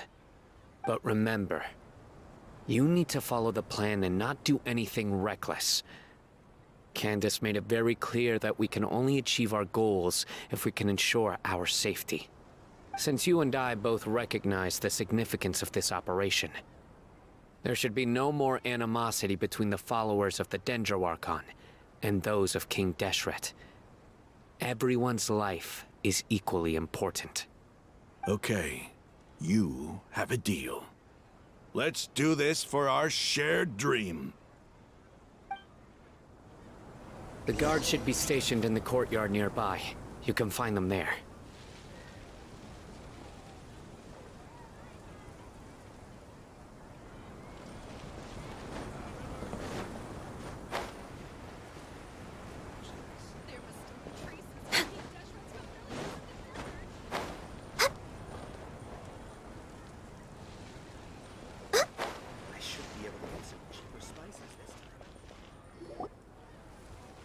Guards! General Mahamatra! To what do we owe the honor? Keep your voice down.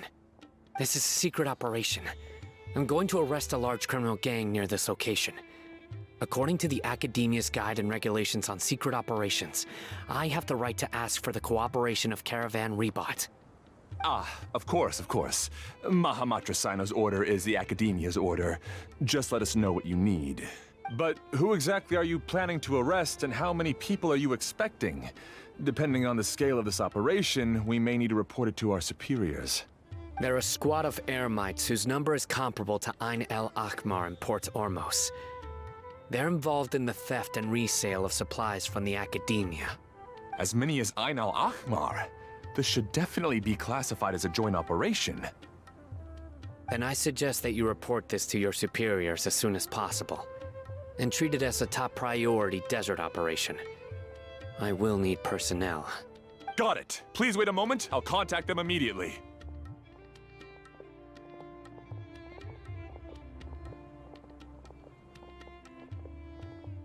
Because this is work.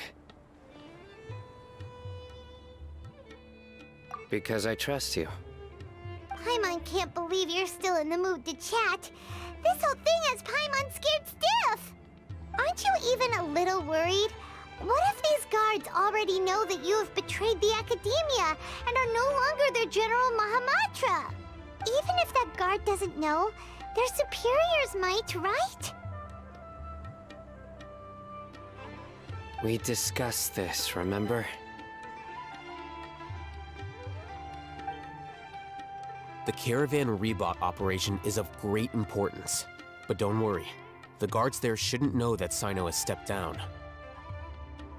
How can you be so sure? First, the other Matra still don't know why Sino has left, which proves that the Academia has been covering up the matter.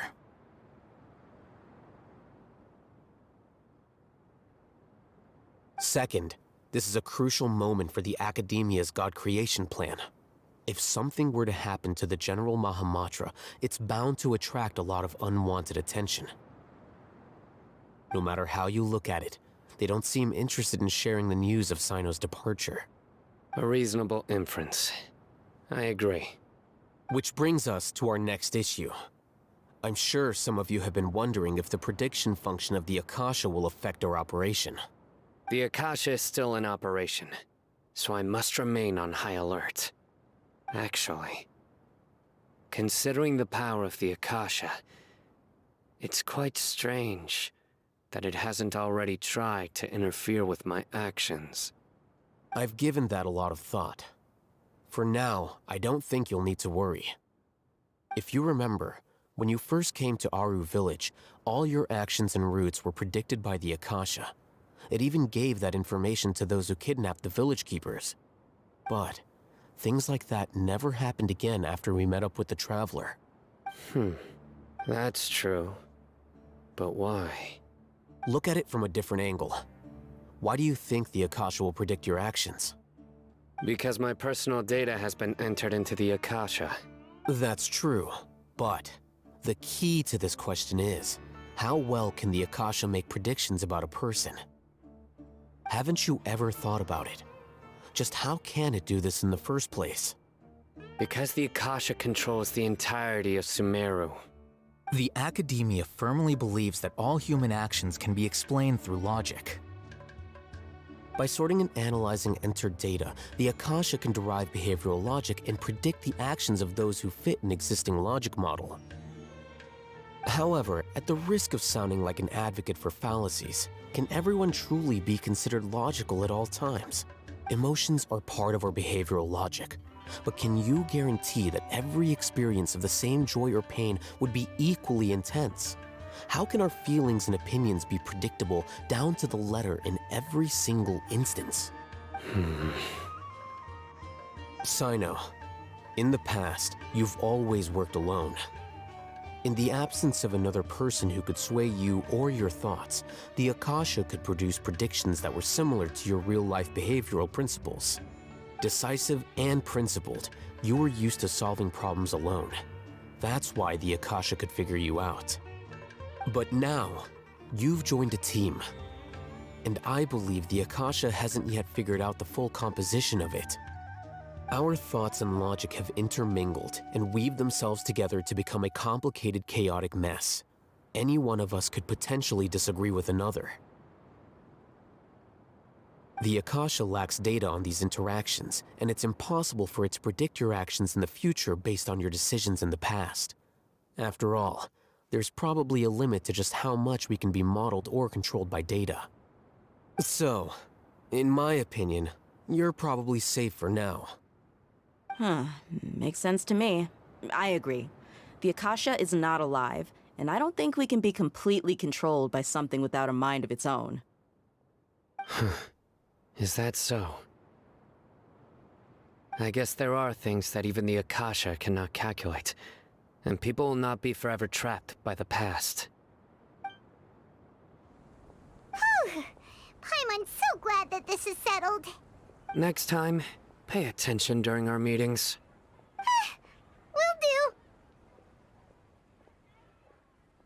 Just remember to stay vigilant. Footsteps! General Mahamatra, we were not expecting your presence here. I'm the security officer of the Grand Deshret Desert District. My name is Luxembarbo.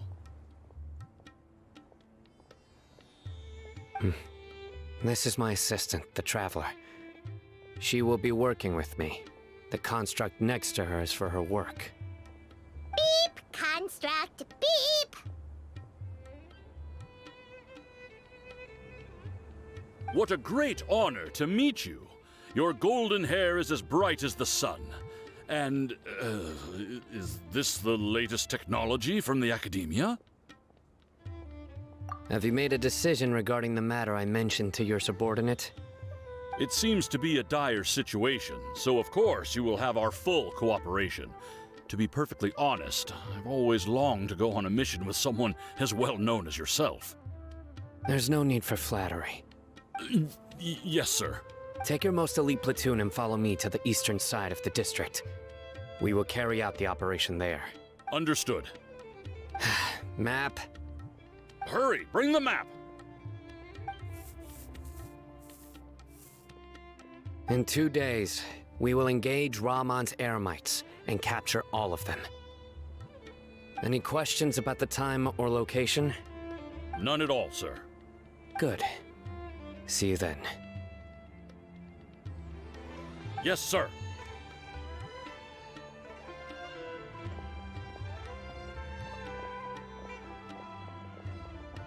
Maybe hanging around the General Mahamatra isn't so bad after all. Everyone's so respectful towards us. This is all due to the absolute authority of the Academia. And now, we're going to strike back against that massive pillar of power. Get ready. We will move out in 2 days.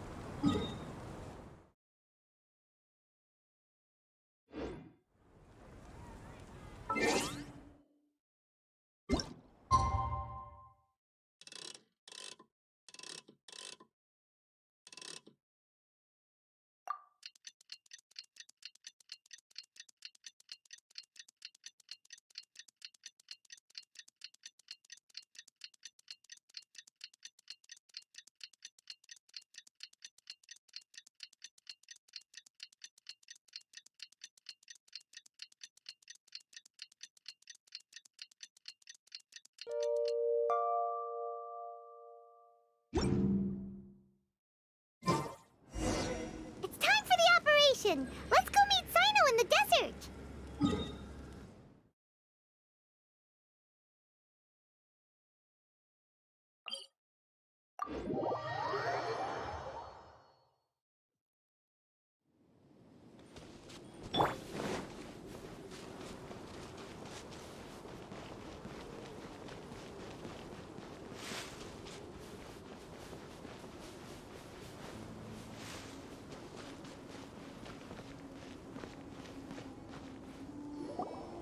Over there! Our helpers have arrived already! Let's hurry over! Wait a moment. Ah! Oh, it's you! You're my assistant, remember? Being my assistant, you must stay with me. Now let's head over there. It's General Mahamatra and his assistants. We meet again. You're here early. It's to show how important we think the operation is. Since this is a big case for the Academia, we are prepared to give it our best. I'm glad to hear your sense of resolve. Remember, we must capture them alive. They are our only leads for the case. If they die, we will be unable to continue the investigation. Understood. Everyone! The Eremites are approaching from the west! Make preparations and be ready for combat. Halt! Oh? What a warm welcome! What do you want? Judging from those shiny weapons in your hands, it seems like you're not interested in a deal. Rahman, the Academia has caught wind of your smuggling and illicit sales. If you value your life, I advise you to surrender. Who are you supposed to be? A Matra from the Academia? I can't believe you came all this way just to catch us. I'm not here to talk. Oh. Nobody's given me this much time of day since I became a mercenary. Brothers! For that slight, let's wash our blades with their blood. Let's show them we Eremites are not to be messed with.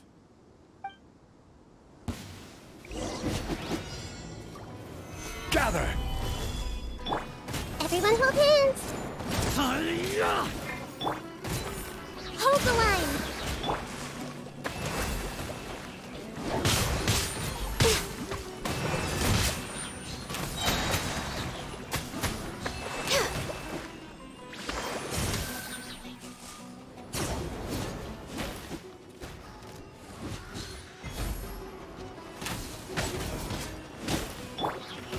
Stabilize! Hey! Allow me! Access denied.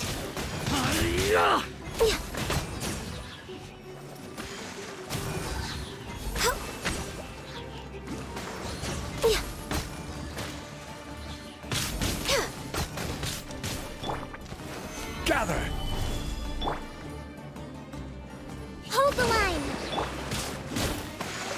Catching!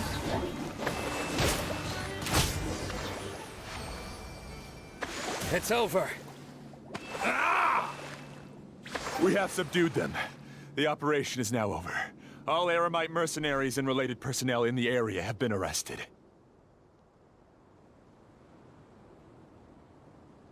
Ah, you pitiful Dendro Archon dogs! You'll regret this! I'm afraid you'll regret it first. King Jeshret will curse you, and you will all! Silence! Oh, Restrain them and take them back to Caravan Rebot. Count their numbers and send them to the Academia as instructed by the General Mahamatra.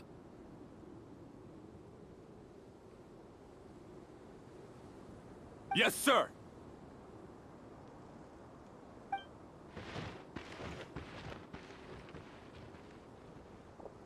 Mahamatra Sino, I will now take my leave. If you need further assistance, please come to Caravan Rebot and ask for me. Understood. You are dismissed. There they go. Let's talk elsewhere.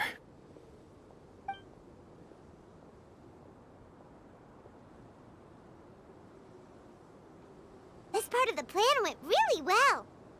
Yes, things went perfectly. That's fantastic! And that punch you gave Ram on there sure looked convincing enough. Once we're done here, I'll return to Caravan Rebot and oversee the group's transport. I promise. I'll get everyone into Sumeru City safely. Yeah, you're the reason why everything went so well. It's not the time to celebrate yet. I believe Dia should already be waiting for you. Go join up with her. She will need you to introduce her to Tainari. Speaking of which, is it really okay for us not to share the full plan with Tainari? What if he'll feel miffed about it and refuse to work with us? I have a very close relationship with Tainari. Given how well we know each other, I believe my message alone should be enough to bring him to our side. He knows I won't make jokes about things like this.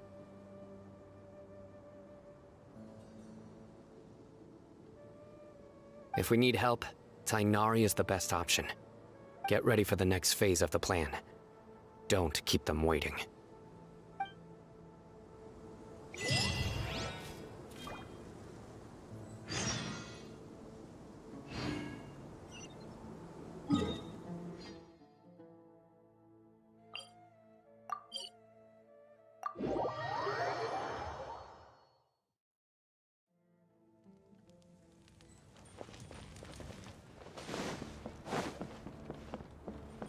Next on the... Dia!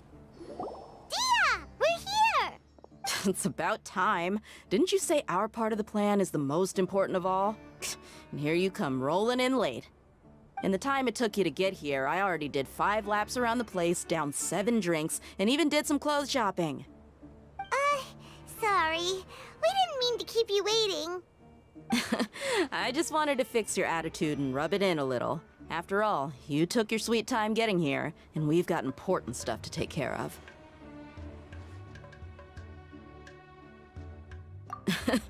I just like seeing that serious look on your face. All right, I'll stop. All joking aside, I'm glad you're here. Let's get moving and take care of this as soon as possible. But where should we start? Our responsibility is to get a status update on the Fatui Harbinger known as the Doctor. We need to make sure he won't get in our way when we rescue Lesser Lord Kusanali. Dealing with an institution that controls all of Sumeru is already hard enough. If the Doctor were to crash the party, it would be next to impossible for us to achieve our goals. Yeah, we sure don't want him showing up. Ooh, he really gives Paimon the creeps. Right? Hearing his name just reminds me of those stuffy old geezers in the Academia. I'd rather not have to deal with someone like that. According to the plan, we should first go to Pardis DI and ask for Forest Watcher Tainari. If all Hatham and Sino's sources are solid, then we can be sure that Tighnari still has the Academia's trust. So, we'll find Tighnari and convince him to get us the latest intel on the Doctor. Then, depending on what we learn, we'll make any necessary adjustments to our plan. The sages have placed spies everywhere on the other side of the wall. I'll follow you as a bodyguard. You should be honored. I don't offer my services to just anyone you know. But Paimon thought mercenaries would do anything for Mora. That's certainly true. But when multiple employers are vying for your services, you should always go with the best offer. Let's see. If I were to charge you a bill, I guess I can apply a discount. How much more do you want? I was not sure we can afford it. How much do I want? Hey, how about paying me with a smile? What do you say? I haven't seen you smiling much recently. If you ask me, someone like you must look lovely when they smile. Come on, give me a smile so that I can be less worried. Looking good! I hope this pretty smile will become our lucky charm.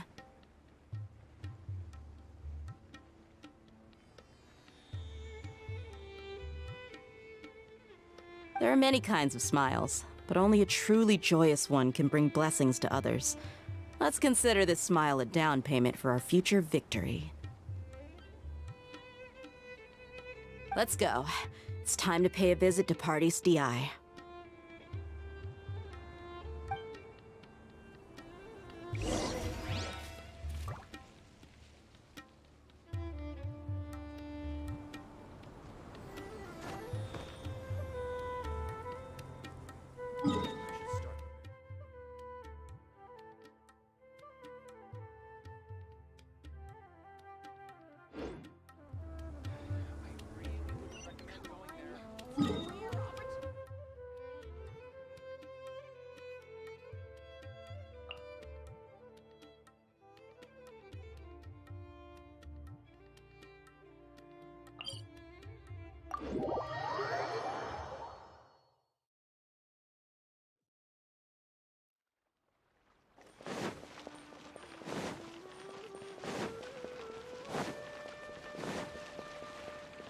He's over there! Let's go say hi!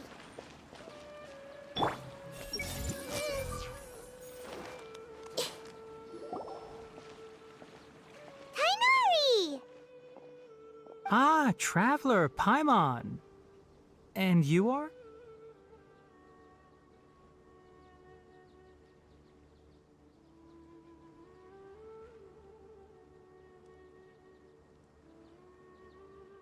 Hey there. This is our friend Dia. She's an Aramite mercenary. A mercenary? You must have some big news for me.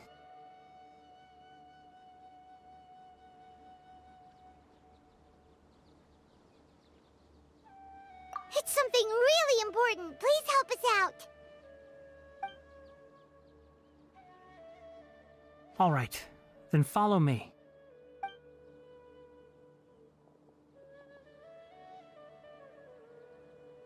This place is better. We won't be disturbed by any passerby. Okay, what is this important thing you want to ask me?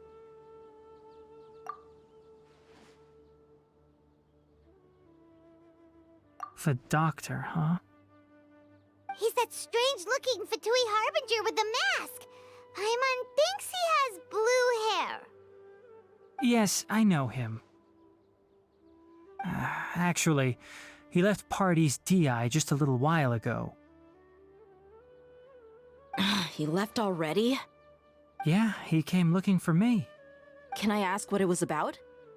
Sorry to ask you like this after having just met, but your answer is very important to us.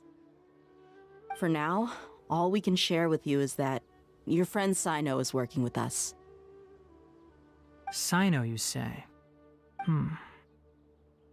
I see. So that's why he hasn't been at the Academia. Okay. I will answer your questions and will assist you any way I can. You don't have to tell me everything that's happened.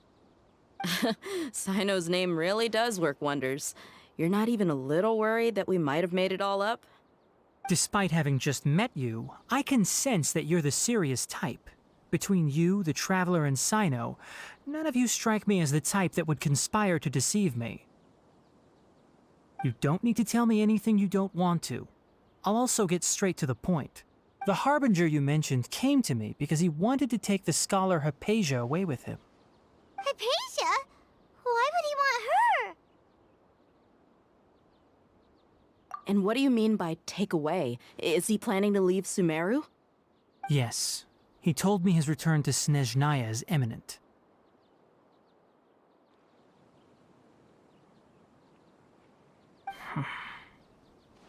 So you mean... you're leaving this place soon? Indeed. Otherwise, we could have perhaps talked a little more. I was just about to set out when I remembered something important. To that end, I made a final trip to Pardis Di. Let me ask, have you been taking care of a scholar by the name of Hypatia? Your sources are accurate. No doubt because you recruited many informants. But you're right. Hypatia has indeed been receiving treatment from me. Forgive me for asking, but how's the treatment coming along? Given the way you're asking, I assume you have something to say. Since you asked, I'll be frank. I would like to take Hypatia to Snezhnaya. It's incredibly difficult to transfer a patient. As a scholar yourself, shouldn't you at least be aware of this? Oh? I can't believe your utter lack of faith in me, to the point of even questioning my general level of knowledge. How unbefitting. Well, you're the only one who's ever made such a request.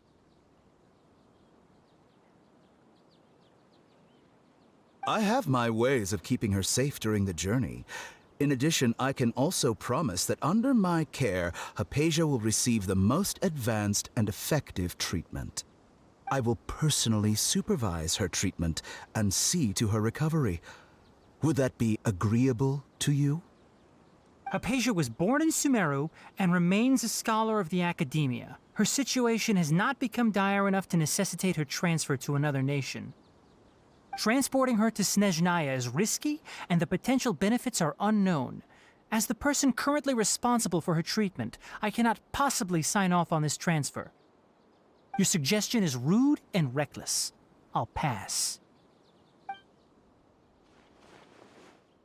I don't know much about the doctor, but after talking with him, I realized that, just like many other scholars, he possesses an aura of arrogance that I've come to detest. It's not so much that he's looking down on others, but more that he's so confident in himself and his abilities, to a point of near insanity. I would never refer a patient to someone like him.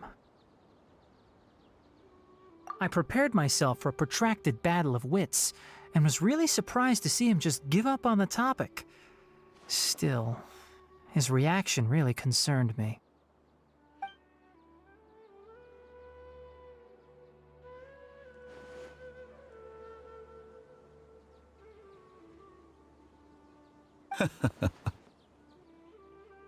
I see. Of course, your opinion makes perfect sense. You're still young, but already quite stubborn. I must say, you are not like what I had expected.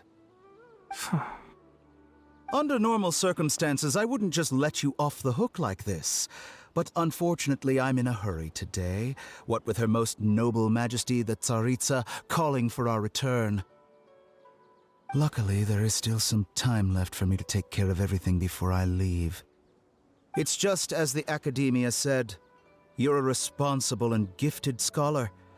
Sadly, even with all of that, you're still lacking a bit of shrewdness. And that's also why people like you can never realize that sooner or later, everyone must pay the price for what they've learned.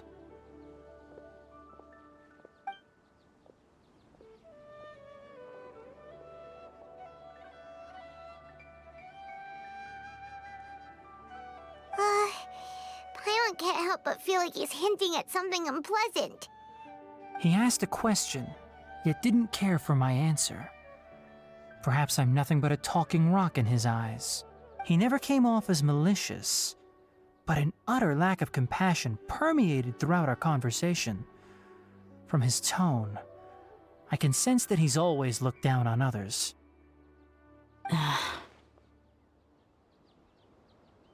I can barely believe it myself, but if that's true, the situation will be in our favor. I don't think I missed any details. Frankly speaking, I don't want you to do anything too risky. Now that you know a little more, it should be easier for you to stay safe. Sorry we can't tell you everything. We appreciate that you helped us anyway. I won't forget your kindness.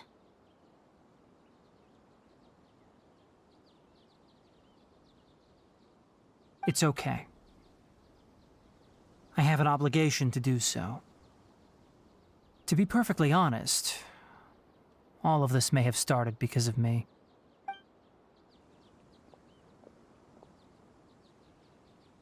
Recently, my master wrote several letters to me, asking me to return to the academia and assist him with his research.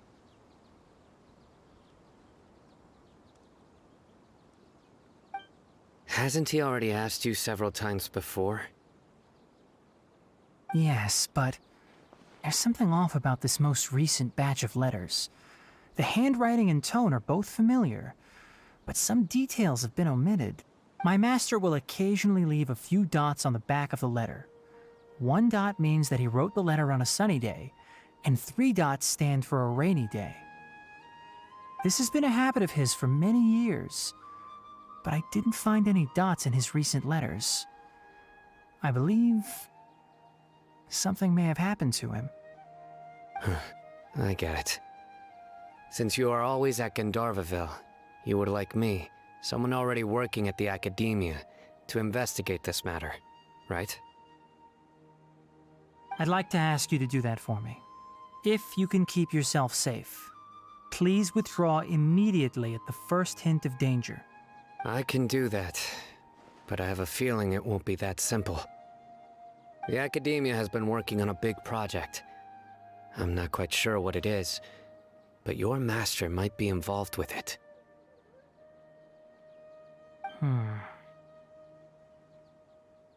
If the higher-ups really are hiding something, then it will be difficult to remove myself from the situation once the investigation starts. If the situation becomes critical, I'll leave the academia. If you don't see me there for an extended period, that's your cue. All right, we've got a plan. I'll stay at Gandharvaville to support you. If that scenario comes to pass, you must be extra vigilant. And be wary of any messages or direct requests from the academia.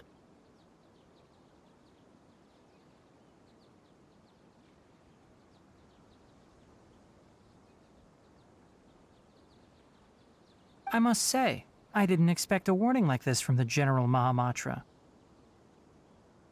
Being loyal to the academia doesn't mean blindly doing whatever the sages say. I know what I'm doing. On that note, aren't you also being quite distrustful of your alma mater? The academia, yes, but my master is a man of integrity. Even when I was a student, I was worried he'd get in trouble for sticking to his beliefs. I suppose he's lucky to have lasted so long. But in the end, it still caught up to him.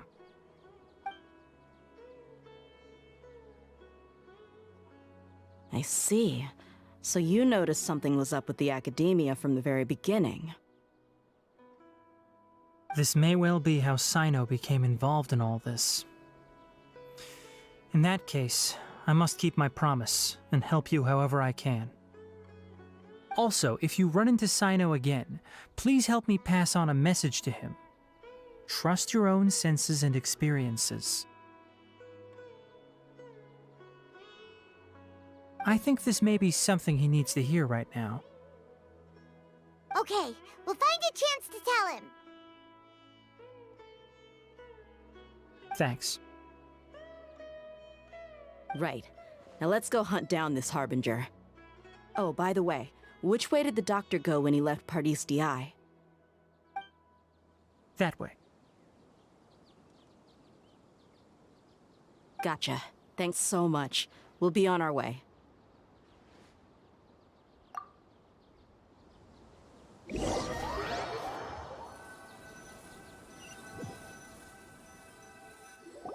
According to Tainari, the doctor is leaving Sumeru soon. I want to check if the doctor was actually telling the truth. He also said that he'll take care of everything before he leaves. What did he mean by that? We need to be extra careful when dealing with a person like him. Just to be safe, let's chase him and see what we find. But we have no idea where he went! How can we start chasing him? We'll do it the mercenary way. I'll find leads as we go. All you have to do is just follow me. That Harbinger may have tried to cover his trail, but he still left some traces. Or perhaps he never even thought about concealing his whereabouts. Maybe that's just how arrogant he really is.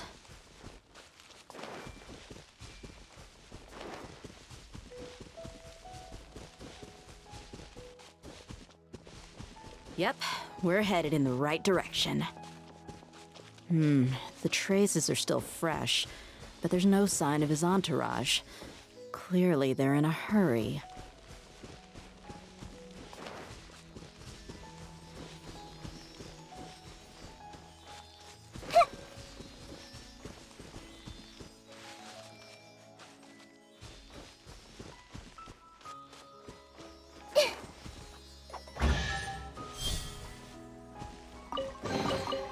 Curiosity deserves a reward.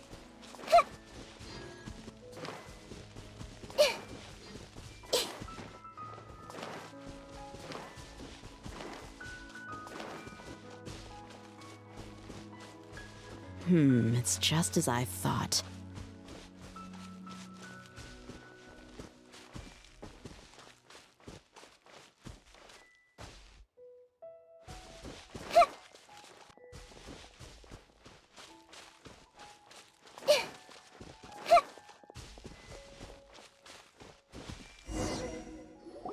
We can stop here.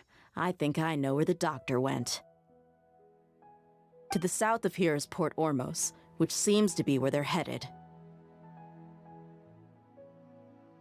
Port Ormos? They're going to leave by boat? That's right. Let's go to the port and have a look for ourselves.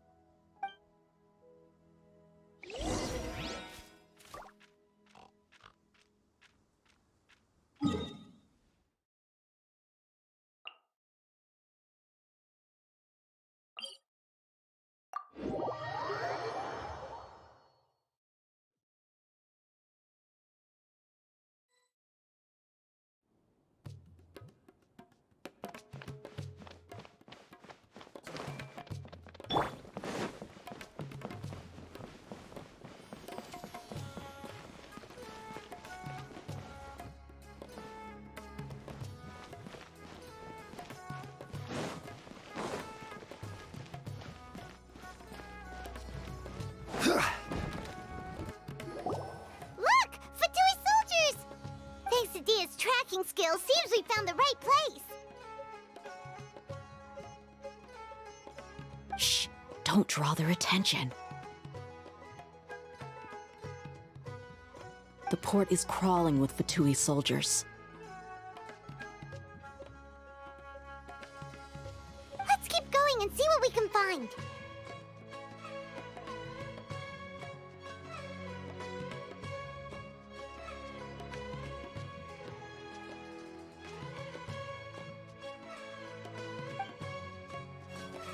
Now this is a proper farewell ceremony for a Snej 9 Harbinger.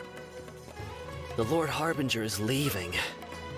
I've still only seen him once or twice. I used to hold a position in our homeland, and back then, the doctor spoke in a very different way from the way he speaks now. Maybe the way people talk in Sumeru has rubbed off on him? It's always like that when you spend too long away from home. When he gets back to Snezhnaya, perhaps it will also take him some time to get used to the life there again. Huh? But, sir, that can't be right. No, I remember it like it was yesterday. Both his expressions and tones are now very different. Also, for some reason, he seems like he's all smiles now. You must be mistaken. Nobody's supposed to look happy when they're on a business trip.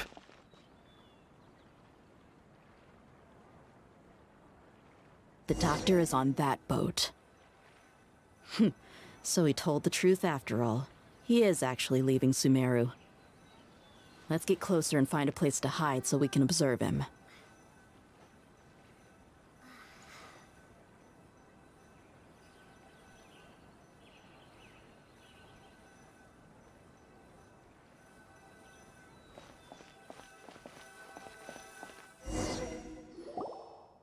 This place will do. We can hide here while we keep an eye on the boat.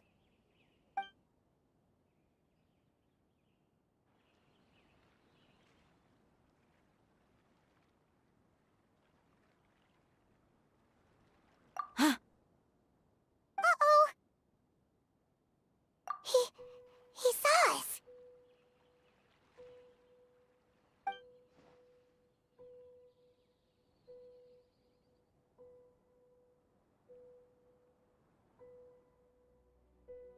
Huh? Is he waving at us?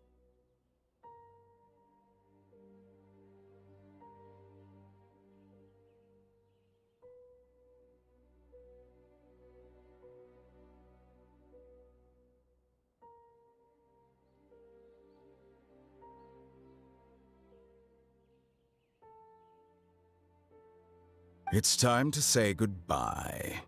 Wait, is he the only person on the boat? You mean there's nobody with him?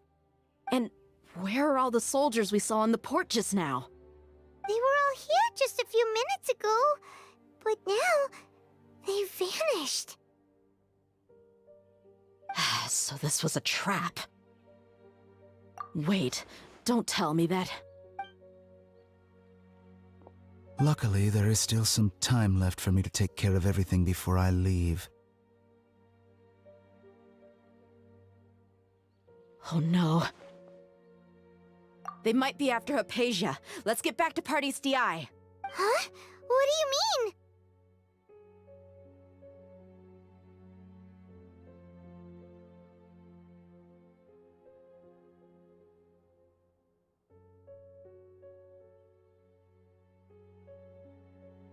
I'm afraid that she's seen something that she wasn't supposed to see. If I were the Fatui, I would also try to take her away. And if I couldn't... Oh no! Are you saying they're going to kill her? Let's go!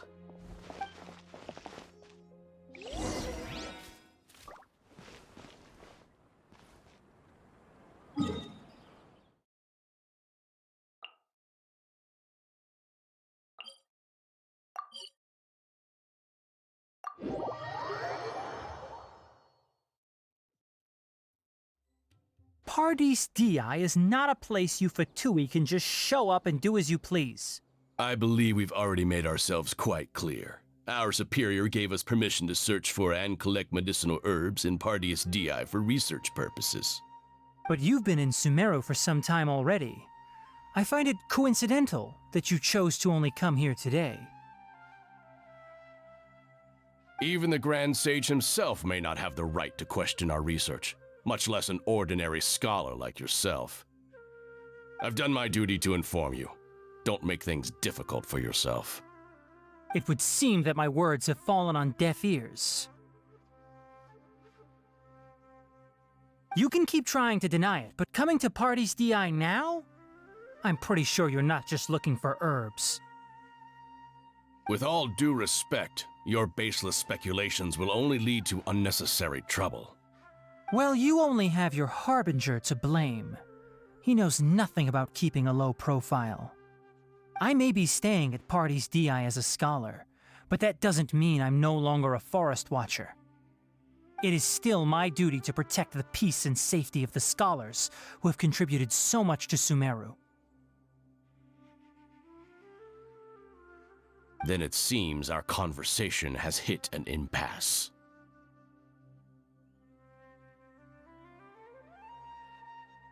No one will lay a hand on you, Hypatia. Not on my watch.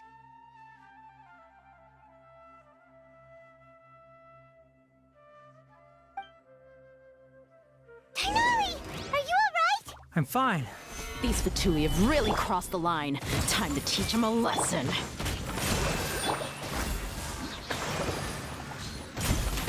Finally, some quiet. There's no use resisting! Give us Hypatia! Keep dreaming! Yeah, Tighnari! Beat him up!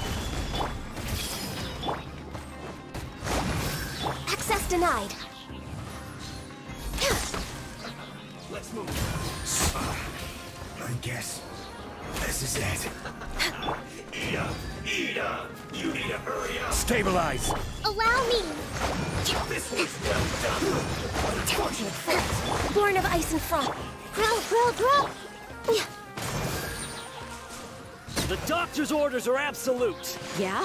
You've been someone's lapdog for so long that you don't know anything else now!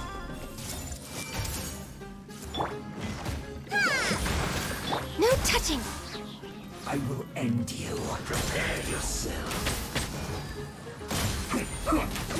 This is bad. Can't run from death. We're not getting anywhere. Traveler, Paimon, please go to Hypatia.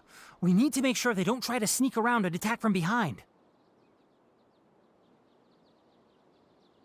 Got it! Hypatia's still here.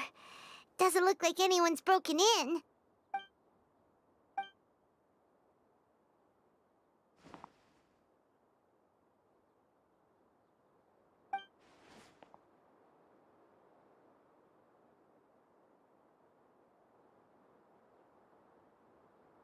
Well, how is she?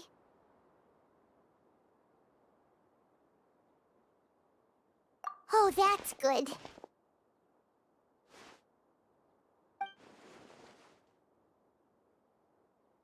So, you think this is over?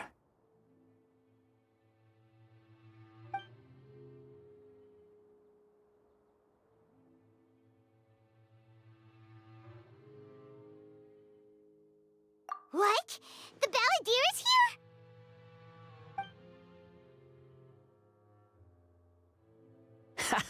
here? I've missed that look of abject horror. You've given me that look every time we meet. But, where is he?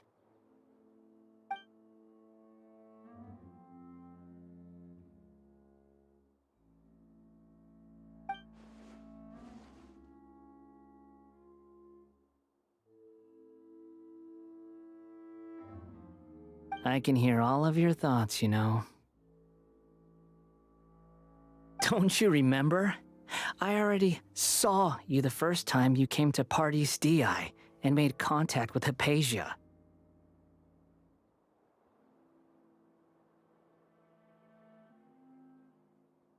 I didn't need to do anything. It is her honor to be able to connect her consciousness with me. Who are you talking to? It can't be the Balladeer, right? That's impossible. I know you must be curious. I might as well tell you that I decided to enter Hypatia's consciousness the moment I sensed your touch. I wanted to observe you on a fool's errand. Hey, Traveler! What are you doing?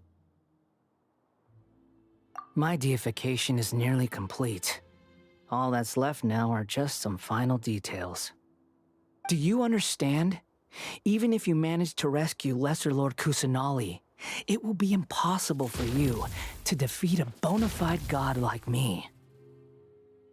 Is it wise to force that childlike god into a divine battle against me?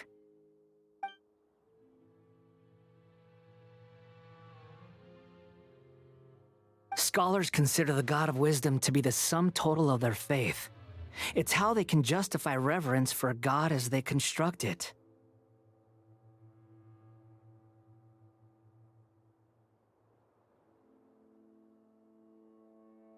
But this also shows that humanity's worship of gods is a combination of blasphemy and exaltation. It's truly laughable.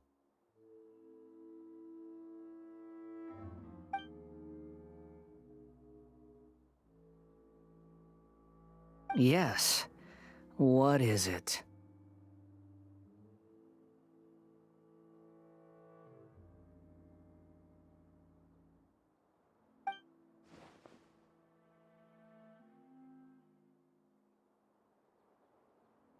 Yeah, I'm in a good mood, which is why I'm talking to you like this.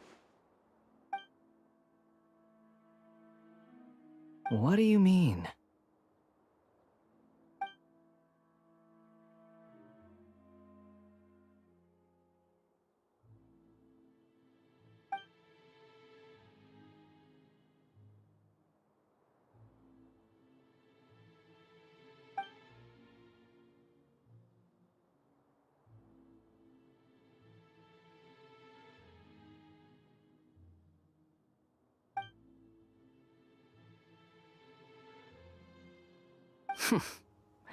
Those words almost make you sound like a friend who actually cares.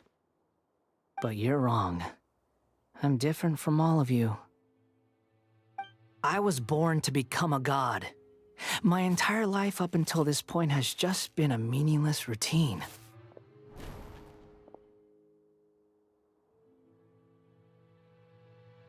Just think about a sheet of paper. By itself, it holds no meaning. The content recorded on it is what gives it value. All I had recorded down before were some painful memories and boring human feelings. Such senseless drivel should have been erased a long time ago. Indeed, to me, the sight of you fools in your futile struggles is far more amusing. Tell me, just what has this world done for you to protect it with such zest and conviction? I'm connected to your consciousness, so I can hear what you're thinking and sense the depth of your determination. This is a good conversation we're having, so here's a word of advice. Let go of your misguided guardian complex. You know nothing about the truth.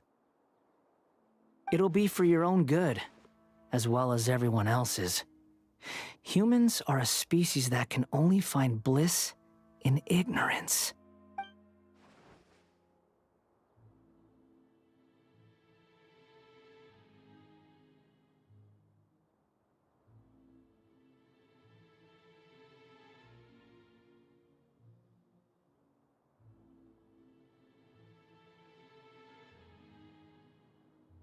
Ah, you've seen my affection for her. If you were in my position, I think you'd feel the same way. She peered into my consciousness and saw my past. Someone like that is qualified to become my first follower. All gods need followers. So Hypatia has been chosen. Her appearance heralds my imminent arrival at the throne of divinity, while her worship shall become my glory. You're doubting me again? No matter. Soon, you'll know what kind of authority you're challenging.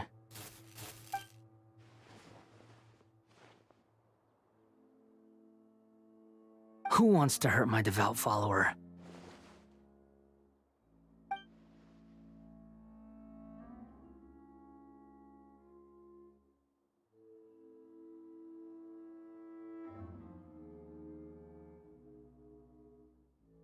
The doctor wants to hurt my first follower?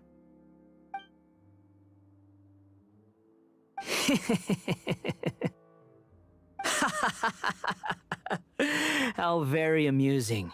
Has anyone ever told you that you're not good at sowing discord?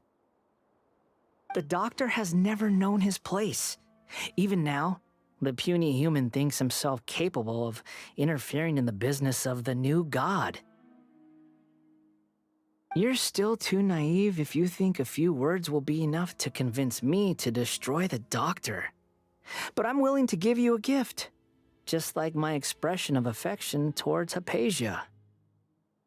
It is an honor for you to be able to stand here and speak with me. As my listener, you will be rewarded.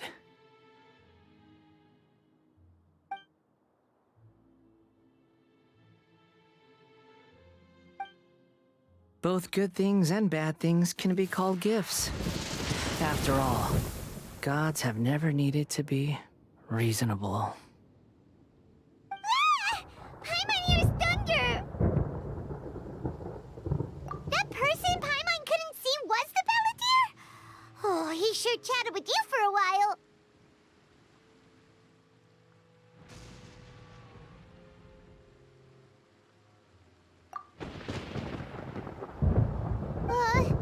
Where is the storm headed?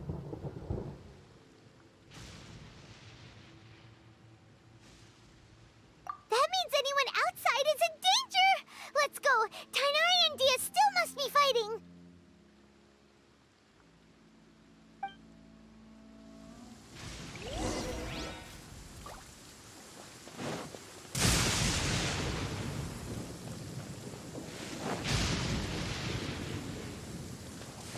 Next on the agenda...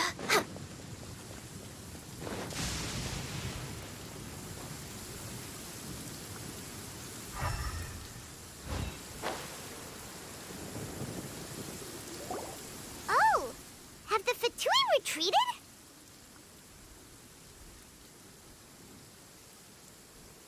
Hey! What happened to you? He's hurt. I'm fine. Don't move. I've seen Eremites get struck by lightning before. You need to rest. Struck by lightning? We were fighting, and just as things started looking grim, the weather suddenly became extremely strange. Lightning started attacking everyone, almost as if it were alive. Luckily, there were only two of us, and both of us were nimble enough to dodge most of the strikes. There were a lot of Fatui, though, and they were being torn to shreds by the bolts of lightning. With that, all the Fatui soldiers were forced to retreat. Why are you sorry? It's all right. I'm sure you also never expected this to happen. Don't blame yourself. My wound aside, you look like you've seen something unpleasant. Is Hypatia all right?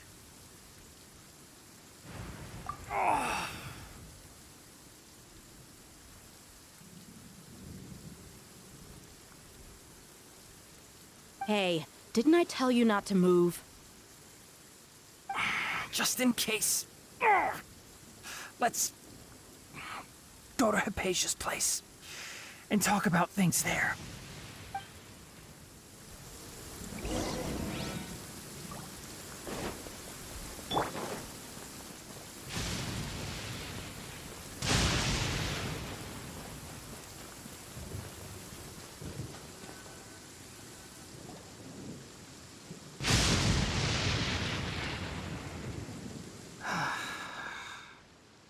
Thank goodness she's fine.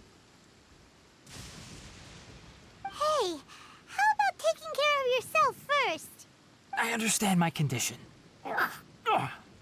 The wound is not fatal. I'll be all right. Ugh. The more you understand medicine, the worse of a patient you become. I know. They always think they can push through the pain.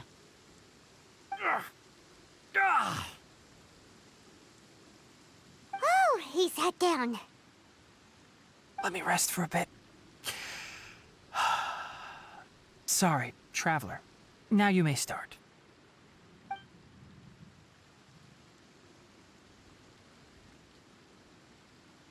So that's what you were talking to the Balladeer about? Oh, Paimon can't believe what he's thinking. The Academia's God creation plan. How ridiculous. That sounds, ambitious, I guess? Anyway, this is all way beyond me.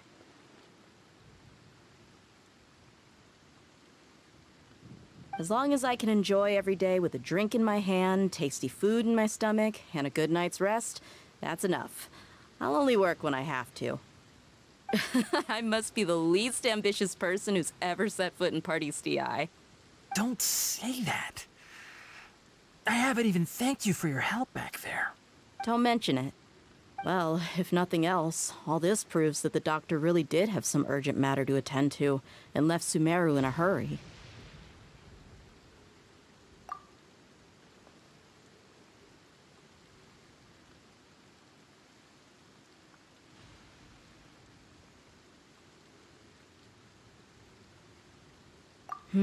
Maybe the Fatui want to cover up some secret of the Balladeer. Is that why they tried to seize Hypatia? You said the Balladeer claimed that Hypatia has seen his past. So, what could be there? Have you noticed? The Balladeer is not happy with the doctor's actions. He thinks the doctor has no right to consider himself as his equal. So, if the doctor was to show up again, would the Balladeer zap him with lightning? Based on what the Traveler has said, I think he would. Having the doctor gone benefits him as well as us. In other words, we've successfully completed this stage of the plan. The doctor is out of the picture now. Yay! That's a big accomplishment! I'm also happy for you. Thank you for the help, Tainari. Make sure you rest up for now. Yeah. All right. Okay, that wraps things up for us here at Party's DI. Traveler, it's about time we rendezvous with the others at the Grand Bazaar. Let's continue to keep a low profile. You can head there once you're ready.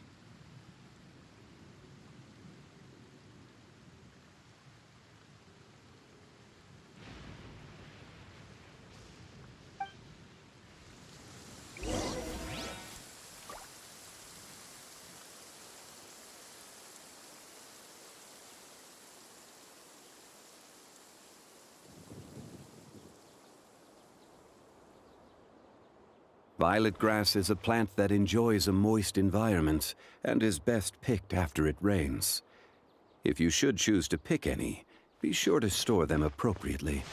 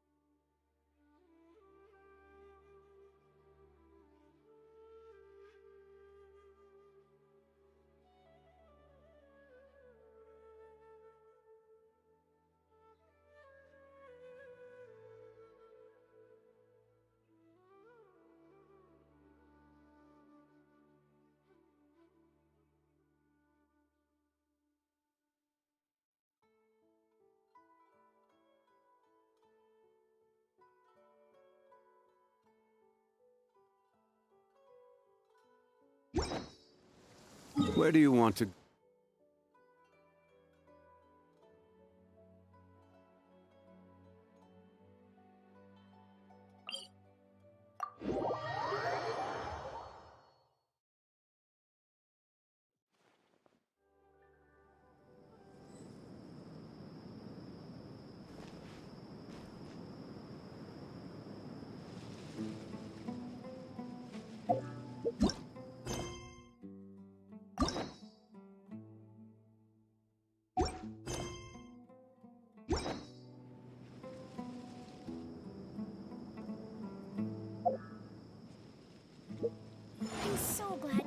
it's okay.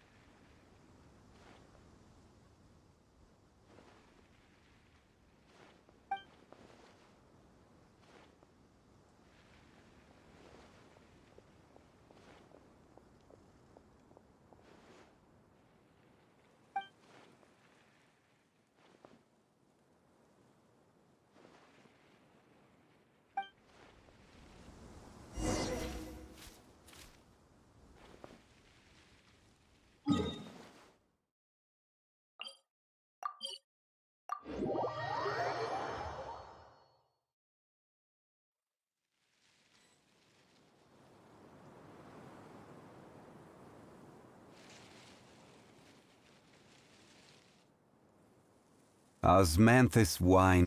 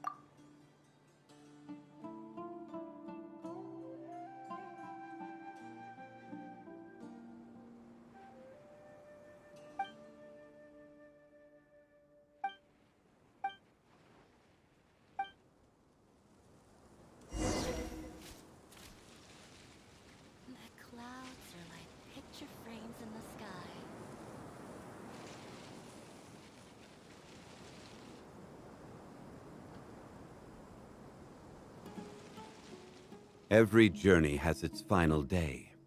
Don't rush. The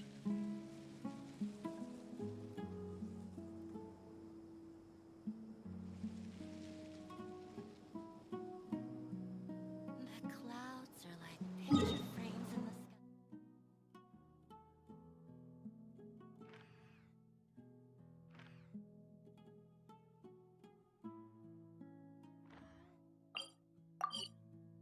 sky.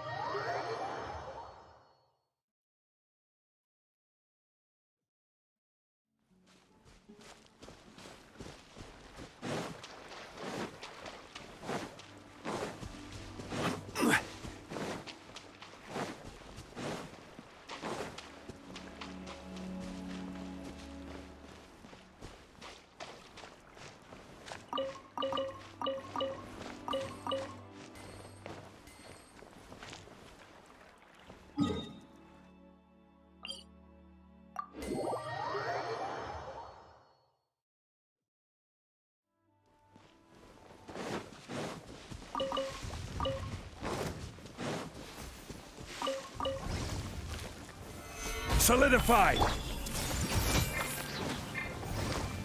Hold the line! Born of ice and frost. Help.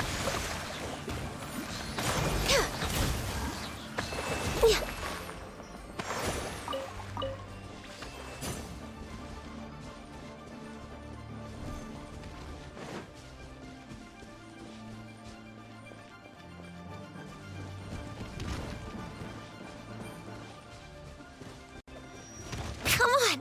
Focus! Quake!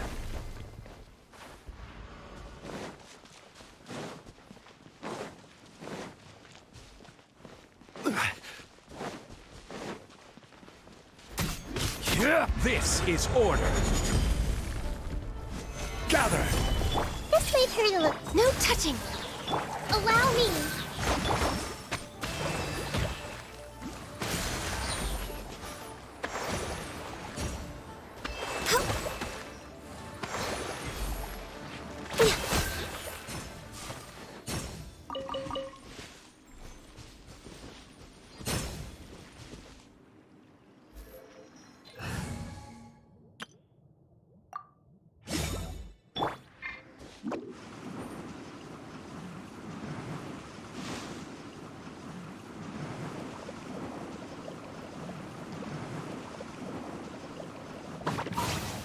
Make my escape.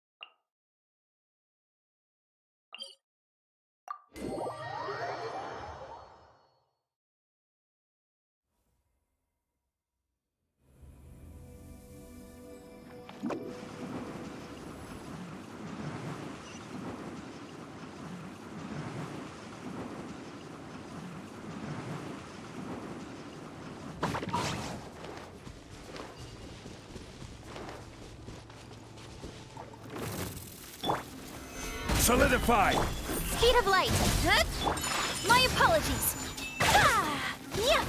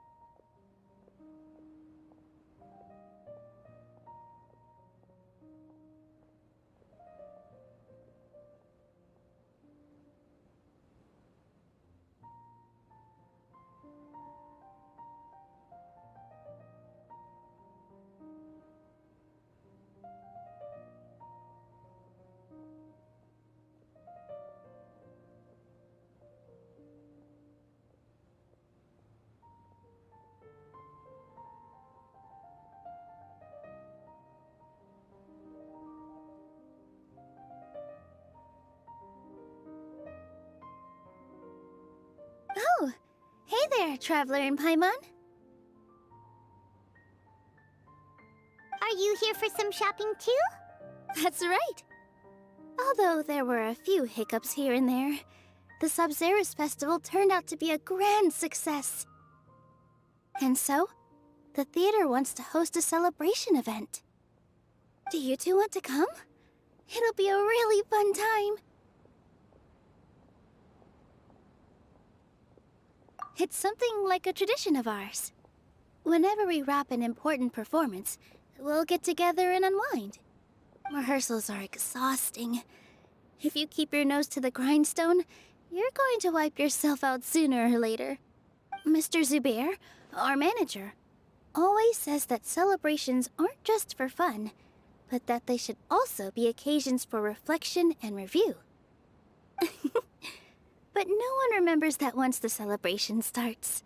It's not like he can't also have some fun himself. We've been to a lot of festivals during our adventures. Will your celebration also have lots of yummy food and drinks? Of course. We always do lots of eating, toasting, and gift exchanging. We try really hard to show our appreciation for everyone. Ah, so we'll need to bring a present.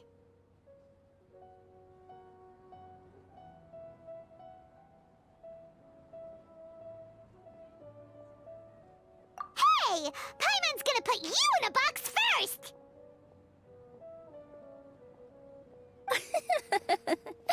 It's fine. No need to stress, Paimon. You can come, present or not. The gift exchange is just to make the celebration more entertaining. You two being there would be the best gift of all.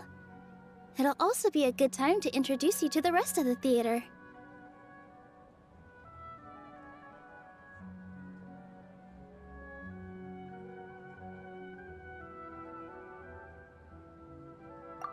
Is something up?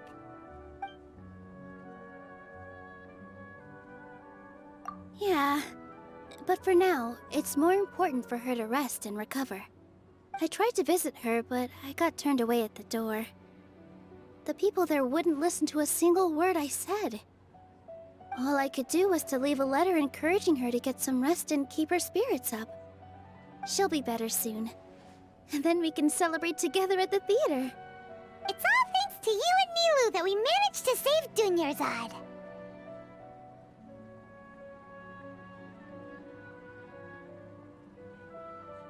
You're way too modest. Just now, I actually felt really self-conscious when Paimon talked about us in the same breath. Compared to you, I really didn't do much at all. Anyway, all that aside, are you thinking about coming to our event? Paimon thinks it'll be a great time! What do you think, Traveler?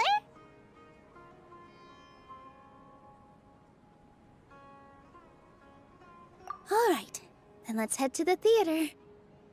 Wait, I completely forgot about this pile of stuff! Whoa! Did you buy all of this, Nilou? Just one box. The rest were given to me. I really don't know how it came to this much. That's way too many freebies! Many vendors give out samples for free, but Paimon's never seen this much! All I know is that whenever I start chatting with people, my hands would get more and more full until I can't hold everything anymore. This seems to happen every time. I was planning on making a few trips to bring everything back before continuing on with my shopping, but I don't think I'll have the time.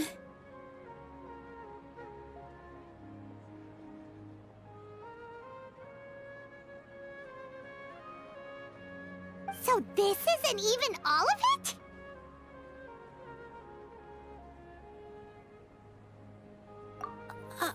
Are you sure? Of course! Carrying stuff is a piece of cake for her, right, Traveler? I'm so sorry to trouble you like this. I meant to invite you to our celebration, but now you're helping me instead. Well, let's hurry up and grab the last few things, so we can get back to the theater.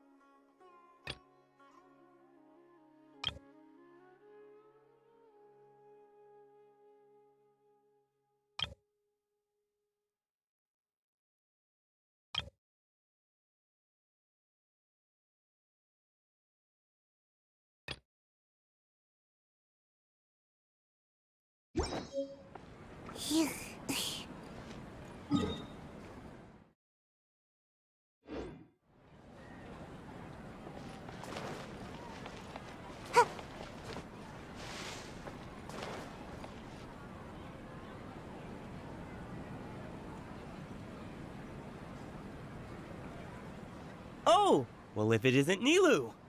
Greetings, Mr. Jute. Do you still have any food that's ready to go? Of course I do. I've heard that Zubair Theater is hosting a celebration event, so I reserved some food for you in advance. Although, it looks like you're gonna need 2 more portions.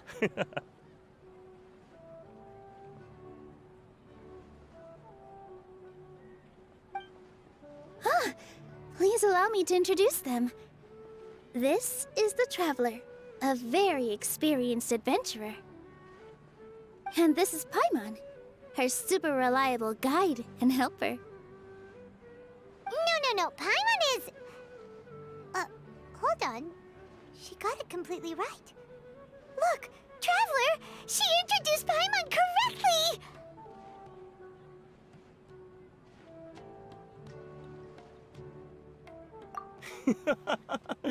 Don't underestimate Nilu. She always remembers every last little detail about everyone, even if it sounds completely trivial. She's also very brave. Just a little while ago, she saved my precious spices from the jaws of a sumpter beast. Don't think anything of it. I just help out when I can because everyone else takes such good care of me. Anyway, sorry to get off topic. We're in a bit of a hurry. Mr. Jute, did you say you didn't reserve enough food? I was joking. Anyone who runs a business knows to keep some extra stock. After all, orders get changed all the time. Oh, that reminds me. It seems that these friends of yours aren't from here. Have they ever tried any delicious tachin?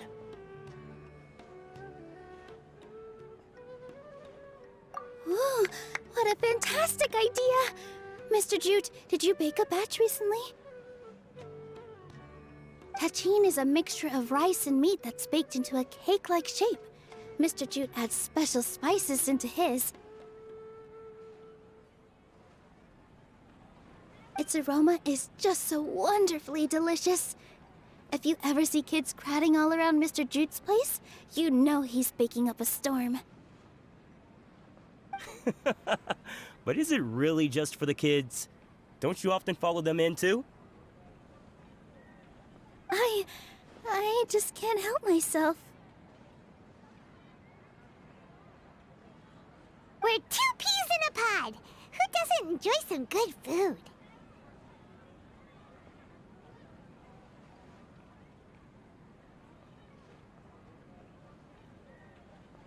Wait here. I'll bring some over.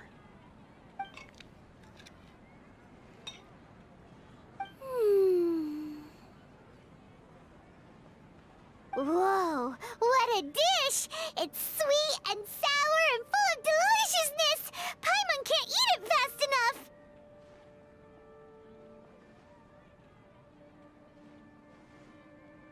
No matter how many times I eat it, it's still so delicious.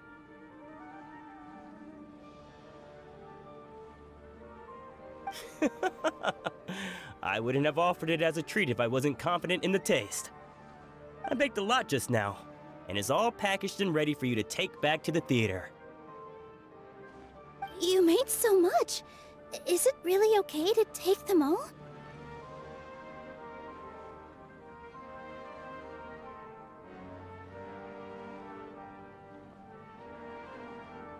It was nothing. Making 1 serving or 100 servings is all the same to me. If anything, I should be thanking you for helping me clear my inventory. Don't worry about it. What kind of person would I be if I made you pay for a treat?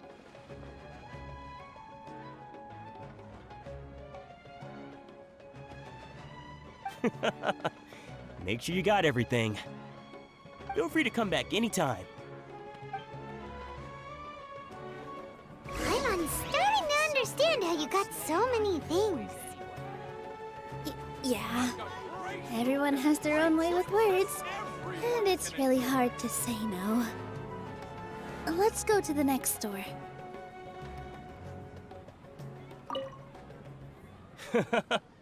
Off with ya. Don't think Sorin and Abi will be able to hold out for much longer for that Tachi.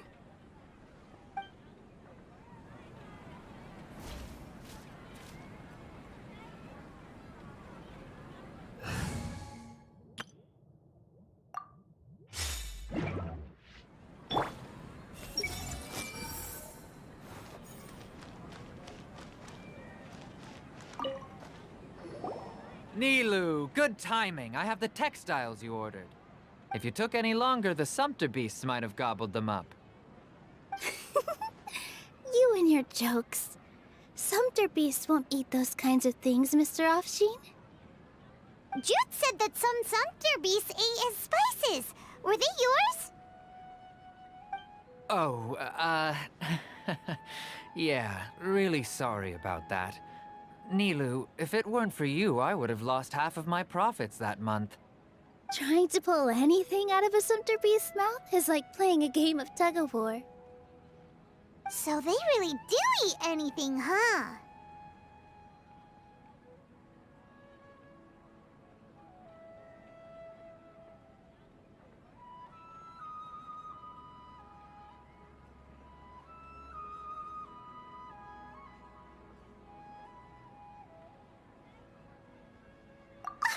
What's that supposed to mean? Come now. You know, sumpter beasts sometimes eat not because they're hungry, but because they like gnawing on things. The textiles you ordered are highly durable and woven from the finest thread. So even if a sumpter beast got snacky, it'd still have to chomp on it for a full day. You've tested this before? But of course! How else could I be so trustworthy? Well, that one time was an accident. I wouldn't dare experiment with such a precious product. True. It does sound like some good fabric. Ho ho! Have I piqued your interest? If you want to buy some, now's a good time. Buy 2 bolts and get 20% off. Ooh, that's a pretty good discount. What do you think, Traveler? No thanks, Mr. Offsheen. You can't use that kind of tactic on her. Look, you've already sucked her in. Tactic? So you mean everything he just said to Paimon was a lie? I wouldn't go that far. It's just that Mr. Offsheen is really good at spinning stories. A word from him, and you'll find yourself buying things you don't actually need. Mr. Zubair gave me a huge lecture the last time I bought too many things. Come on, don't look at me like that. All she got was a talking to from Zubair, while I was nearly fed head first to the sumpter beasts.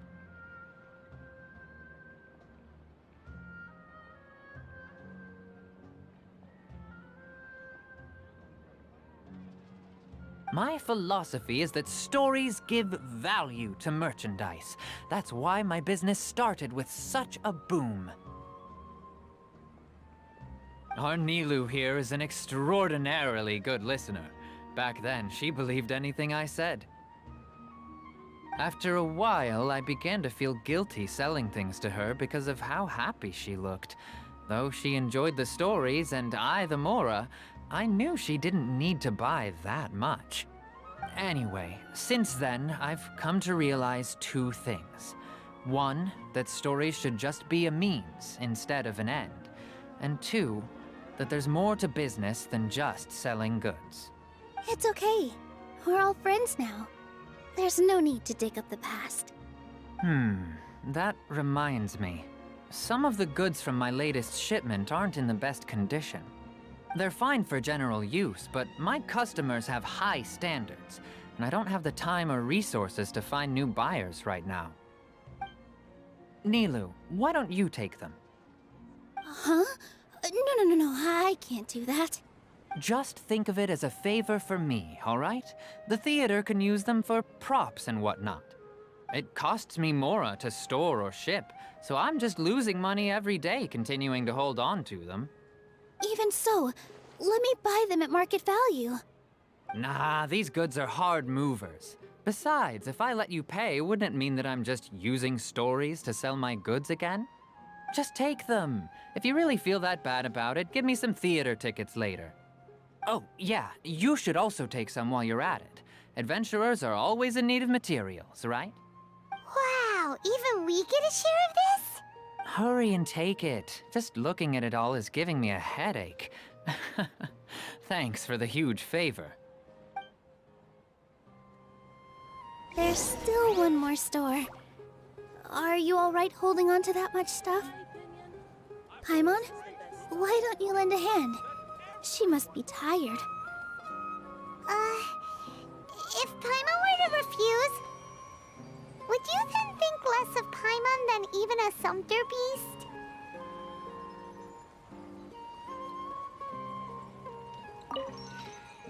Thanks for the huge favor. The most important thing about doing business is efficiently circulating merchandise.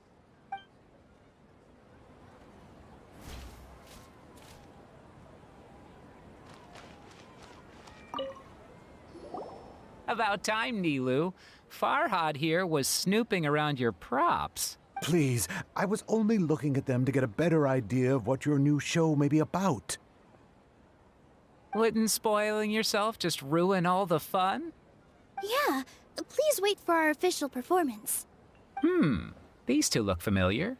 I think I've seen them before. Ah, weren't they at the Sub-Zerus festival? Yeah, and they're coming to today's celebration too. Oh, the more folks the merrier. I was actually just talking to Farhad about also stopping by tonight. Oh yes, please do. I'm sure Miss Raykar and Miss Nadja would also love to have a chat with the two of you. We even prepared a small gift. Let me show it to you. Ta-da! It's a flower wreath. I really think we should wear some of these to give the event a more celebratory feel. Wow, it's beautiful. Did you make it?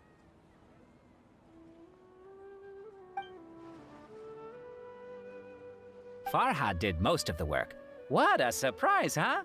He actually knows a lot about crafts.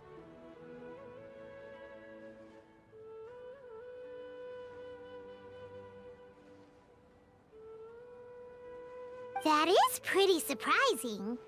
Hey, why can't I have a little side hobby? I worked really hard on that.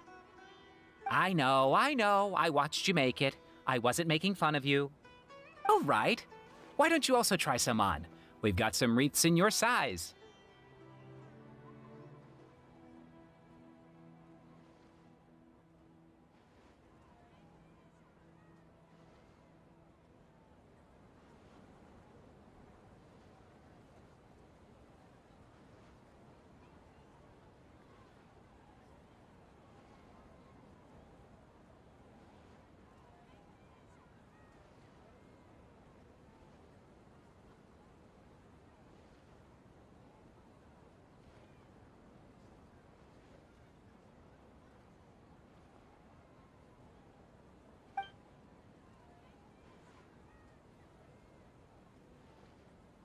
It fits perfectly. They're so pretty! Is there one that Paimon can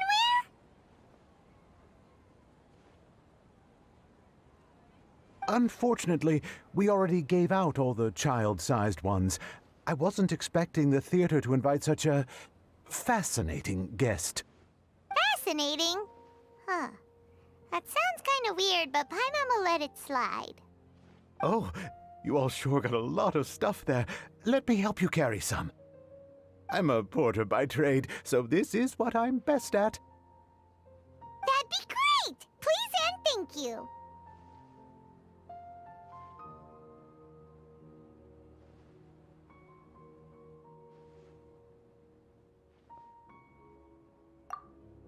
But we have a pro now! Thanks for the help, Mr. Farhad. But let me make one thing clear first. Don't try to ask about what's in the new show. Otherwise, I may not be able to hold back Mr. Zubair this time. You're so obvious that even Nilu saw right through you. Shut it. Fine. It's not like I want to get on his bad side either. Including Hushang's things, though, we'll each need to carry a box if we want to move everything in one trip. Even my strength has its limits. Paimon looks like she doesn't want to, so I'll carry a little extra. Although I may not appear super strong at first glance, I actually do a lot of strength training on the regular. Strength and balance are both really important for a dancer.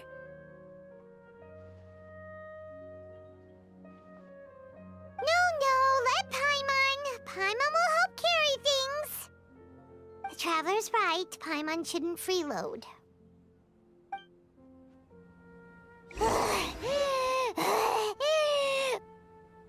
Paimon can't fly anymore. Is the best stall in the whole. Are you okay, Paimon? Paimon's good to keep going. But Paimon now understands when people say there's no such thing as a free lunch. If you're not sure what to do next, how about I take you on a walk? I still have some stuff to sort through. Catch you later.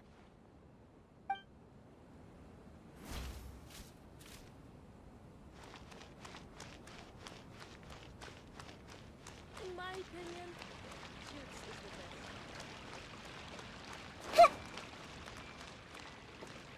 best. Oh, that sure was a lot of stuff. Oh, looking forward to the event later. Thank you, Mr. Farhad. Thank you, Sumpter Man.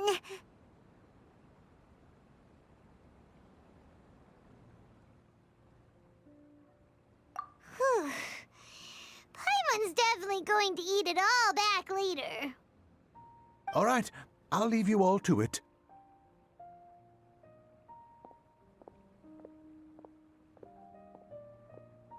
See ya! Good thing we had Mr. Farhad with us, or else that would have taken way longer.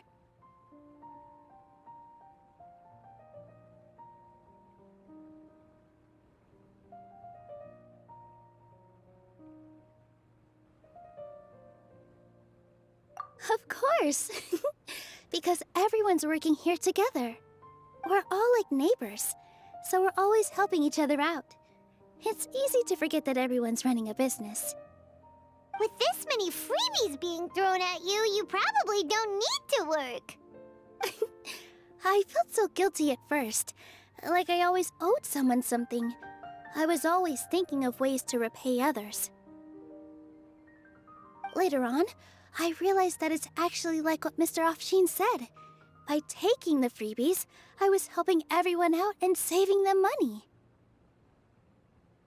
When you order the wrong item, or make too much of something, sometimes the best way to maximize the value of those goods is to give them away.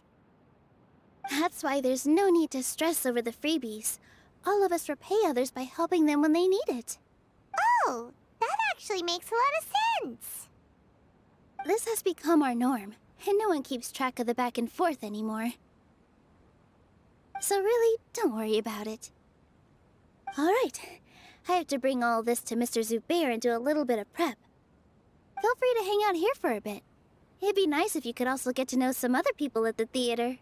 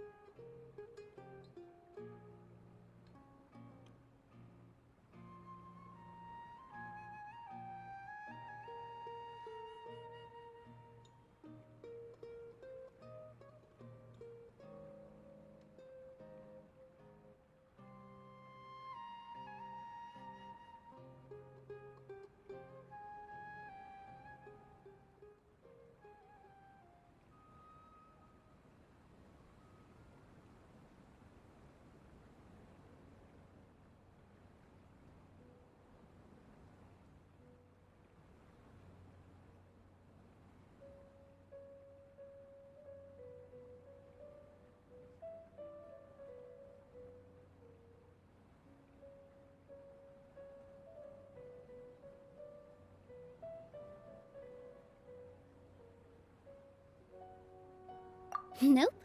Mr. Zubair's really on top of everything. You two are our guests, so please, just relax and look forward to the celebration. Wow, the atmosphere here is so nice!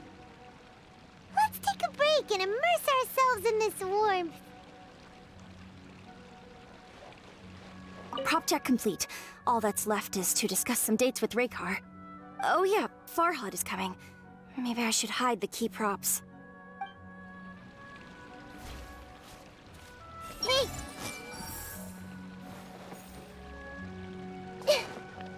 It's finally over. I'm saved. Oh, sorry. I was just letting off some steam because I'm so relieved. Please don't tell Mr. Zubair.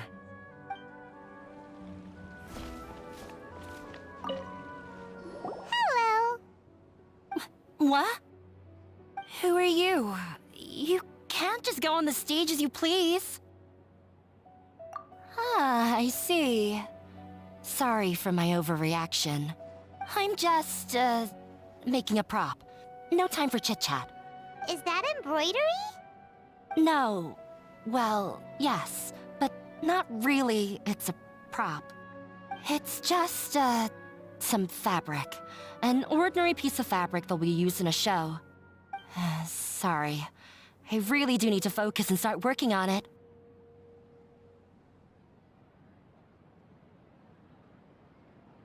What an oddball! Is prop making something to be that jumpy about? Oh well, it's none of our business.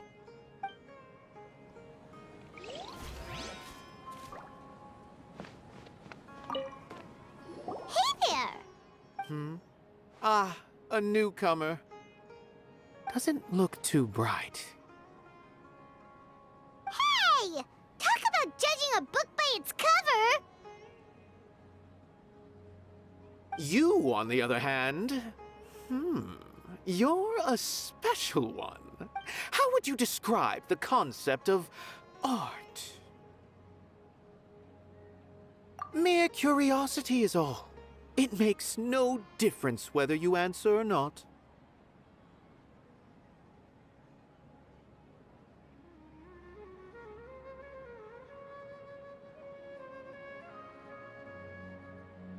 So that's what you think, Unremarkable. Better than an average person's thoughts, but nothing exceptional. Is art a product that we create and bring forth? Or is it a naturally existing resource? I, for one, believe it to be the latter. Paimon doesn't follow. I've been staying here for a long time. On occasion, I'd assist them in penning lines of dialogue, but most of my time I just stand back and watch. I prefer to abstain from writing as it spoils the viewing experience. The existence of the theater, of Nilou, and of humanity itself. All of these can be considered as forms of art. It is not some intangible construct beyond the horizon. How does that have anything to do with us? Let me ask you this. What do you think is the meaning of art?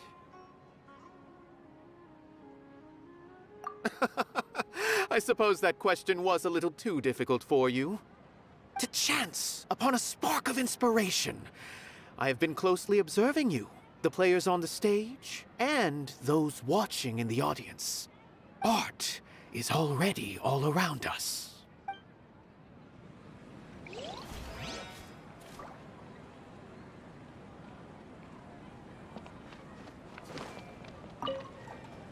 Hey there. I saw you two helping Nilou move some stuff. Are you two also here for the celebration event? You got it! My name is Raykar. Nadia and I are this theater's prop engineers. I also help out with some other tasks like housekeeping.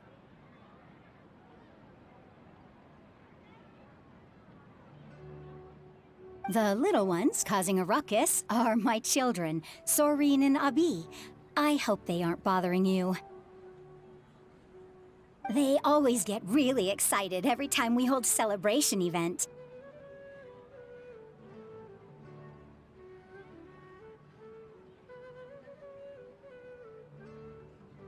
Yes, they are. Everyone here takes great care of them. There's good work here, the pay's always on time, and Nilu and the others will often volunteer to play with the kids. I'm quite content with this current way of life. Do you mean your life wasn't nearly as good before? It's all right. It's all water under the bridge now. My husband and I were both adventurers, but he passed away from an accident. Material struggles can always be overcome, but ever since then, I haven't been able to spend much of my energy on anything else. But I still consider myself lucky. Mr. Zubair has helped me a lot, and the atmosphere here is tolerant and kind. Sorry for bringing up such sad memories. Oh, it's all right. I don't mind. Once the event starts, you'll be able to see for yourself the kind of atmosphere I was talking about. Look! Nilu's back! Let's meet up with her. The event's probably about to start.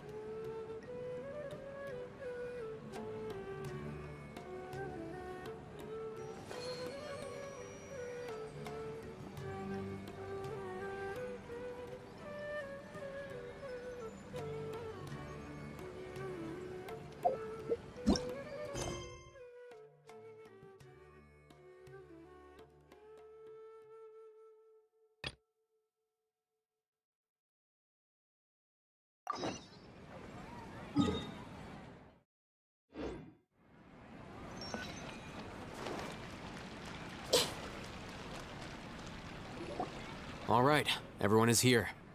How did everything go? Any luck with your missions? Let's report back one by one. I'll start first. We've made the necessary modifications to the Akasha terminal. In addition, the props required are also ready. I'll go next. The Traveler and I went to Party's DI. The situation was a bit complicated, but we found Tainari. Unfortunately, he was wounded during a fight. Who was behind it? Well, that's the tough part. What should I say, Traveler? The Fatui or the Balladeer?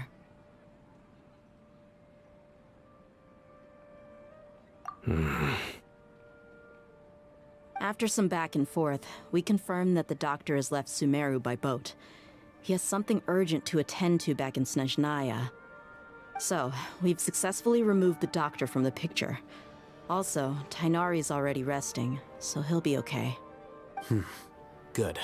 Oh, Tainari also asked us to tell you this message. Trust your own senses and experiences.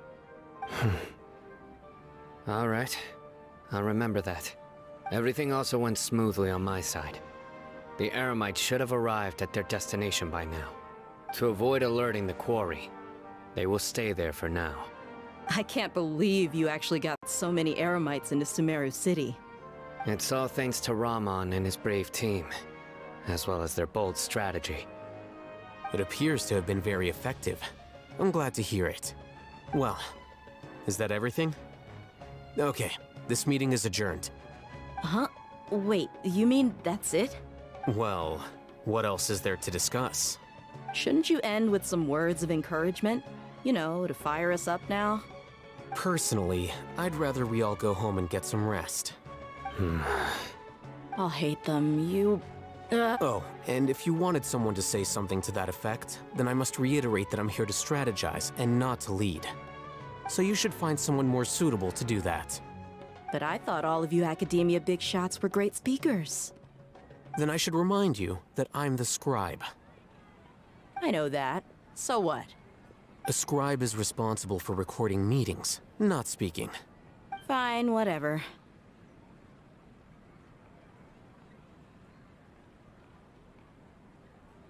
Well, Cyno doesn't seem to be much of a talker either.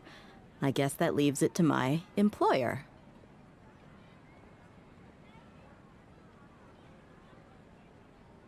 Employer? Yep. The Traveler hired me.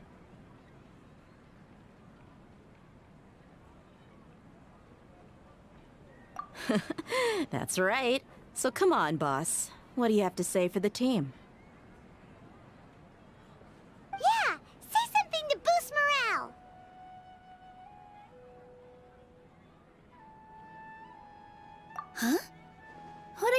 doing here?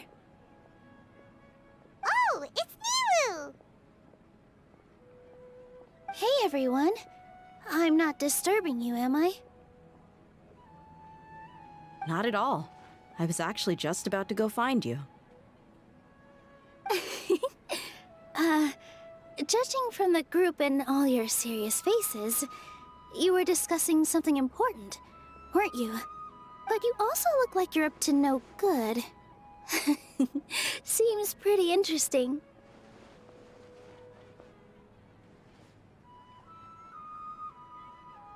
Welcome, Nilu. Would you like to join us? Huh? Join you? You mean, you also want to discuss something important with me? Yes. Something very important. Nilu, are there any breaks in your performance schedule in the upcoming days? Huh? Wait, you're seriously inviting me?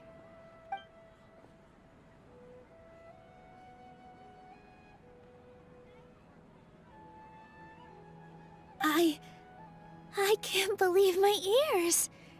You are truly the bravest and most passionate people of Sumeru, well, that I've ever met. Oh, right. The Traveler and Paimon are not from Sumeru, but you are awesome as well. That's right! I must admit that I'm a little scared, but I'll try my best for Lesser Lord Kusanali. If I can somehow use my abilities to help you, then count me in. Remember, believe in yourself. Okay, I'll get my friends at the Grand Bazaar to help us tomorrow. Just remember not to say too much. Be discreet. Yep, you got it. All the preparations are done. Now, can we finally conclude this meeting?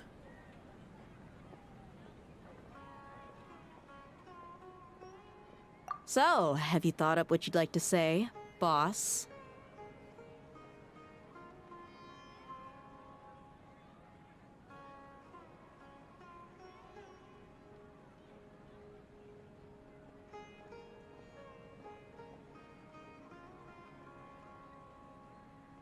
Yep, it's a grand plan and we're all super awesome!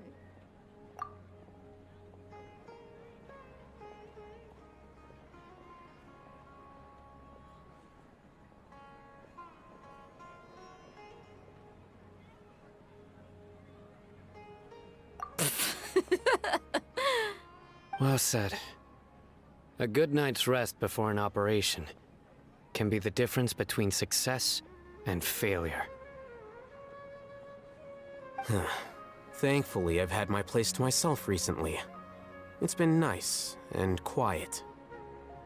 Huh? Oh, nothing. Alright, let's all go home and get a good night's sleep so we can be up early tomorrow! Okay, so I guess that means it's time to say goodnight now.